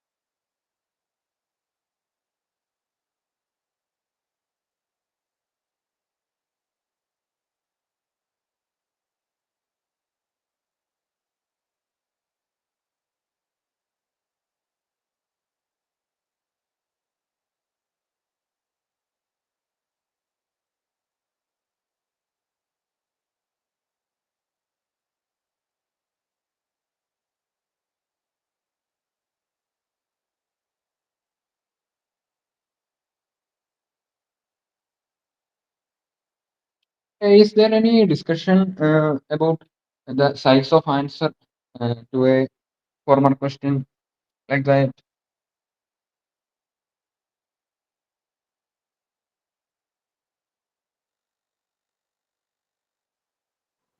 What all things you share it in this big group, not in the Pondicherry group. Okay, we are out of Pondicherry group. So what all things you share it in the big group. Okay, thank you.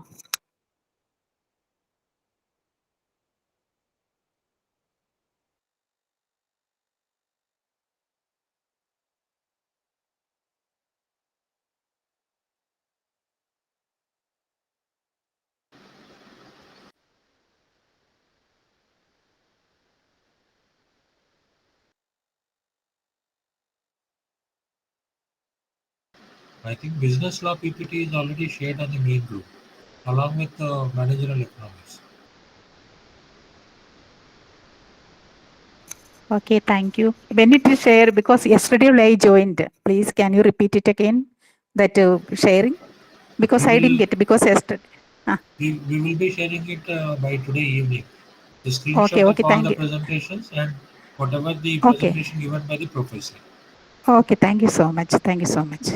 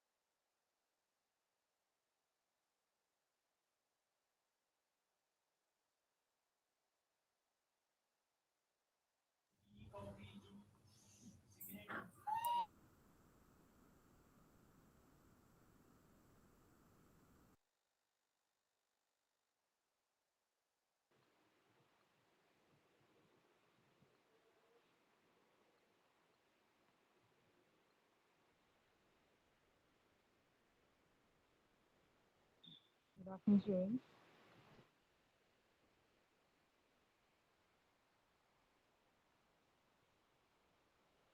So, in organizational behavior, we'll start with this topic, power and politics in organization.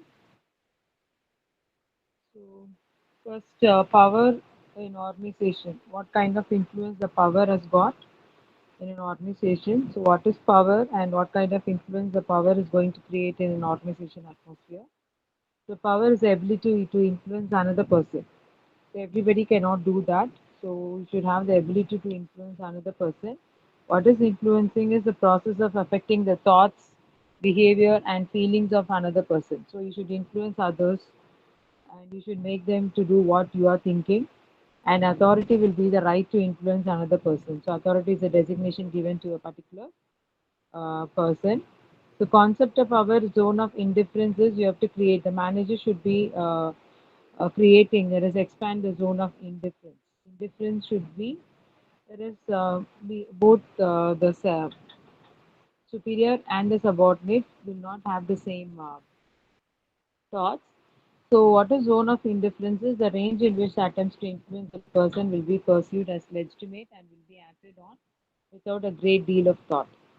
So, managers should always strive to expand the zone of indifference. And what are the sources of organizational power, from where it comes? So interpersonal is based upon reward, coercive, legitimate, referent, and expert.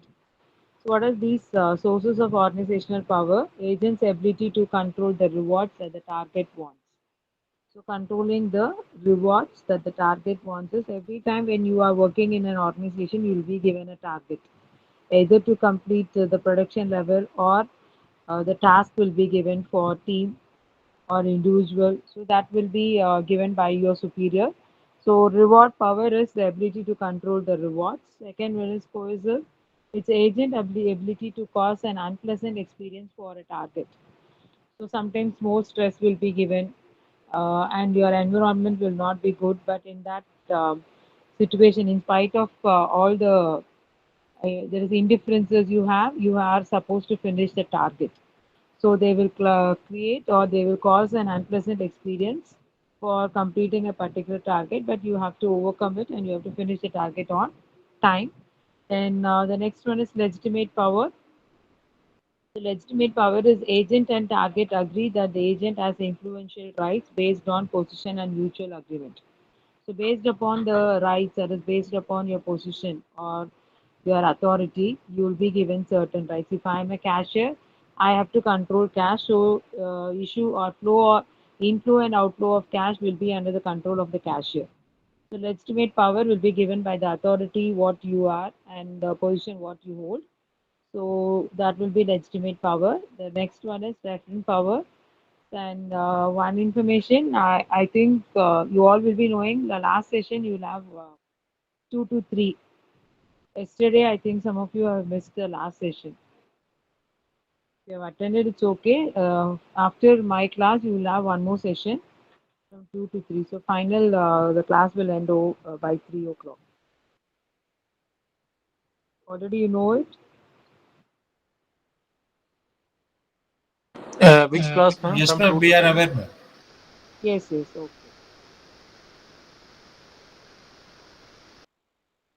So, what legitimate power is created because of having the authority, and it will be passed or moving on with the mutual agreement between the subordinate and the supervisor or superior.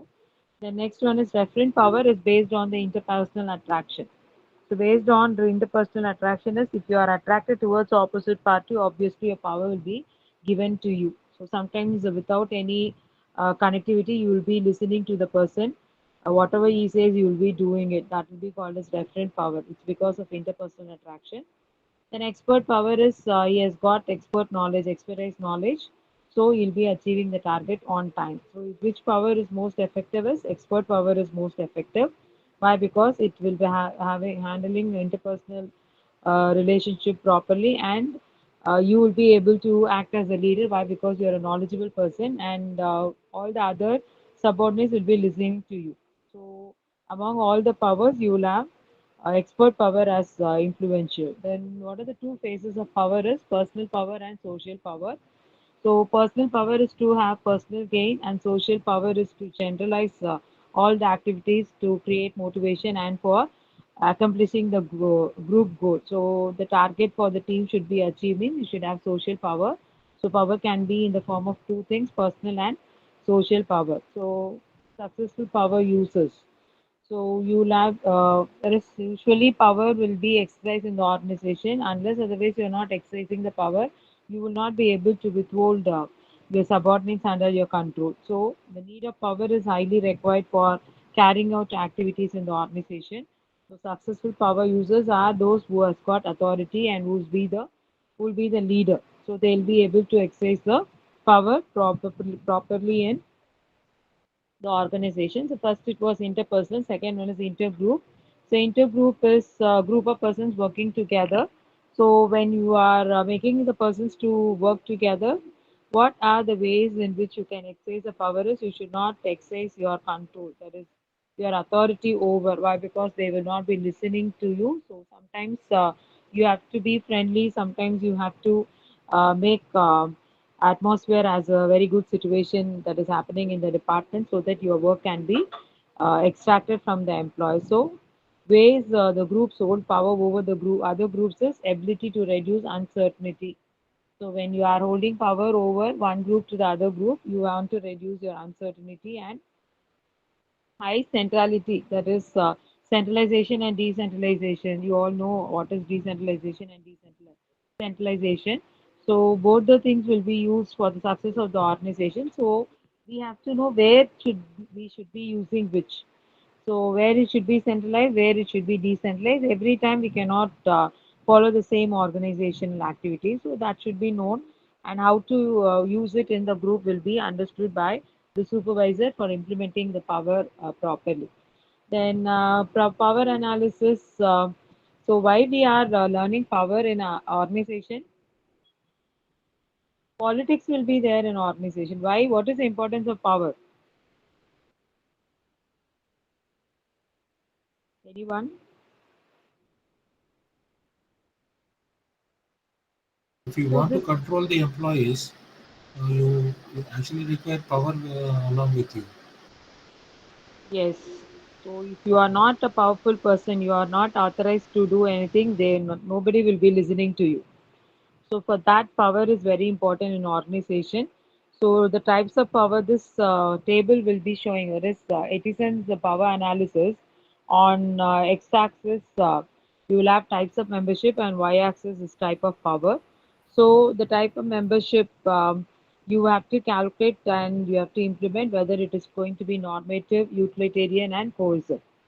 So depending upon that, type of membership will be there. How many members will be there in the organization will be symbolically representing your power, and how what is the time you will be taking for completing the task in the organization. Then Cantor symbols of power. So there is it will be explaining about the favored employees, unfavored employees. What are the problems you are going to face, and whether your expenses is under the control. That is whether it is as per the budget.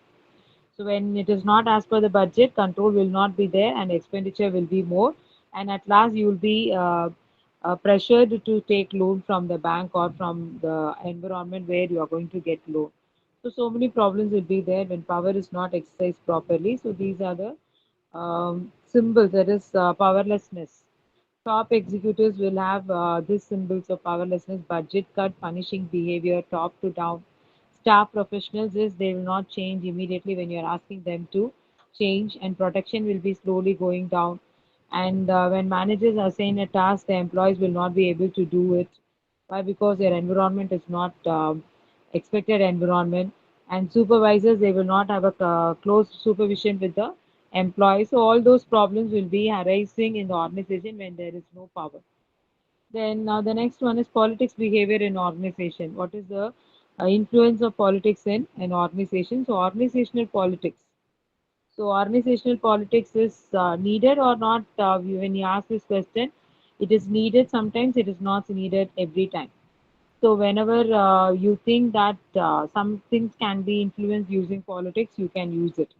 So the use of power and influence in organization is organizational politics. And political behavior is actions not officially sanctioned by an organization that are taken to influence others in order to meet one's personal goals. So, not personally but friendly, if you are motivating one person and you are not motivating the other person, that shows your political behavior. That is, you are having influence with your authority. So that is always expected in the organization to achieve your individual goal, that is personal goal. So effective political characteristics is what are the characteristics the political actor, that is a supervisor or a manager or a managing director should have. So influence actors is on one side you have consultation, inspiration and appeal, rational persuasion. Rational is common. There is ingratation should not be. There is on one side it will be influencing. Exchange tactics, upgrade appeals, pressure. So sometimes you will pressure, sometimes you will not pressure, sometimes you will be inspirational. You will make others to inspire. So all these things are characteristics of politics used in organization. So some will have downward influence, some will have upward influence, and some will have lateral influence. Lateral influence is the influence on the straight line. That is sometimes you can call it as the vertical influence also, influencing the co-worker. So two workers influenced by each other in the same department. So how to manage political behavior? So give communication openly, common communication to everyone, and wherever it is possible, you can clarify your performance expectations. So what you are making, that is what you want from the employees, clarify that. Sometimes it is not at all informed to the employees that I want every employee to produce 500 units or 600 units. So you let them work, and at last, at the end of the day, why you have produced less units? This should not be the question asked. So you have to clarify the performance expected from the company point of view, and use participative management. What is participative management?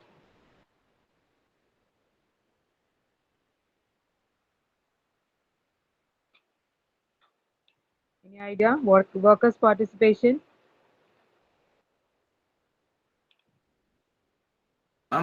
Is this for any activity that is going on or generally the tasks assigned, ma'am? Participative management. So, what is participative management is when you want political behavior. What is political behavior? You are going to influence your employees. So, participative management means making your employees to be part of your decision making. Is it possible to be given to all employees? No, ma'am. So, it will be given only to the persons who is qualified or who is talented. Sometimes you can say that it is given to the executors. So making your employees also to participate in the management is, if you say you are going to make them to be participated, you are giving the right for becoming shareholders also. So they'll be part of your equity shareholders, and they will be given chances to participate in decision making. So when you will have decision making at the critical situation, some important decisions will be taken by the top management. So you will make also that possible in the organization. Then encourage cooperation among work groups. So when you have political influence, that also gives you positive cooperation from the work groups. Why? Because you are making them to feel that they are part of the organization. Then manage scarce resources well. So scarce resources are those resources which is not always available. So it will be available rare. So you can say that is off-season raw materials or off-season labor. So all those things should be properly. It will make you to use properly the scarce resources in the organization, and it provides a supportive organizational climate. So organizational climate is the environment what you expect for completing the task. So for providing a supportive organizational climate, influence of political activities is required in an organization. The next one is managing up the boss, relating to your um, political influences. How to manage. How to manage with the bosses. Why we have to manage with the bosses? He is going to be the authority who is going to take all decisions relating to your organization. So first, being an employee, you should understand your boss from his context. So from his context is what is his vision, what is his mission, why he has started his business, and why he has preferred to do business in this area, why he has chosen this product or this service.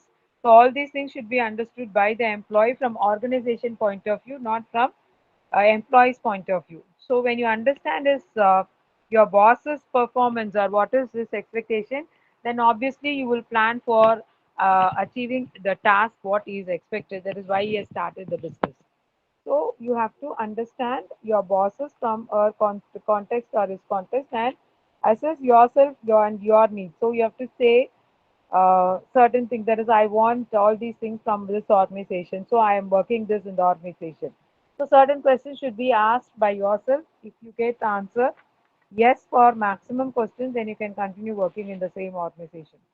So managing up the boss is only after understanding who's your boss, what is his vision, what is his mission, objectives. So all those things, and it also helps you to maintain and develop a good relation with your boss. So first, if your needs are satisfied by your boss, your boss needs will be satisfied by you. What is his goal? So you should always have open communication with your employees. All those things will make your organization and your employees to be empowered so that all the decisions taken will not have a negative impact in your organization. So that's it with your this topic of power and politics in organization. The next we'll move on to the next topic, that is organizational change and organizational development.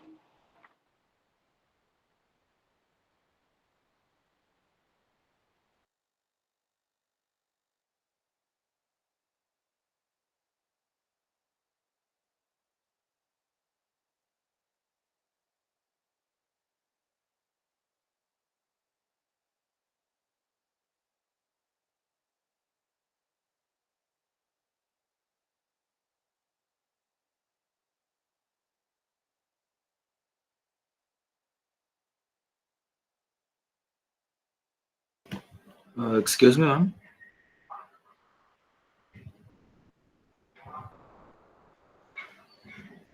Yes, sir. Ma'am, you said that there is a session from 2 o'clock to 3 o'clock, ma'am. Is that another class or is it like a doubt clearing session, ma'am? No, no, I think it's other class. Okay, okay, ma'am. One more class you'll have. 1 minute, I'll see the timetable and tell you. That is not organizational behavior, ma'am. No, no, no, that's not organizational behavior. Okay, ma'am. Thank you.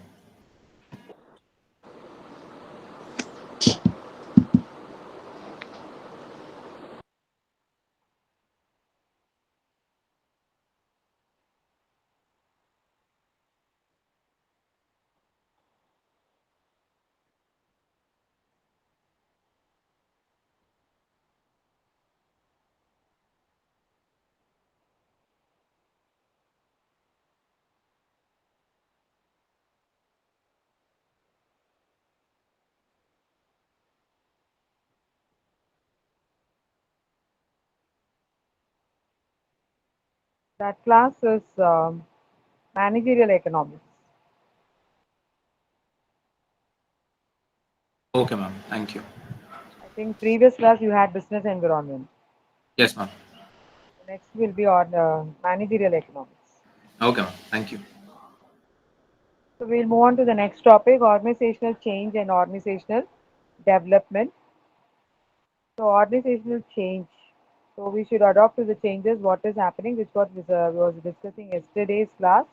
So what are the types of changes you are expecting you will be facing? The change process will be going like this because of nature of workforce is not going to be the same, and the changes what is happening around you should also be made in your organization also. So we cannot be fixed always saying that I will be like this always. So you have to change according to the changes in the environment. So the change process goes like this. The forces of change and the management should recognize for the need of change. So they should accept the need for change and the diagnosis of the problem what you have at present so that you will not have the same in the coming future. So all evaluation criteria should be carried out so that organizational change management will be carried out, so your organization will be showing only the growth in the coming future. So what are the checklists which needs to be checked for successful organizational change? So you should check about your business and what kind of changes you are going to make. So changes can be shifting from this business to a new business. Changes can be from shifting the number of products to new number of production. So many changes can be made. Then changes should be adopted at the right time. It should not be adopted whenever you want. There is a time for adopting to the changes. And the checklist, the third one is you have to check with your check-in for organization when it wants to change. What are the things it requires for changes? Then communicate everyone about your changes. Without communicate, you should communicate your supplier, customers, investors, bankers, government. So many persons are directly connected with your business. So communicate to everyone, whoever needs to be communicated. Then communicate the place. There is a steps occurs throughout the change process, and it's most important thing. So you have to paint the picture for change, how it could be changed, what changes you are going to make. So that should be prepared as a blueprint. Then make sure that everyone on your executive team understands the business case. That is why you are changing it, and they should also uh, accept the changes what you have planned in your organization. So you should communicate a clear and consistent message to your executives so that they will be prepared for making a change. So enlist your stakeholders who are interested in the development of your organization, inform them also about the changes what you're going to make in the organization. So without informing everyone, the changes cannot be made by the organization. Then follow through. So follow through is follow up. Making changes is not a very easy. It is not a single day task. It has to be carried out for months together, or sometimes years will be taken for making a change. So you should always be adaptive, or make sure that actually you're going to change. So follow through is make consistent evaluation or analysis so that you'll understand and the thing it's perfect that you can change now. The next one is identify. Your first step is to identify what is being changed or what needs to be changed. So what are the things you are going to change that should be identified, and put together a change team. So what are the changes you are going to implement for that? Make a team or form a team so that they'll be helpful for implementing the changes what you're expecting.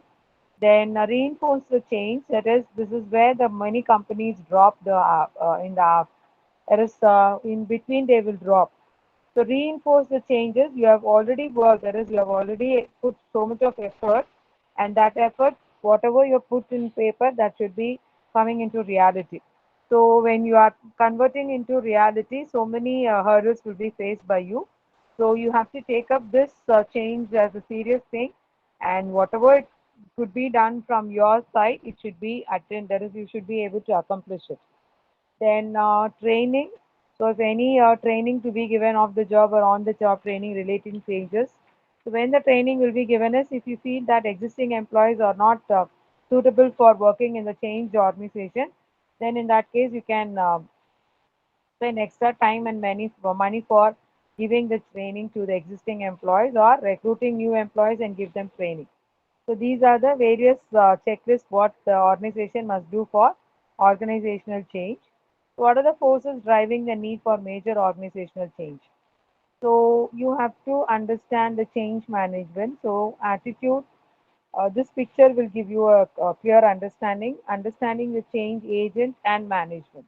So change management is a structure approach for shifting individuals teams towards the future, from the present to the future. So for making a change, all the attitudes of the employee should be towards a change. They should accept it. And in case the organizational process also helps the employees to understand, they should be always ready to do what the employer is expecting. So the change will be based upon these two: change, response, attitude. Society should also accept your change, and your personal history. Personal history is your experience, what you have in the field, the current situation to the future. So if your future attitude or your future trend, what you expect is going to be reached, your present situation should be adaptable for that. So a change management should be psychologically ready for adapting to the changes. So what is the goal of change management? So you have an input and you have an output. So input is the change, that is what are the various activities you are going to adopt in the coming future, and output is what you are expecting as an output. So that will be used by change management process, prepare for a change, manage a change, and reinforce the change. And finally, the output will be employees will be adopting to the changes, resources will be utilized, existing resources will be utilized properly for a proper solution. Then employees are proficient for doing all the work what it is expected to be done in the future, that is in the changed environment. So what are the changing agents? So changing agents will be those agents who assume the responsibility for managing the change. So who's responsible for managing a change will be sometimes the owner himself or the managing authority will be the changing agent. So only on because of his guidance, full changes will be carried out. So what are the factors of organizational change? The external factors and internal factors. External factors are those factors which influence this company to change. So competition, economic shock, so economic environment is not stable. Globalization, if everything globalized, we should also become globalized company. Then market condition is not stable at present, so you want to make it as stable in future. When it is stable is when you are the only one who can hold all the customers for you. So what marketing condition is external. Nature of the workforce. So nature of the workforce is sometimes if you are MNC, your employees can be from your own country or from your local country. So them workers will not be workers' attitude will not be the same. So for that also organization change is a must. So that comes under external factors. Why? Because employees comes only from the society. Political forces, politicians are the political party who is going to hold the power. So their outcomes will also create problems for your organization. Then social change, society will not be the same. When everything goes globalized, your society will change and you should also change according to the social change happening around your organization. Then social trends. So social trend in selling a product or giving your services. Sometimes your product will reach your customer. Sometimes your services will be availed only at your point of sale. So many things are made for the customer or by the customer or for your employees. There's employees point of view. So what is the trend that is happening actually in the environment, in the society should be understood by the organization. And the last external factor is the technology. So technology is not going to be stable. When any advancement in technology happens, that should also be accepted by the organization and they should also change in the organization. Then the next one is internal factors for organizational change. So internal factors of organizational changes in the manager's managerial personnel. There's whoever's managing, when he changes, your organization will also change. Then shift in cross-cultural values or social cultural values. So more advancement in technology, more advancement in education, and the more and more use of your there is well advanced technology person, more education is provided, and it is also provided within your country. Then you should also give importance to those cultural values relating to education and the attitude of employees who's going to work. Then the next internal factors to have a dynamic effect. So dynamic effect will make us to have movement towards the forward. So from this level, I have to go and I have to reach the peak. So I have to meet all the competitions and I have to make myself stronger. So by feeling like this, it should also go for organizational change. And the next one is deficiency in the existing structures. So when existing structure of the or otherwise when the current state is not satisfactory or when the current state is not good, then obviously you can go for organizational change. So that is a must which makes us to which compels us to go for changes in the organizational movement from this particular level to the next level. Then the next topic is what is the need for resistance to change? Why people resist? So when we are discussing about organizational change, sometimes the people who are working in the organization will not accept it. So what are the reasons why resistance to change happens in the organization? It is not uh, think, decide, and implement immediately. So you have to work hard towards it. So what are the various resistance to changes causes? Why people resist? So why people resist is they will not be able to make cultural assumptions and values. So society changes, why I should change. Some people will not be adapted to the changes happening. So they will not be ready to accept the changes. Then second one is disruption of interpersonal relationship. So when employees feel that they are resisting to changes, this will be because of threatening. So when so many changes happening, for example, one department employee is asked to work with along with the other department employees. So there will be so much of interpersonal conflict arising between the employees who's working in the organization, so that they will not accept the organization change. So fear of failure. So when you feel that after changing, whether the company is not going to incur profit, whether our salary is not payable. So if this kind of fear appears, then employees will not accept the changes. Then fear of loss. So fear of loss is when companies is going to face a loss, they are not going to earn profit, and sometimes because of using more advanced technology, by investing more and more money, because of using more money for this, your company fails. So what will happen is suddenly your company has to be shut down. So they don't want to take the fear of loss. They want to continue your business without any changes. So then the fear of unknown. So fear of unknown is from the current state to the future state. You are going to the state where it is known, where it is not known anything. So whether it will be successful, whether we'll be able to manage it, whether our employees will be able to do the work, all those things are uncertain. When so many things are uncertain, they are not able to change to organizational changes. The next one is next factor for resistance to changes: internal and external politics. So internal politics is inside the organization itself, among the employees, from supervisor side to the employee side, and the external politics is among the competitors, among the competition what you have from similar and same companies or industry. The next one is resistance to changes, lack of trust. So when you are running an organization, trust is very important for everyone to carry out your activities without any dispute. So when there is lack of trust, organizational change is not very easy to be adoptable. So when there is no trust, then organizational change is a factor which gives you question mark. So when there is no trust, change is not possible. Then personality conflicts. The personality conflicts is attitudes relating to the persons who are working in the organization, relating to the gender reaction, and the work culture, what they have been doing now, and what culture they will be doing now that is, they'll be doing in the future in a new organization. So personality conflict will be one reason for not changing. Then poor communication. We have not communicated why this change is happening.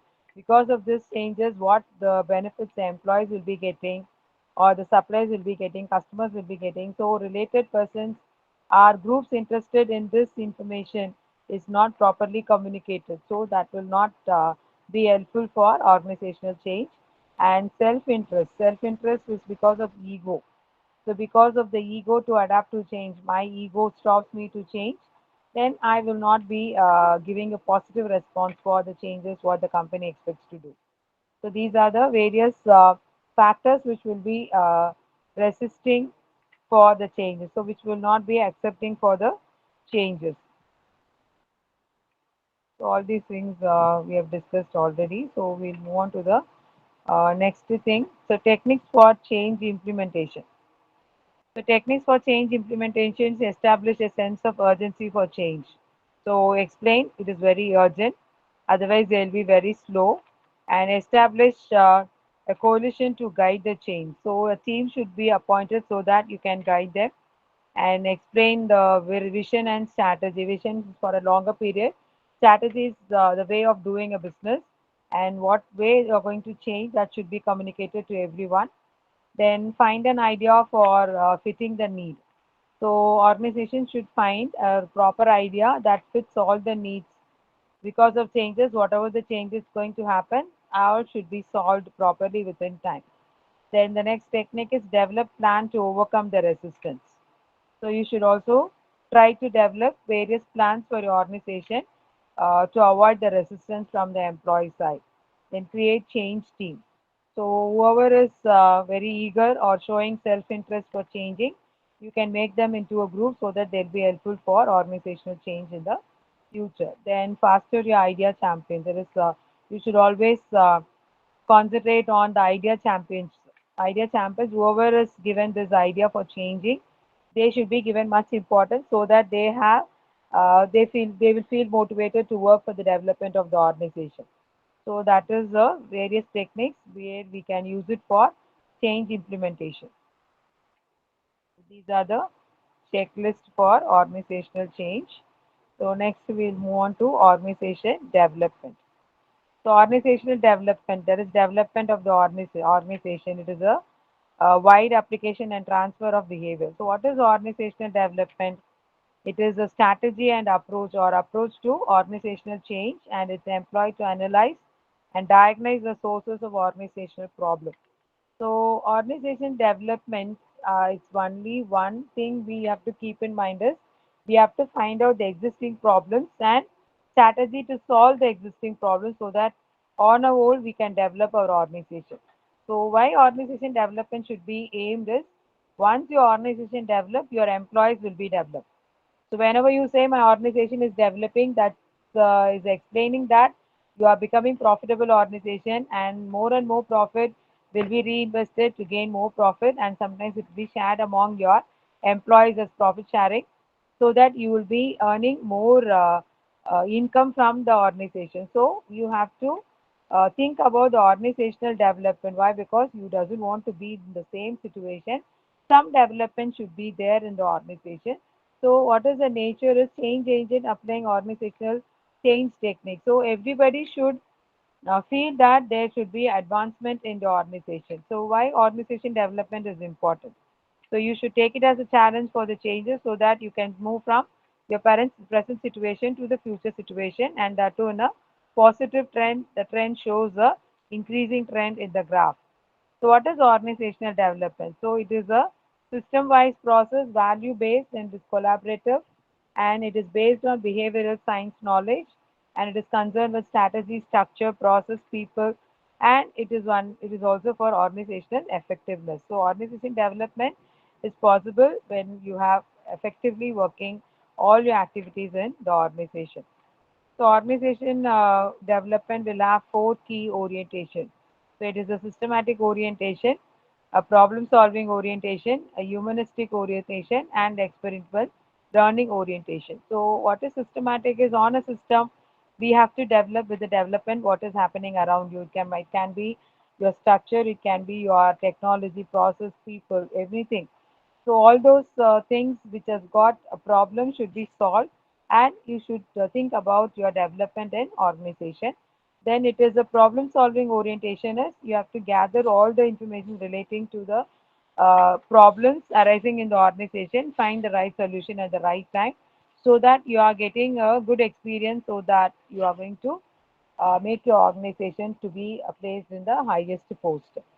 Then the next one is humanistic approach. So it is based upon the people needs, people rights that should be satisfied. See, when I've joined as a clerk, my salary might be like 7,000. But when I've been promoted to the administrative department as an officer, I will not like to get the same salary of 10,000 or 12,000. I want increment as 15,000 or 20,000, where it will be paid and leave the organization develops. The financial environment will be developing so that you'll be earning more, and out of that earning you can satisfy all the needs of the employees who's working in the organization. So as a humanistic approach, we can have organizational or we should have organization development. And the fourth one is an experimental learning orientation. So this will be an experimental learning is this will give you a learning structure. Instead of only learning with the present situation, you will learn in the future organization what kind of techniques or what are the things you should be well versed on knowing. Training can be given, and the employees may be left for learning by themselves so that they will be equipped or they will be prepared for working in the changed organization. So organization development will also give opportunity to the employees for a learning environment. So what are the 7 S relating to the concept of organizational development is structure, strategies, systems, skills, shared value, staff, and style. So these 7 S will be the concept relating to organizational development. So first one is the structure. So organization structure should be framed in such a way that you are going to work, make or you are going to extract work in a coordinated way from all the employees who's working on different departments. So you can have your organization structure planning, that is your chart, in such a way it can be vertical, it can be matrix, or it can be horizontal. So any way you can make it so that you are going to work towards for organizational development. Then the second one is strategy. Strategy is a technique. So for your future development of your future growth, the company should have a strategy or a technique for each and every activity to be performed. Then the third S will be the system. The system is formal and informal procedures, including the management information system. So that is expected in every organization.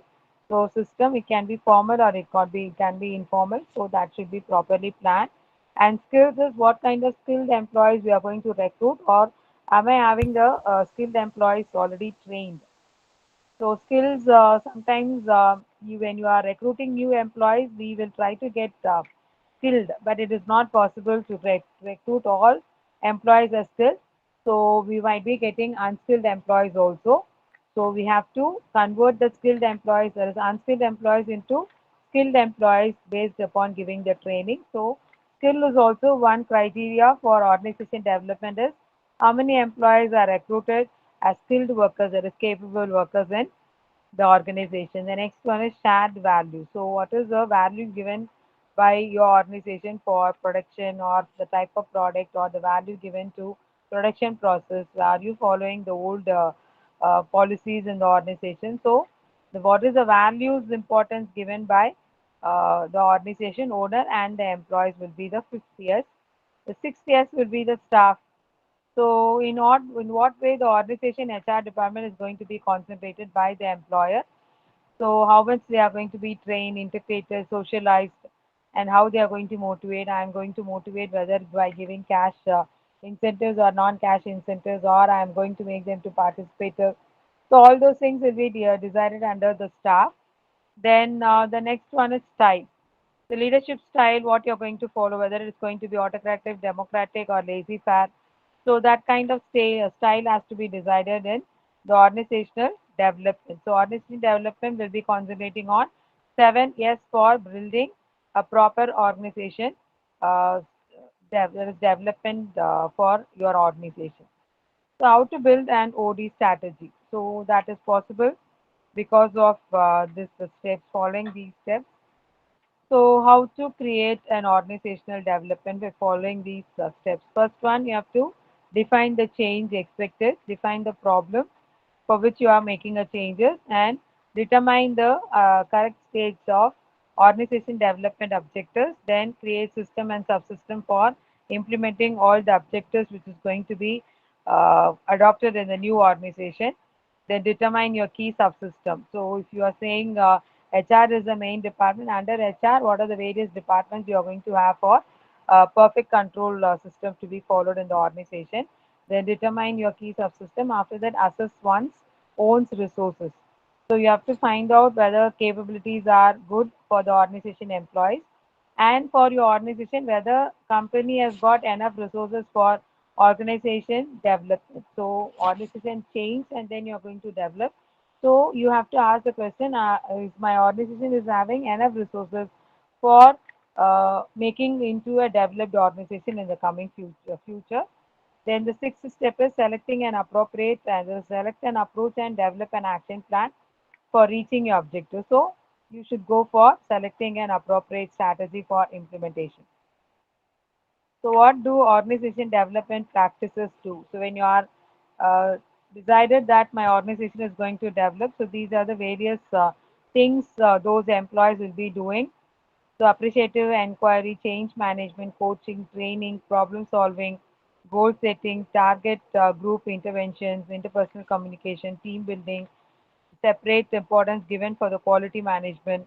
So all those things will be considered for checking whether you are eligible for organization development or not, will be considered from employer's point of view.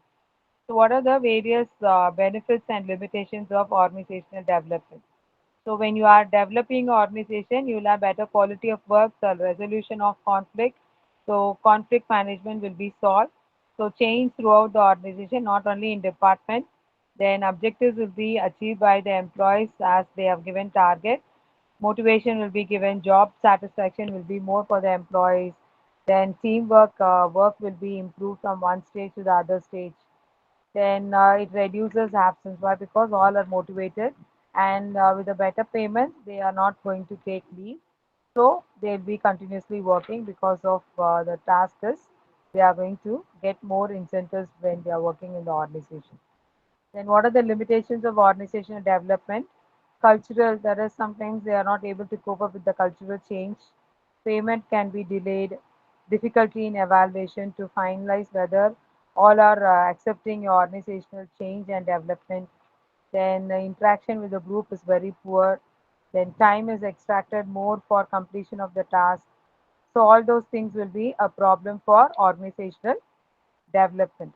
So this table will be going for showing organizational development model.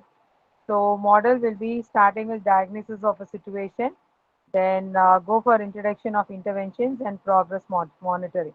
So progress monitoring, once you have changed, you have to see only the progress. It should not be showing the negative attitude of every organizational development because of changes. So what are the various conflicts with organizational development?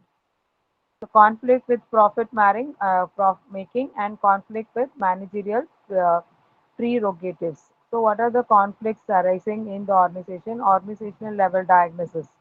So inputs, transformation, output. Group level diagnosis giving input, transformation, and output. That is for the teamwork, you will have a task. And individual level the transformation is give your input, transform, and finally give the output for finding out what the individual is working. So organizational development is also always expected by the employer. Why? Because he wants to show some changes in his organization.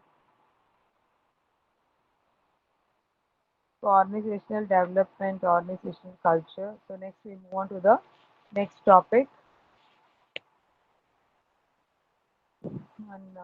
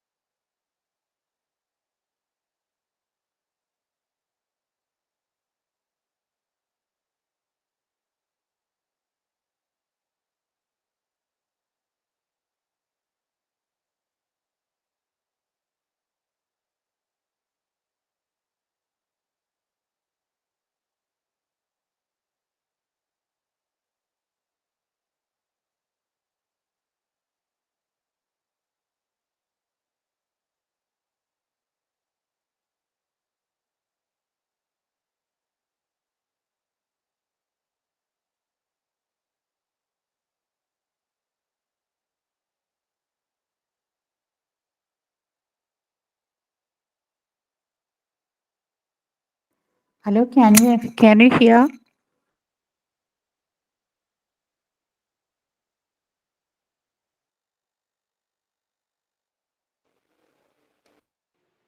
okay, next we will see some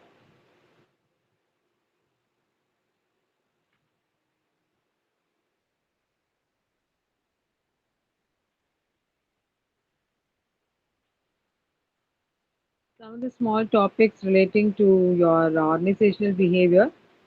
So consciousness and conscience management, organizational vision. What is organizational vision? We have already discussed in between. So vision is for a organization for a longer period, and mission is for a shorter period. So vision should always have what you are aiming for achieving in the organizational after starting a business, whatever the things you want to achieve, you have Ma'am, we are any not doubt? able to see a screen. One second.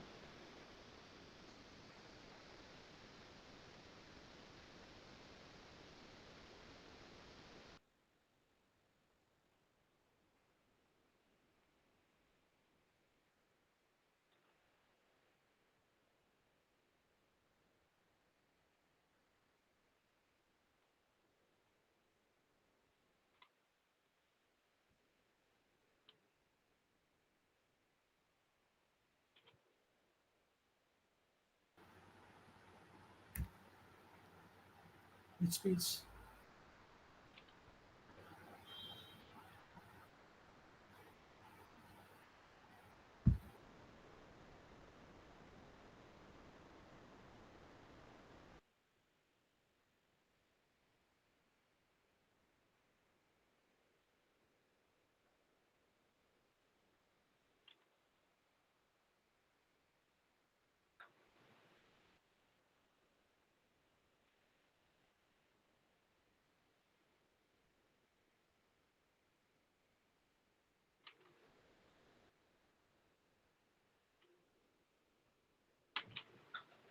Okay, this thing, difference between organizational culture and climate.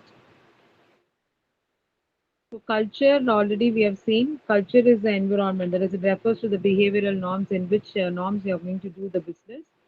And organizational climate is the person there is in there is what are the perceptions in which you are going to do a business. So culture is the behavioral norms and climate is the perception of persons whoever is working in the organization in what perception they are going to work.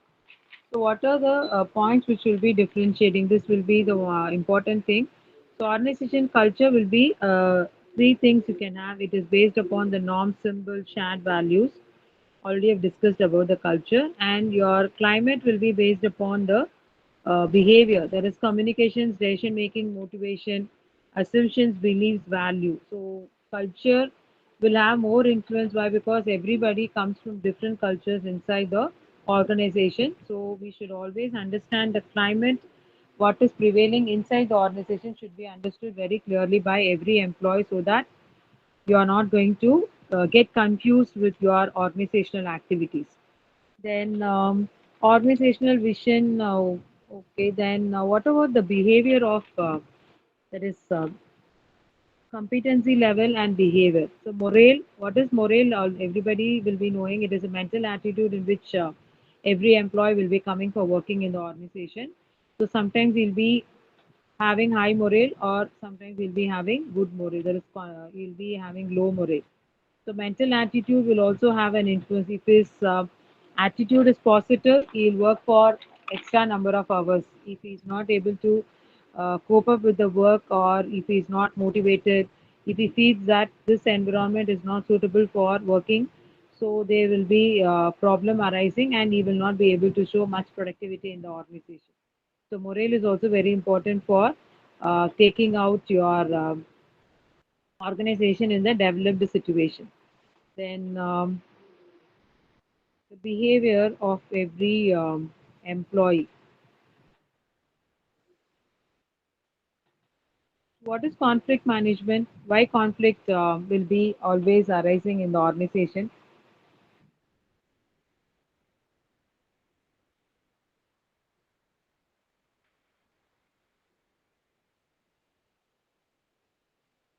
Conflict. What is conflict? Conflict between two employees or conflict between the supervisor and the subordinate?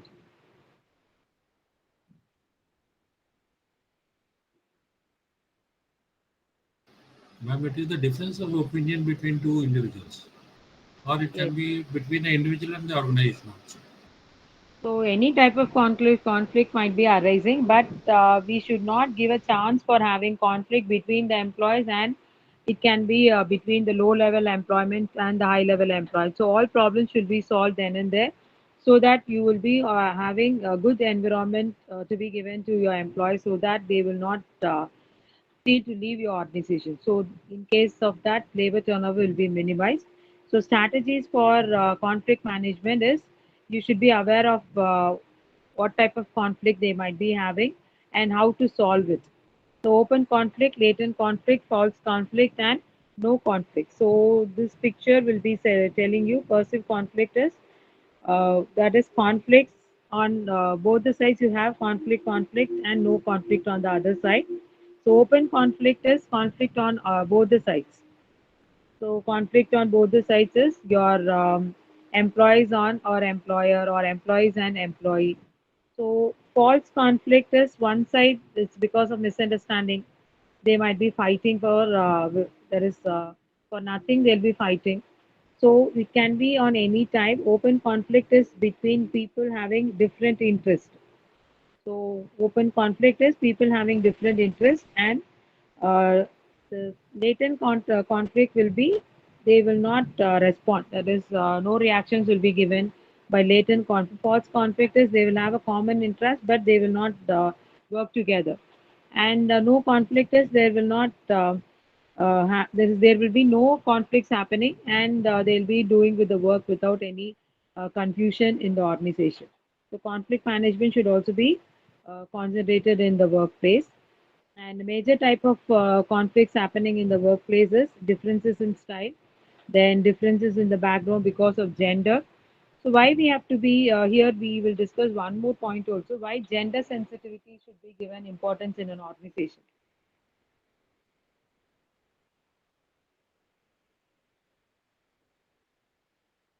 Differences in background or differences in gender, is it it must be given or it must not be given?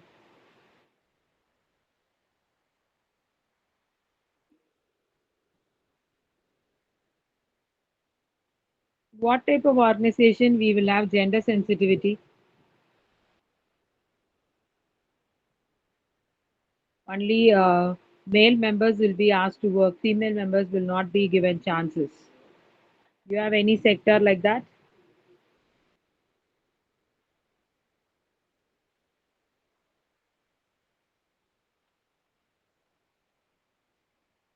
Any power plant or factory? Yes, factories in which heavy works, if it is to be extracted from the employees, that those fine work cannot be given to the female employees. But even some peculiar cases are there. Even some females will be given, irrespective of the gender, certain tasks they will be taking up. For example, in wrestling, also females are entering.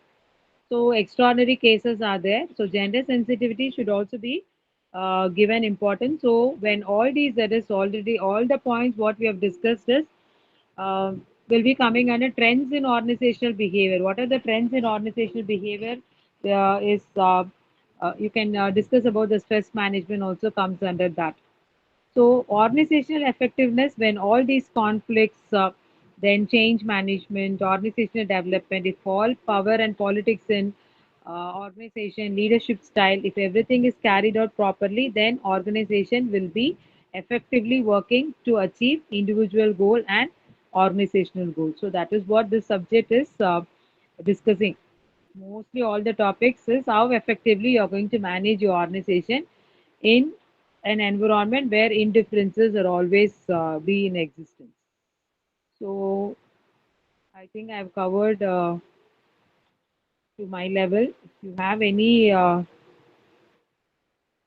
doubts, I will tell you the, sorry, I will send the PPT. You can use it for your exam point of view.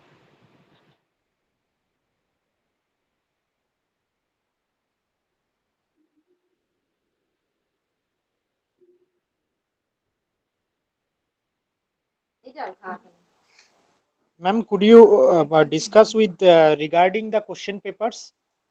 We want to know that how many questions are conducted, and each question marks. That's like. So you'll have one question per case study, 20 marks. Okay. And that case study, you one situation, what is happening in the company, in an organization will be given, and you will be asked with 4 or 5 questions depending upon the case given. So you have to analyze, you have to study how you will answer the question for a case study. For example, you are given a case relating to stress management.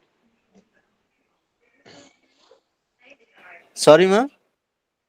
For example, if you are given a case relating to stress, an employee is stressed by all the activities, is stressful.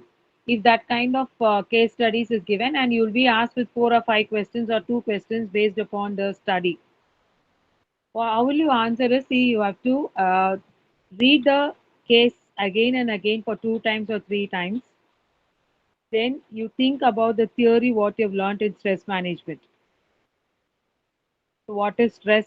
What are the types of stress? And you can even find out what kind of stress the particular person is facing and explain what is that type he has faced. And you have to give a solution for it.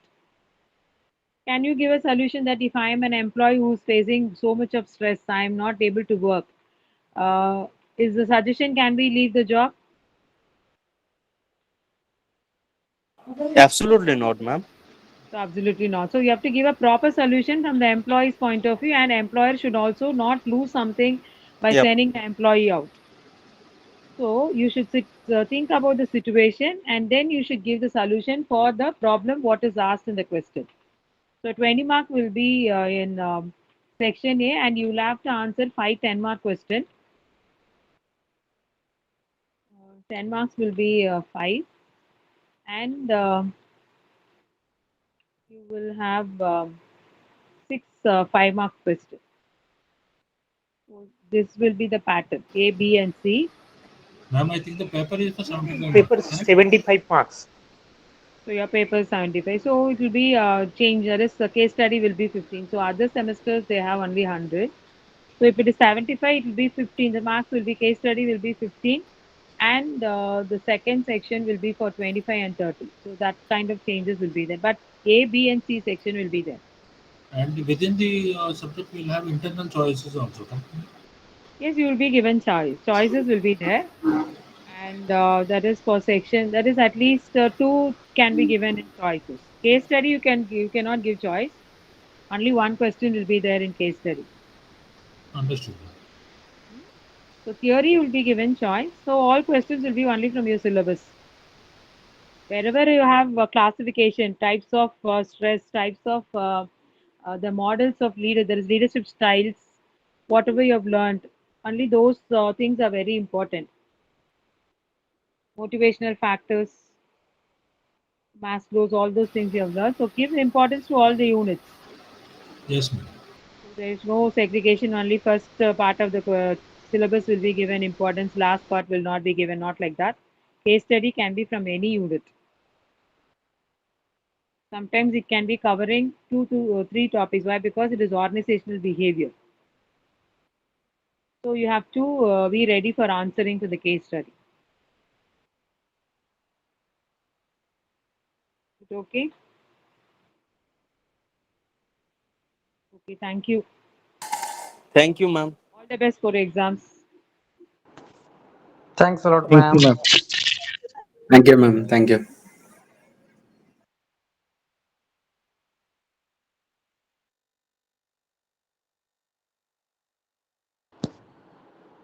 Shall you now will pack up?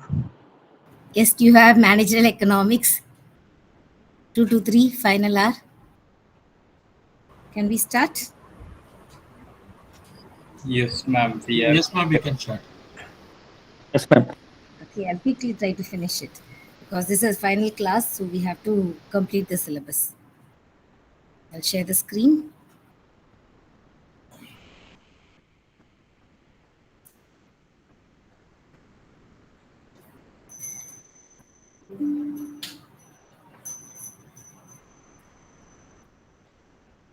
We started with markets, right? Market is the place where a large number of buyers and sellers meet together to exchange goods and services. This is what we started yesterday. And before that, revenue. I think yesterday there was a small issue because few said the PPT was not visible. So when we spoke about revenue, why revenue in the sense? Because we are going to speak about producers equilibrium. That is an important concept in order to check the for profit maximization. Okay, so this producers equilibrium Or the profit maximization condition is nothing but where a producer has to stop his production. The condition is, I'm just writing the condition because in market we'll be speaking about this. So where marginal revenue is equal to marginal cost. As long as marginal revenue is greater than cost, because yesterday we spoke about revenue and cost, right? Profit is equal to revenue minus cost, we said. Revenue greater than cost is profit, revenue less than cost is loss, and revenue equal to profit is break-even point. This one, as long as marginal revenue is greater than marginal cost, he can produce. He should stop in a place when marginal revenue equals marginal cost, because that will give you the maximum profit. He has to stop, and he wants to produce more. It might not lead to profit. So that is the rule for profit maximization as well as producers equilibrium, because we speak about that over here. And moving on to market. Market is a place where large number of buyers and sellers meet each other and exchange goods and services. This market, mainly yesterday we said that there are two types of market. One, where a seller can actually sustain in a market by having the same price. He have to take the price, that's all. And the second type of market is, I'll show you the word which I typed. Yeah, I think, is it the word, is the document clear? A table which I'm having over here, can you see it? Yes, ma'am. Yes, ma'am. Yes, ma'am. Okay, this is for revenue. Because yesterday I typed this only in the board and few said you are not able to see it. This is what it is. So here you can see price in one type where they reduce the price to sustain in the market, and the other type, and the other case, the price remains the same. So P into Q will give you total revenue. So you can try to calculate this. P into Q is total revenue, and marginal revenue, how you can calculate total revenue at nth unit minus total revenue at n minus 1th unit. Okay, so have you taken down the table? Can I move on to PPT? Yes, ma'am. Okay, thank you. So moving on, this is what we are seeing. Is we are speaking about market, and you know what is market condition? Producers equilibrium, where they like to produce more. They have to produce more as long as M's marginal cost should be less than marginal revenue. As long as cost is less than marginal revenue, he can keep producing more because it will increase his profit. At one place, when marginal revenue equal to marginal cost, he should stop production. The reason is when marginal cost is greater than production, what happens? Marginal revenue. Then obviously it will lead to loss. So this is a condition. I don't know whether it's in the textbook. So take down this condition. This is profit maximization condition. And then we spoke about different types of market. One is perfect competitive market, and another one is imperfect market, meaning that there's no it's not perfect. So what is this perfect competitive market? Here where there are large numbers of buyers and sellers who sell homogeneous goods. Can you see this slide? Over here, I've written the key points of the characteristics of each and every market, just 5 to 6 points. Again, I'm insisting, just read these 5 points. It's more than, because these are the key points of that particular market, and it is enough to write these things. So what did we say? It is perfect competitive market where large number of buyers and sellers are there who sells homogeneous goods. So large number of buyers, and no individual buyer can influence the market. And there are large number of sellers also. And the third point will be homogeneous goods. And then here they have perfect knowledge about the price because the firm is a price taker. The example I can give: milk or orange, or even rice, because anywhere it is the same. So this we can call it as a we can give it as an example for perfect competitive market. And here no government is influencing over, cannot interfere it. Anyone can come and anyone can put the market, anyone can go. So but he is a price taker. He cannot make the price, because if I raise the price, there'll be another person who sells with a low price, and the entire consumer can go to him and get the product. So if I want to get down to the market and sell the commodity or sell the product which was in my garden, I feel like, yes, this time the harvest is more, so I'm getting down to sell it. I have to sell it according to the market price. I cannot raise the price. Then no one will be there to buy my product. So I'm a price taker. And this next point I said, it is homogeneous good. And revenue over here. Here, in this perfect competitive market, you have, this is a price, revenue. If I'm going to speak about revenue curve, actually the revenue curve is parallel to your x-axis. So this is AR curve, we call it as price curve, we call it as marginal revenue curve. All three are the same. Okay, so did I leave my mobile? Ma'am, what is AR, ma'am? Average revenue curve, average revenue. Okay, okay. Average revenue. And here another thing is display. It is perfectly elastic. Next point will be this is a revenue curve, and next point will be it is perfectly elastic. So only it has this shape. You remember elasticity? Perfectly elastic. Here in all these market we'll be speaking about elasticity. In all these market we'll be speaking about elasticity. So it is perfectly elastic. And then finally we have producer's equilibrium. Producer's equilibrium. Producer's equilibrium, two condition will be there. One, MR is equal to MC, and condition 2 will be MC should cut MR from below. Should cut MR from below. Going down. See, this will be the standard condition for producer's equilibrium. First condition, MC equal to MR, and second condition, MC should cut MR from below. So can you see this? This is the condition. So this is your price, and this is your demand and supply, which intersects each other over here. And to speak about profit, okay, in this curve I'm telling to speak about profit, what is the total revenue? TR is equal to P into Q. So this is the price and this is the quantity. So P into Q will be your revenue. Profit is revenue minus cost. So we should have a cost curve here to speak about revenue minus cost. Okay, when we come to this graph, I'll tell you how there is a whether they have a profit, loss, or shutdown rule, or it is a break-even point. Then next thing will be this is done. And over here what happens is, this is your individual curve, and there's a firm. When you go to the firm, what happens is, in perfect competition market only, we have short run, we have even long run. What happens in short run as well as long run? Assuming you are having you are supplying milk, okay, you have enough milk, so you are supplying milk to the people, and you found that yes, you can sell more, it is giving much revenue. So what happens is, people on seeing someone on seeing you, they are thinking, okay, yes, we can also do the same thing, and we can supply milk to the firm like him, and we can get more profit. Once, see, only you're supplying and you're getting enough money. So on seeing you, when other people also started supplying, what exactly happens is, the supply shifts, because there are more supplier who supplies the same commodity for the same price. He is having more.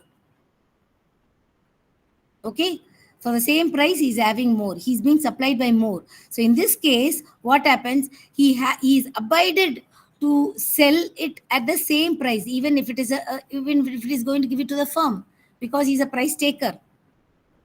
So these are the key points, and this is the graph. There are many things over here. Quickly, I'll try to tell you. So here, what happens here, when MR should cut MC, when MR cuts MC, which is MR? This is MR.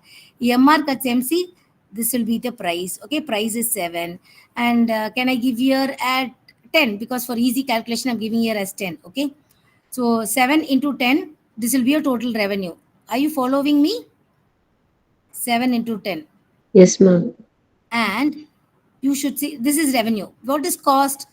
The cost is over here. Okay, cost cuts it at this point. Can you see this point? I'm trying to draw this point. And assuming this is 5. So 5 into 10 will be 50. So his profit is revenue minus cost will be 20. So this will be, so the entire thing minus this portion, this will be his profit.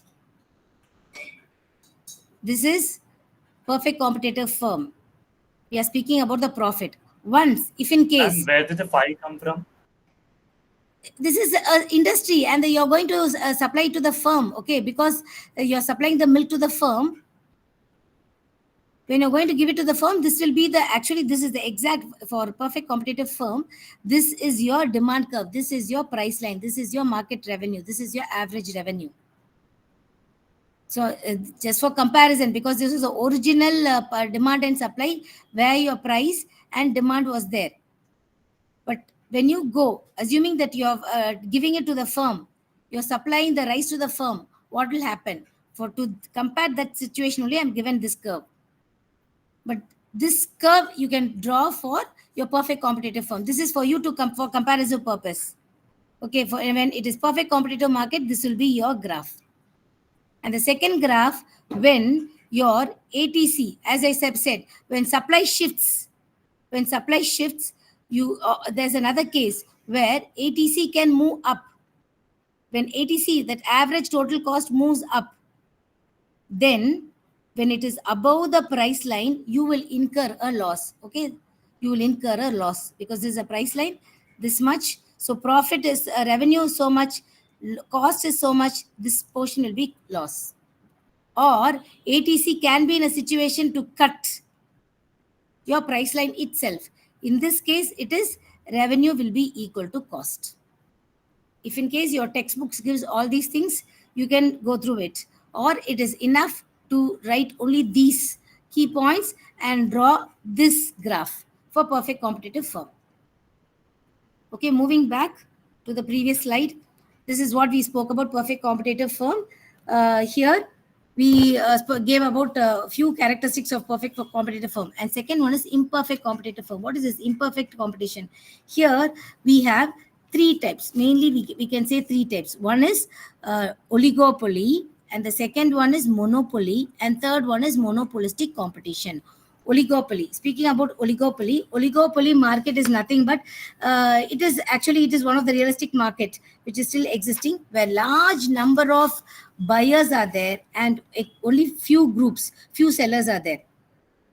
Few sellers will be here who can control the price because they are selling, right? And in this case, you have interdependency in decision making. We are speaking about oligopoly market. Oligopoly market, we have interdependency in decision making. That is, imagine in your city, you have few areas, okay? Few areas, you're having few sellers there. So what these few sellers, only these few sellers are selling that particular commodity. Anyone can buy only with these few sellers. So what happens, as I said, there is an interdependency in decision making. Suddenly, one of the seller can try to reduce the price. When the fall in price will be followed by, what happens? Immediately, he'll capture the entire market. Immediately, most of the consumers go there to get it because there is much less than when compared to other people, other area people. If they feel it is cheap, they go there and get it. Looking at this, the other firms are also expected to reduce their price. So what happens here? When the demand curve is like this is price, this is quantity demanded. And when the demand curve is like this, suddenly there will be a twist in the demand curve because there are more people who went and got to the particular seller. And the rest of the sellers are now supposed to follow the original one. They will also follow the price cut. So what happens? This portion, we call it as kinked demand curve. KINKED. This is an important question where kinked demand curve is always often asked in competitive exams. Where in which market you find this kinked demand curve? It is oligopoly market. What is this oligopoly market? Yes. Madam, please repeat this concept again. Kinked demand curve. Kinked Yes, means simple English. It is a twist. Okay, so see perfectly everything is going on smoothly. The sellers are selling in each area, everything is fine. Suddenly one seller, he might have this attitude. Oligopoly always has. I'll give you an example after this. So the attitude, like he will try to reduce the price. Once that one seller reduces the price, what will happen? The other sellers, they might, they will have to cope up. They will have to go follow his price strategy only, or else they'll be losing the market, right? Because he's reducing the price and he has captured the entire market. The other people, they have to reduce the price and follow the strategy of the one who have reduced the price. So here in this market, there's indeterminate demand curve. Demand curve, we cannot say it is elastic, inelastic, or it is perfectly elastic, perfect. No, nothing can be done, because as I said, there will be a twist over here because of the behavior of the particular seller. I'll be giving the example here. As I said, there are few sellers. The sellers can control the market supply. Since that one person is doing it, the interdependency in the decision making will make the other sellers also to reduce the price. So over here, what you can see is 80% of the oligopoly market, they spend on advertisement expenditure. Whenever you open the television, what you can see a car advertisement, big brands of milk, and then what else? The cell phone. When 4G or 5G, any plan, there is a price reduction in one plan, immediately the other companies also try to follow it. So this is a true market. না এই তো এখনো Yes. পর্যন্ত class করা ছাড়া পরীক্ষা বলে দম বন্ধ। Please, someone. Okay, so we are speaking about oligopoly market, and you can. This is a real market, real existing market, where, as I said, 80% they spend on advertisement expenditure. So real, anytime you open your TV, you can see the advertisement for car, or for milk, or for cell phones. All these are example of oligopoly market. Okay, so this is oligopoly, characteristics of oligopoly. As I said, there are very large buyers and very few sellers. So, and large buyers, actually, you know that they cannot influence the market demand. And then there's an interdependency in decision making, high barriers to entry, because as I said, advertisement expenditure is more. There are few large sellers. Understand the term called large cell phone, because why? The investment is more, and then pricing strategy is there, and they have high barriers to entry. As I said, because of few investment is required over here, and advertisement expenditure here, indeterminate demand curve. Okay, moving on to the next, we have monopoly market. What is monopoly market? Monopoly, you know, monopoly is very common term, everyone knows about it. It is a single seller, one single seller or one producer having no substitute products. He's got no close substitute for the product which he's selling.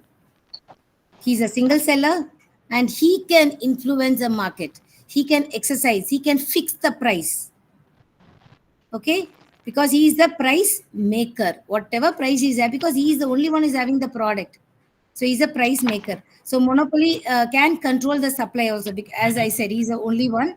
And the important features of monopoly, what you can see here, he's a single seller and there are large number of buyers. He's a price taker, sorry, he's a price maker. Who monopoly is a price maker. And here one exactly, there's one point over here. What is it? Price discrimination, it occurs in monopoly market. What is this price discrimination? Price discrimination, there is a discrimination in the price. What is this price discrimination? Same product, if you go, you can get the same product in different places with different price. Example, the destination point is the same, flight, but there is a different category. Economy class is there, business class, or the other lower one. So but the destination is same with train or bus. You have student pass, you have old age, senior citizen, you have a normal ticket, but the destination point is the same. Are you getting it? This is price discrimination. So I'm having it in this slide. There are 3 different degrees of price discrimination. I think it is also given in your textbook. So, but I've given it an example. So later when I share the PPT, you can have a look at it. And then we have done with monopoly. Then we have monopolistic and monopoly. Yeah, monopoly we are speaking. What happens to monopoly? Can you see the graph which I'm drawing here? Red color?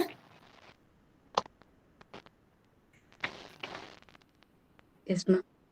Thank you. See, it is more inelastic.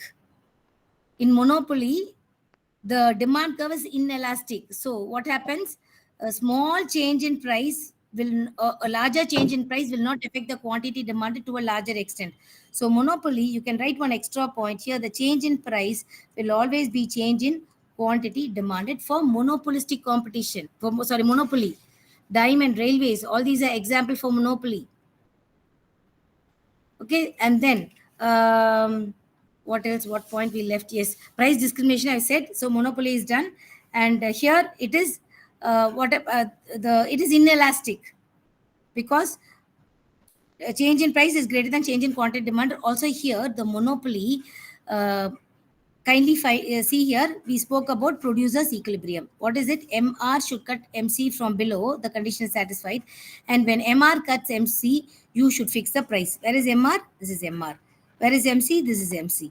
This point I'm drawing, can you see the point? I'm going up to the demand curve. This is demand curve. AR is a demand curve of producer. And then this is a price line. So this will be the price.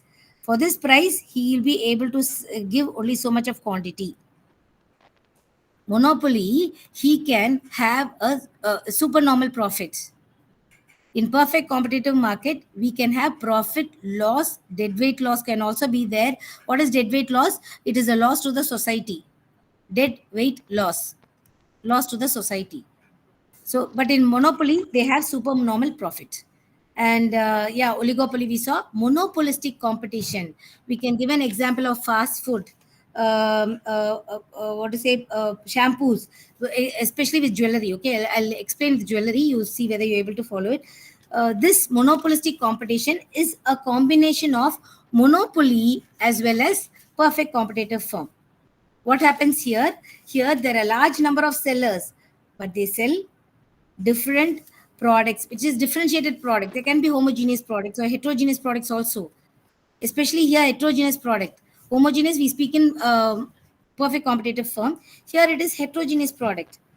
And they have a few surprises. When you get into the shop only, you know, yes, they give some reduction for per gram, or they give some gifts. Or you buy this soap, it is 50 gram extra, or a 1-for-1 offer. So here, this monopolistic competition, actually we are speaking about monopolistic competition. Monopolistic competition, it is again I'm speaking, is it is a combination of monopoly and perfect competitive firm. They have a control over price. They can control the price. And advertisement, here also advertisement expenditure will be more. In this case, if I have to draw the curve, this is price, this is quantity demanded, and what happens here, it will be flatter, in the sense it is elastic. So what is it? A small change in price will attract the quantity demanded to a larger extent. So in advertisement, they're giving an advertisement, you buy today is an offer, so you can get this extra. So that is monopolistic competition, where here delta P will be less than, change in price will be less than change in quantity demanded. We have already seen this in elasticity, which is greater than 1.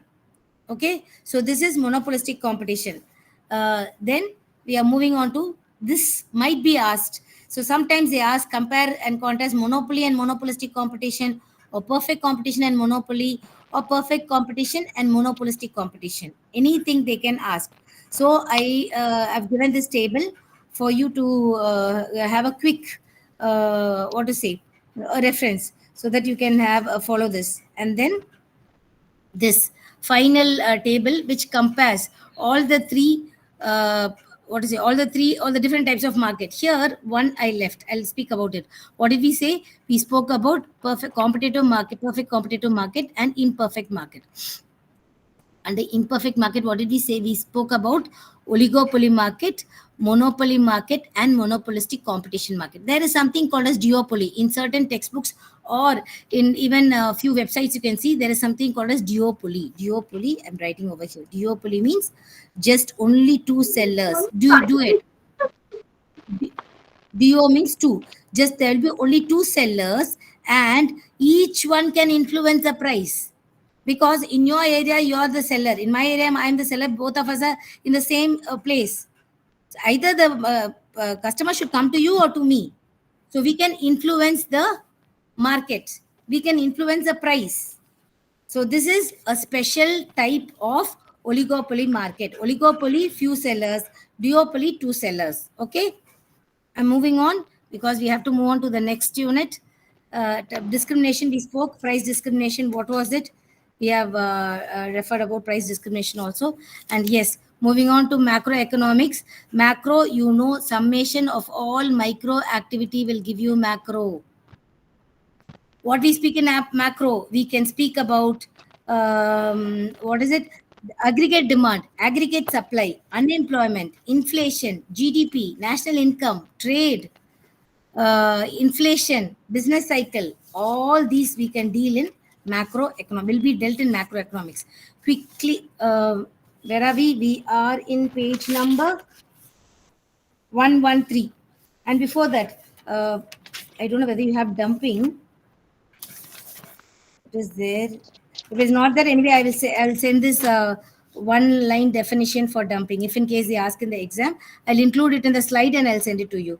Dumping is nothing but when the goods, when you sell overseas, okay, it is less than the home country. When you sell a product which is less than the home country demand and the world market, you are you're selling the product with a less price when compared to home country, then we call it as dumping. I'll send this one line definition to you if in case they ask. And then now we are moving on to national income, macroeconomics, page number 113. Okay, why macro means it measures the health of the economy, it fixes the problem, it frames the policy. Because government is playing a vital role. What is the role of government here? Planning, social welfare. Okay, and then what is national income? National income is very simply income of a nation. National income is income of a nation. I'll see whether you're having it in your textbook. Can you follow? Page number 113. We're moving on to 114. Yes, ma'am. Yeah, 115. So national income. What is national income? Income of a nation. One line definition I'm giving. Income of a nation. And it can be measured by GDP, GNP, NNP, NDP. So all these four will be seeing. Yeah, national income is total income generated in a country. And what is GDP? GDP means domestic, gross domestic product. First, what is gross? Gross means total. Okay. And what is gross domestic product? Gross domestic product is the total value of all final goods and services produced in the domestic territory of a country. In your country, in the domestic territory of a country, you are going to give the value of final goods and services. The value of final goods and services, which is total value. The definition goes like this: the total value of final goods and services produced in an domestic territory of a country at a given point of time. And GNP will be, what is it? GDP. Okay, GDP, gross domestic. And GNP is national. What is national? Produced by the residents of the country. There can be Indians who go to abroad and work there. There can be foreigners who come to India and work here. Okay, the foreign nations who work in India are there, Indian working abroad. So the first definition says gross domestic product, meaning people are working, whoever works within the domestic region, their final value of goods and services, I'm calculating, it is said to be national income. In the second case, national, gross national product.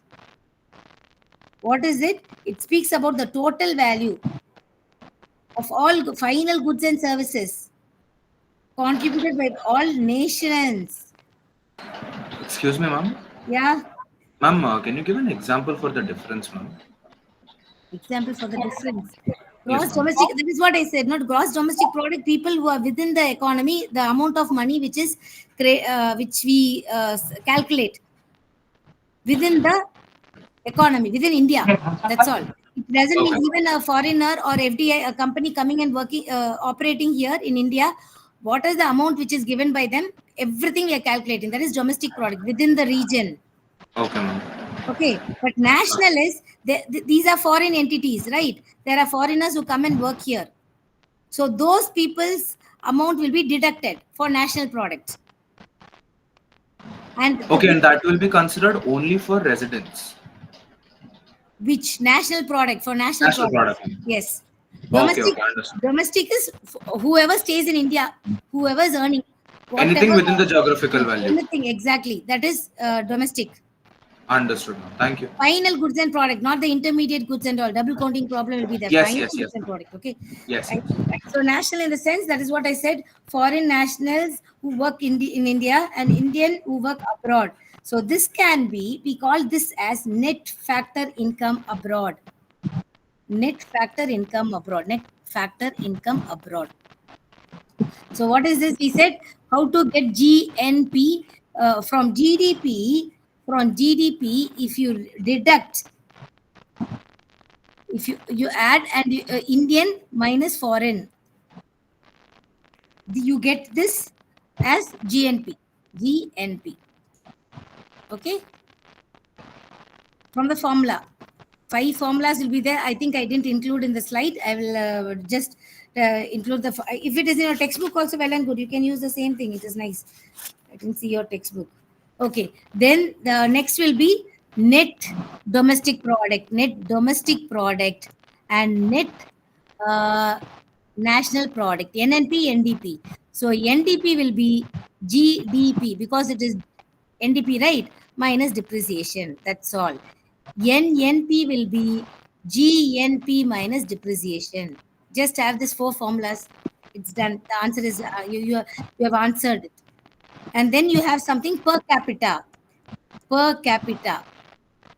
Anything. If it is GDP divided by population, it is per capita gross domestic product. If it is GNP divided by population. So anything divided by population, even pollution divided by population, it is per capita pollution. Per head, how many people are polluting it? So GDP divided by population means what is the earning from per head. Okay. So, and there are 3 important ways how the GDP is being calculated. The national income is being measured. We have income method, we have expenditure method, we have output method. Income method, income of individual who are employed in the business, in form of business, like the basic factors of production from where the income is being generated. Expenditure method involves in production of goods and services.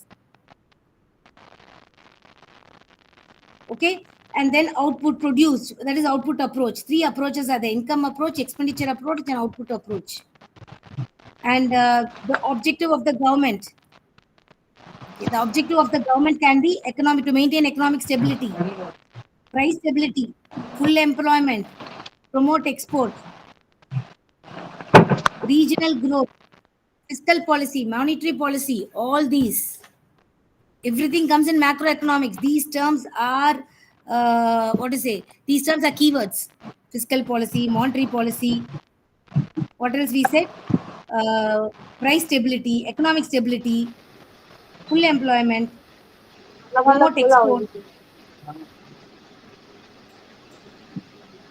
We have limited time, please. That's all. I should finish it. So unemployment. Unemployment, you know what is unemployment? It's a situation where a person is capable of working, but he's not able to work. He's not getting the job, the right job, right time.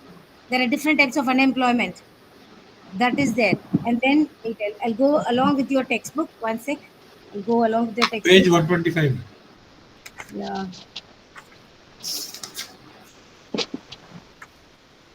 Page 125. Okay. Okay, thank you. So employment and unemployment is there. And then these things with a few statistics. What is the employment, current employment rate or unemployment rate, male employment, female employment? In macro, basically, they can ask general things. In macro, basically they can ask generally. So have an idea about Indian economy. Have an idea about the current situation. Okay, the news. So that you can definitely answer it. There are few terms. I'll give it in single line. These terms: what is fiscal policy, monetary policy, business cycle, everything. In spite of that, if you have a better idea about the current scenario, you can answer the macro questions. Okay. So then, what is this business cycle? Business cycle is nothing but actually the it's in the economic progress. The what to say? It is the movement. This business cycle will influence the business decision. It is like a movement of a pendulum. They have ups and downs. It is the economic activity which faces fluctuations at more or less regular intervals. They can have ups and down swings. It is prosperity will be there, boom will be there, depression, recovery. So it is more or less like a swing, the pendulum, okay, the swing of a pendulum, and the movement of one direction tends automatically to generate the movement in the opposite direction. The period of business prosperity, it alters within the period of depression. So once depression is reached, recovery starts too soon, and soon grows into boom or prosperity. At the peak of the boom, recession grips the economy, and it will soon slide into depression. So these are the four phases: recovery, boom, recession, depression. It influences actually the business decision. And there are certain advantages and disadvantages over here also. They help if you want to take the advantage here.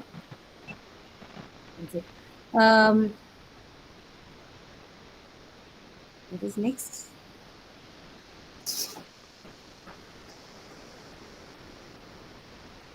Here, actually, the monetary policy and fiscal policy plays a vital role in this business cycle.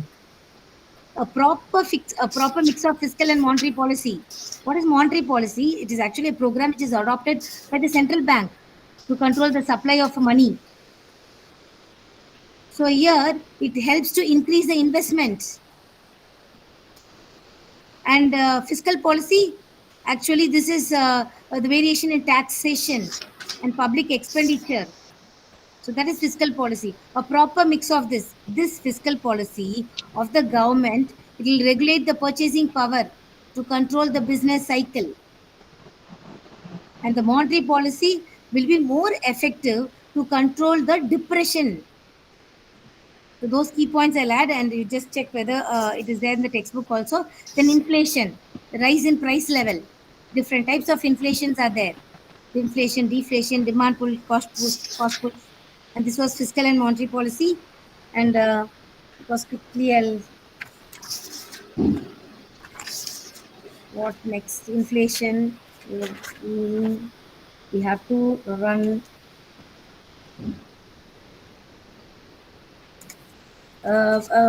Yeah, demand pull and cost push.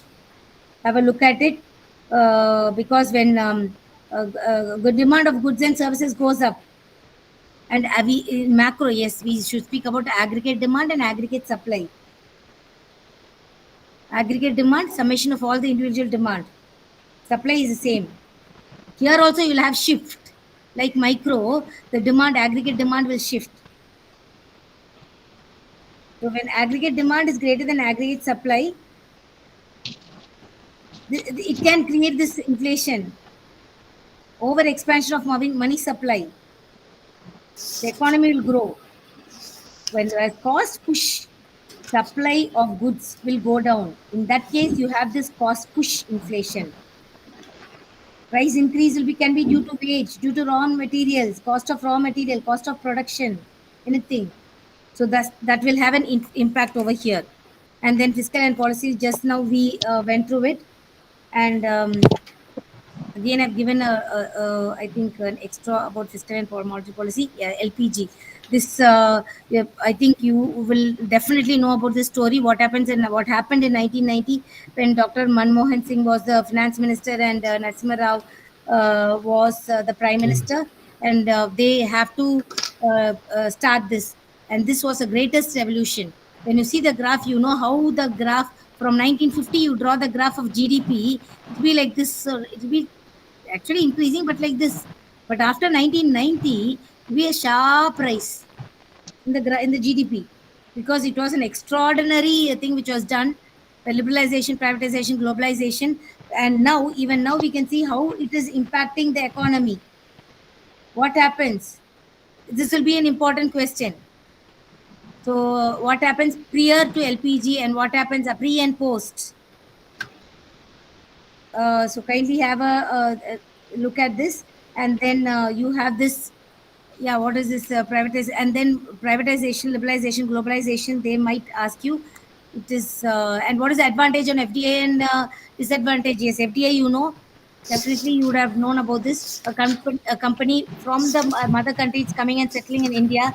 There are two cases. Why do they settle here? One, they will target the market. India is a very big market. It has a big economy. There's a lot of potential.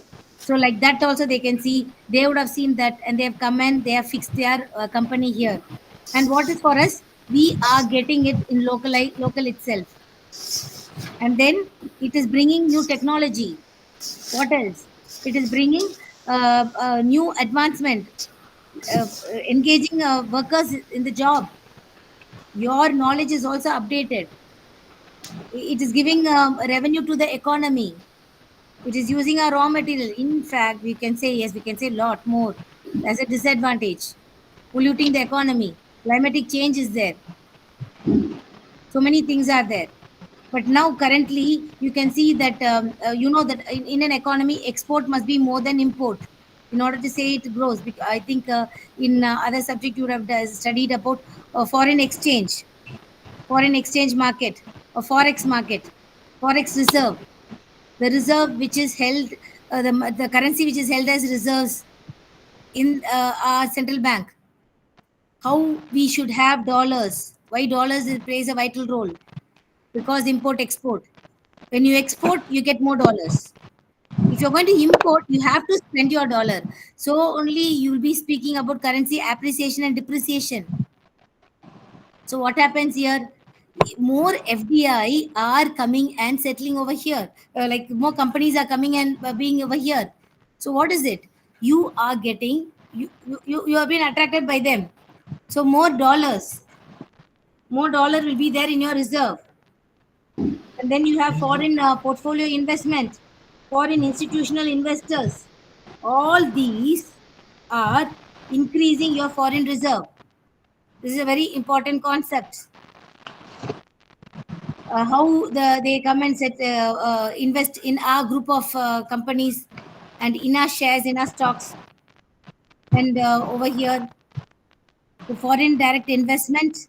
Kindly have a current scenario. See what is happening currently. What is in which sector it is attracting more, and about green economy.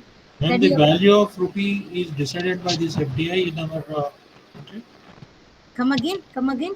The value of rupee against the dollar. Value of rupee and okay. Against the dollar is decided by this FDI. Is it so? Yes, ma'am. You think so? Yes, ma'am. Then that becomes pure politics. So we cannot speak about that in class. Okay. Okay. So yeah, you have a look at this. But this is old one, which I think 5 to 6 years back when I prepared the slide. I'm having this. Kindly have a look at the current budget scenario. Okay, you can be asked in a question, or you can be asked to in a case study also. So have a look at the current budget and about the 5-year plan. These are macro questions which are expected. So about the 5-year plan, and currently you know about the sustainable development goal, green energy, green investment. So all these are currently which is being speaking. So sustainable development goals, I don't think I'm having the slide here. About 17 goals are there. What happened, when it did start, and how many countries are over there? Currently there must be 224 or 225. When it started, it was 175. There are many countries involved, and all the 17 goals, they are trying to give the ranking. And what happens? India is always within 120 and 117. There are other countries who are occupying the top places, like Sweden, Denmark, Norway, Switzerland, because there they perform very well. The climatic, how importance they are giving for the climatic change to everything. All the 17 goals they're executing so well, so they're in the top 10 places. But there are people who are below us also. We are in 117 means, as I said, you 225 countries. What happens? There are people even below us. So kindly have a look at this SDG goal also. What is the Sustainable Development Goal? 17 goals. Because this is macro, you can be asked. And Sustainable Development Goal is a current topic. It's a current research topic. So have a look at it. And this was the previous case study, the old one. So anyway, I'm sharing it with you. Quickly have a look at the chapters. So this is the final class, so we have to finish it. I'm rushing up. I knew this, but since it's macro, the key points I'll be sharing. If you want, like with a single line, you can have a look at it and you can try to develop points on it, so that, because each and every chapter is topic is 2 to 3 pages. Kindly take the key points, and also the key points will be given in the front page also. So based on that, you can try to have your own answer. You can give your own answer, as well as the questions are given at the back of each and every lesson. So kindly go through the question, and in case you might get any case studies regarding this. So yeah, IT sector or something is given over here. FDI, FI, okay. Yeah, I think hurry burry, we have rushed. We have completed the syllabus. I knew this, but if in case you have any doubt, you can kindly send me your doubt so that we can. I'll send the answers in mail also. No issues. Please share the PPT. Definitely, I'll do it. I'll share the PPT so you have the look at the PPT. And as I said, this one is old, so new budget highlights. This will go through the new budget. Yeah. Have a look at the new budget and a 5-year plan till the end. So those things they can ask. And why did it? And mostly macroeconomic topics. What is the current inflation rate? What is GDP and what was it that debt to GDP ratio? That also they can ask. So I think I had it over here. Somewhere I wrote the point. Yeah, government debt to GDP currently in March 2024, it was 172.37. So more the debt, what happens? This is GDP. Higher the debt to GDP ratio, less likely the country will pay back its debt. So these are things which is currently existing. And about what to say, forex. Now I said no, foreign reserve. Foreign reserve. Actually, India is in the 4th position. It is something very nice. Ma'am, I just wanted to confirm one thing. Yeah, I'm in the line only, but someone is in between. Yeah, you speak. I'm listening to you. Yes, ma'am. So when you said government debt to GDP, it is what is, who do they have to pay back from? Is it the IMF? Yeah, government. Yeah, we are borrowing, right? World Bank. From whom, ma'am? Exactly. No, from the World Bank only, from IMF only we are buying. We are borrowing. Okay. So much of debt is there. Per capita debt also you can calculate. Okay, How ma'am. much debt is there? I'm giving this as an example for you. If in case you get a case study.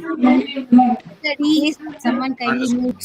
One sec, wait. I'll come to the other side and I'll mute.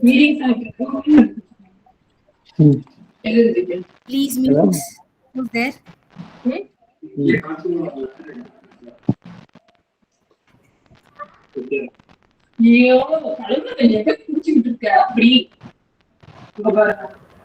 Ma'am, next week do we have classes, other classes? Satish Kumar. I don't know, but I think this is the last class for me. I'm not sure about others. Satish Kumar, kindly mute, please. I'm not able to mute. I don't think I have the control. I cannot remove He him. muted, ma'am. Okay, thank you. Okay, so your what to say about your exams? Do well, and you can send your questions if in case you get stuck up in any of the topic. So that definitely I'll share, and I'll share the PPT also. Already, few have given their mail ID. So kindly try to see or put it in the group which you are, so that the rest of the people Yes, are also ma'am. getting the You PPT. you have already shared some Yeah, topics. only first I think first Yes, unit with little yes, extra inputs I've given. So yes, whatever I feel, yes, this can be asked, I'll give that question because I'm not sure. I don't know anything about internal nor external. So I'll be sending it, and it is for 75 marks, I believe. And you might be definitely there is a case study. It is not only for my subject. For all the subjects, you have a case study for 15 marks. Please do not avoid the case study. Okay, right? If you leave it, you'll be losing your marks. This is a general advice anytime I give to any of the students. So do not avoid the case study. It is compulsory to be written, so don't avoid it. First thing, sometimes they might look at the case study whether you have attended it, or else they will lose interest. So you have to write something in the case study. The questions which are given, more or less, it will be, you can replicate it from the text itself. The scenario will be given, the questions will be given, you'll be able to understand it. So try to take it from the question and try to give an answer. Any answer. Got it? So that you'll be getting the marks. And I think they'll be giving enough, what to say, choices will be there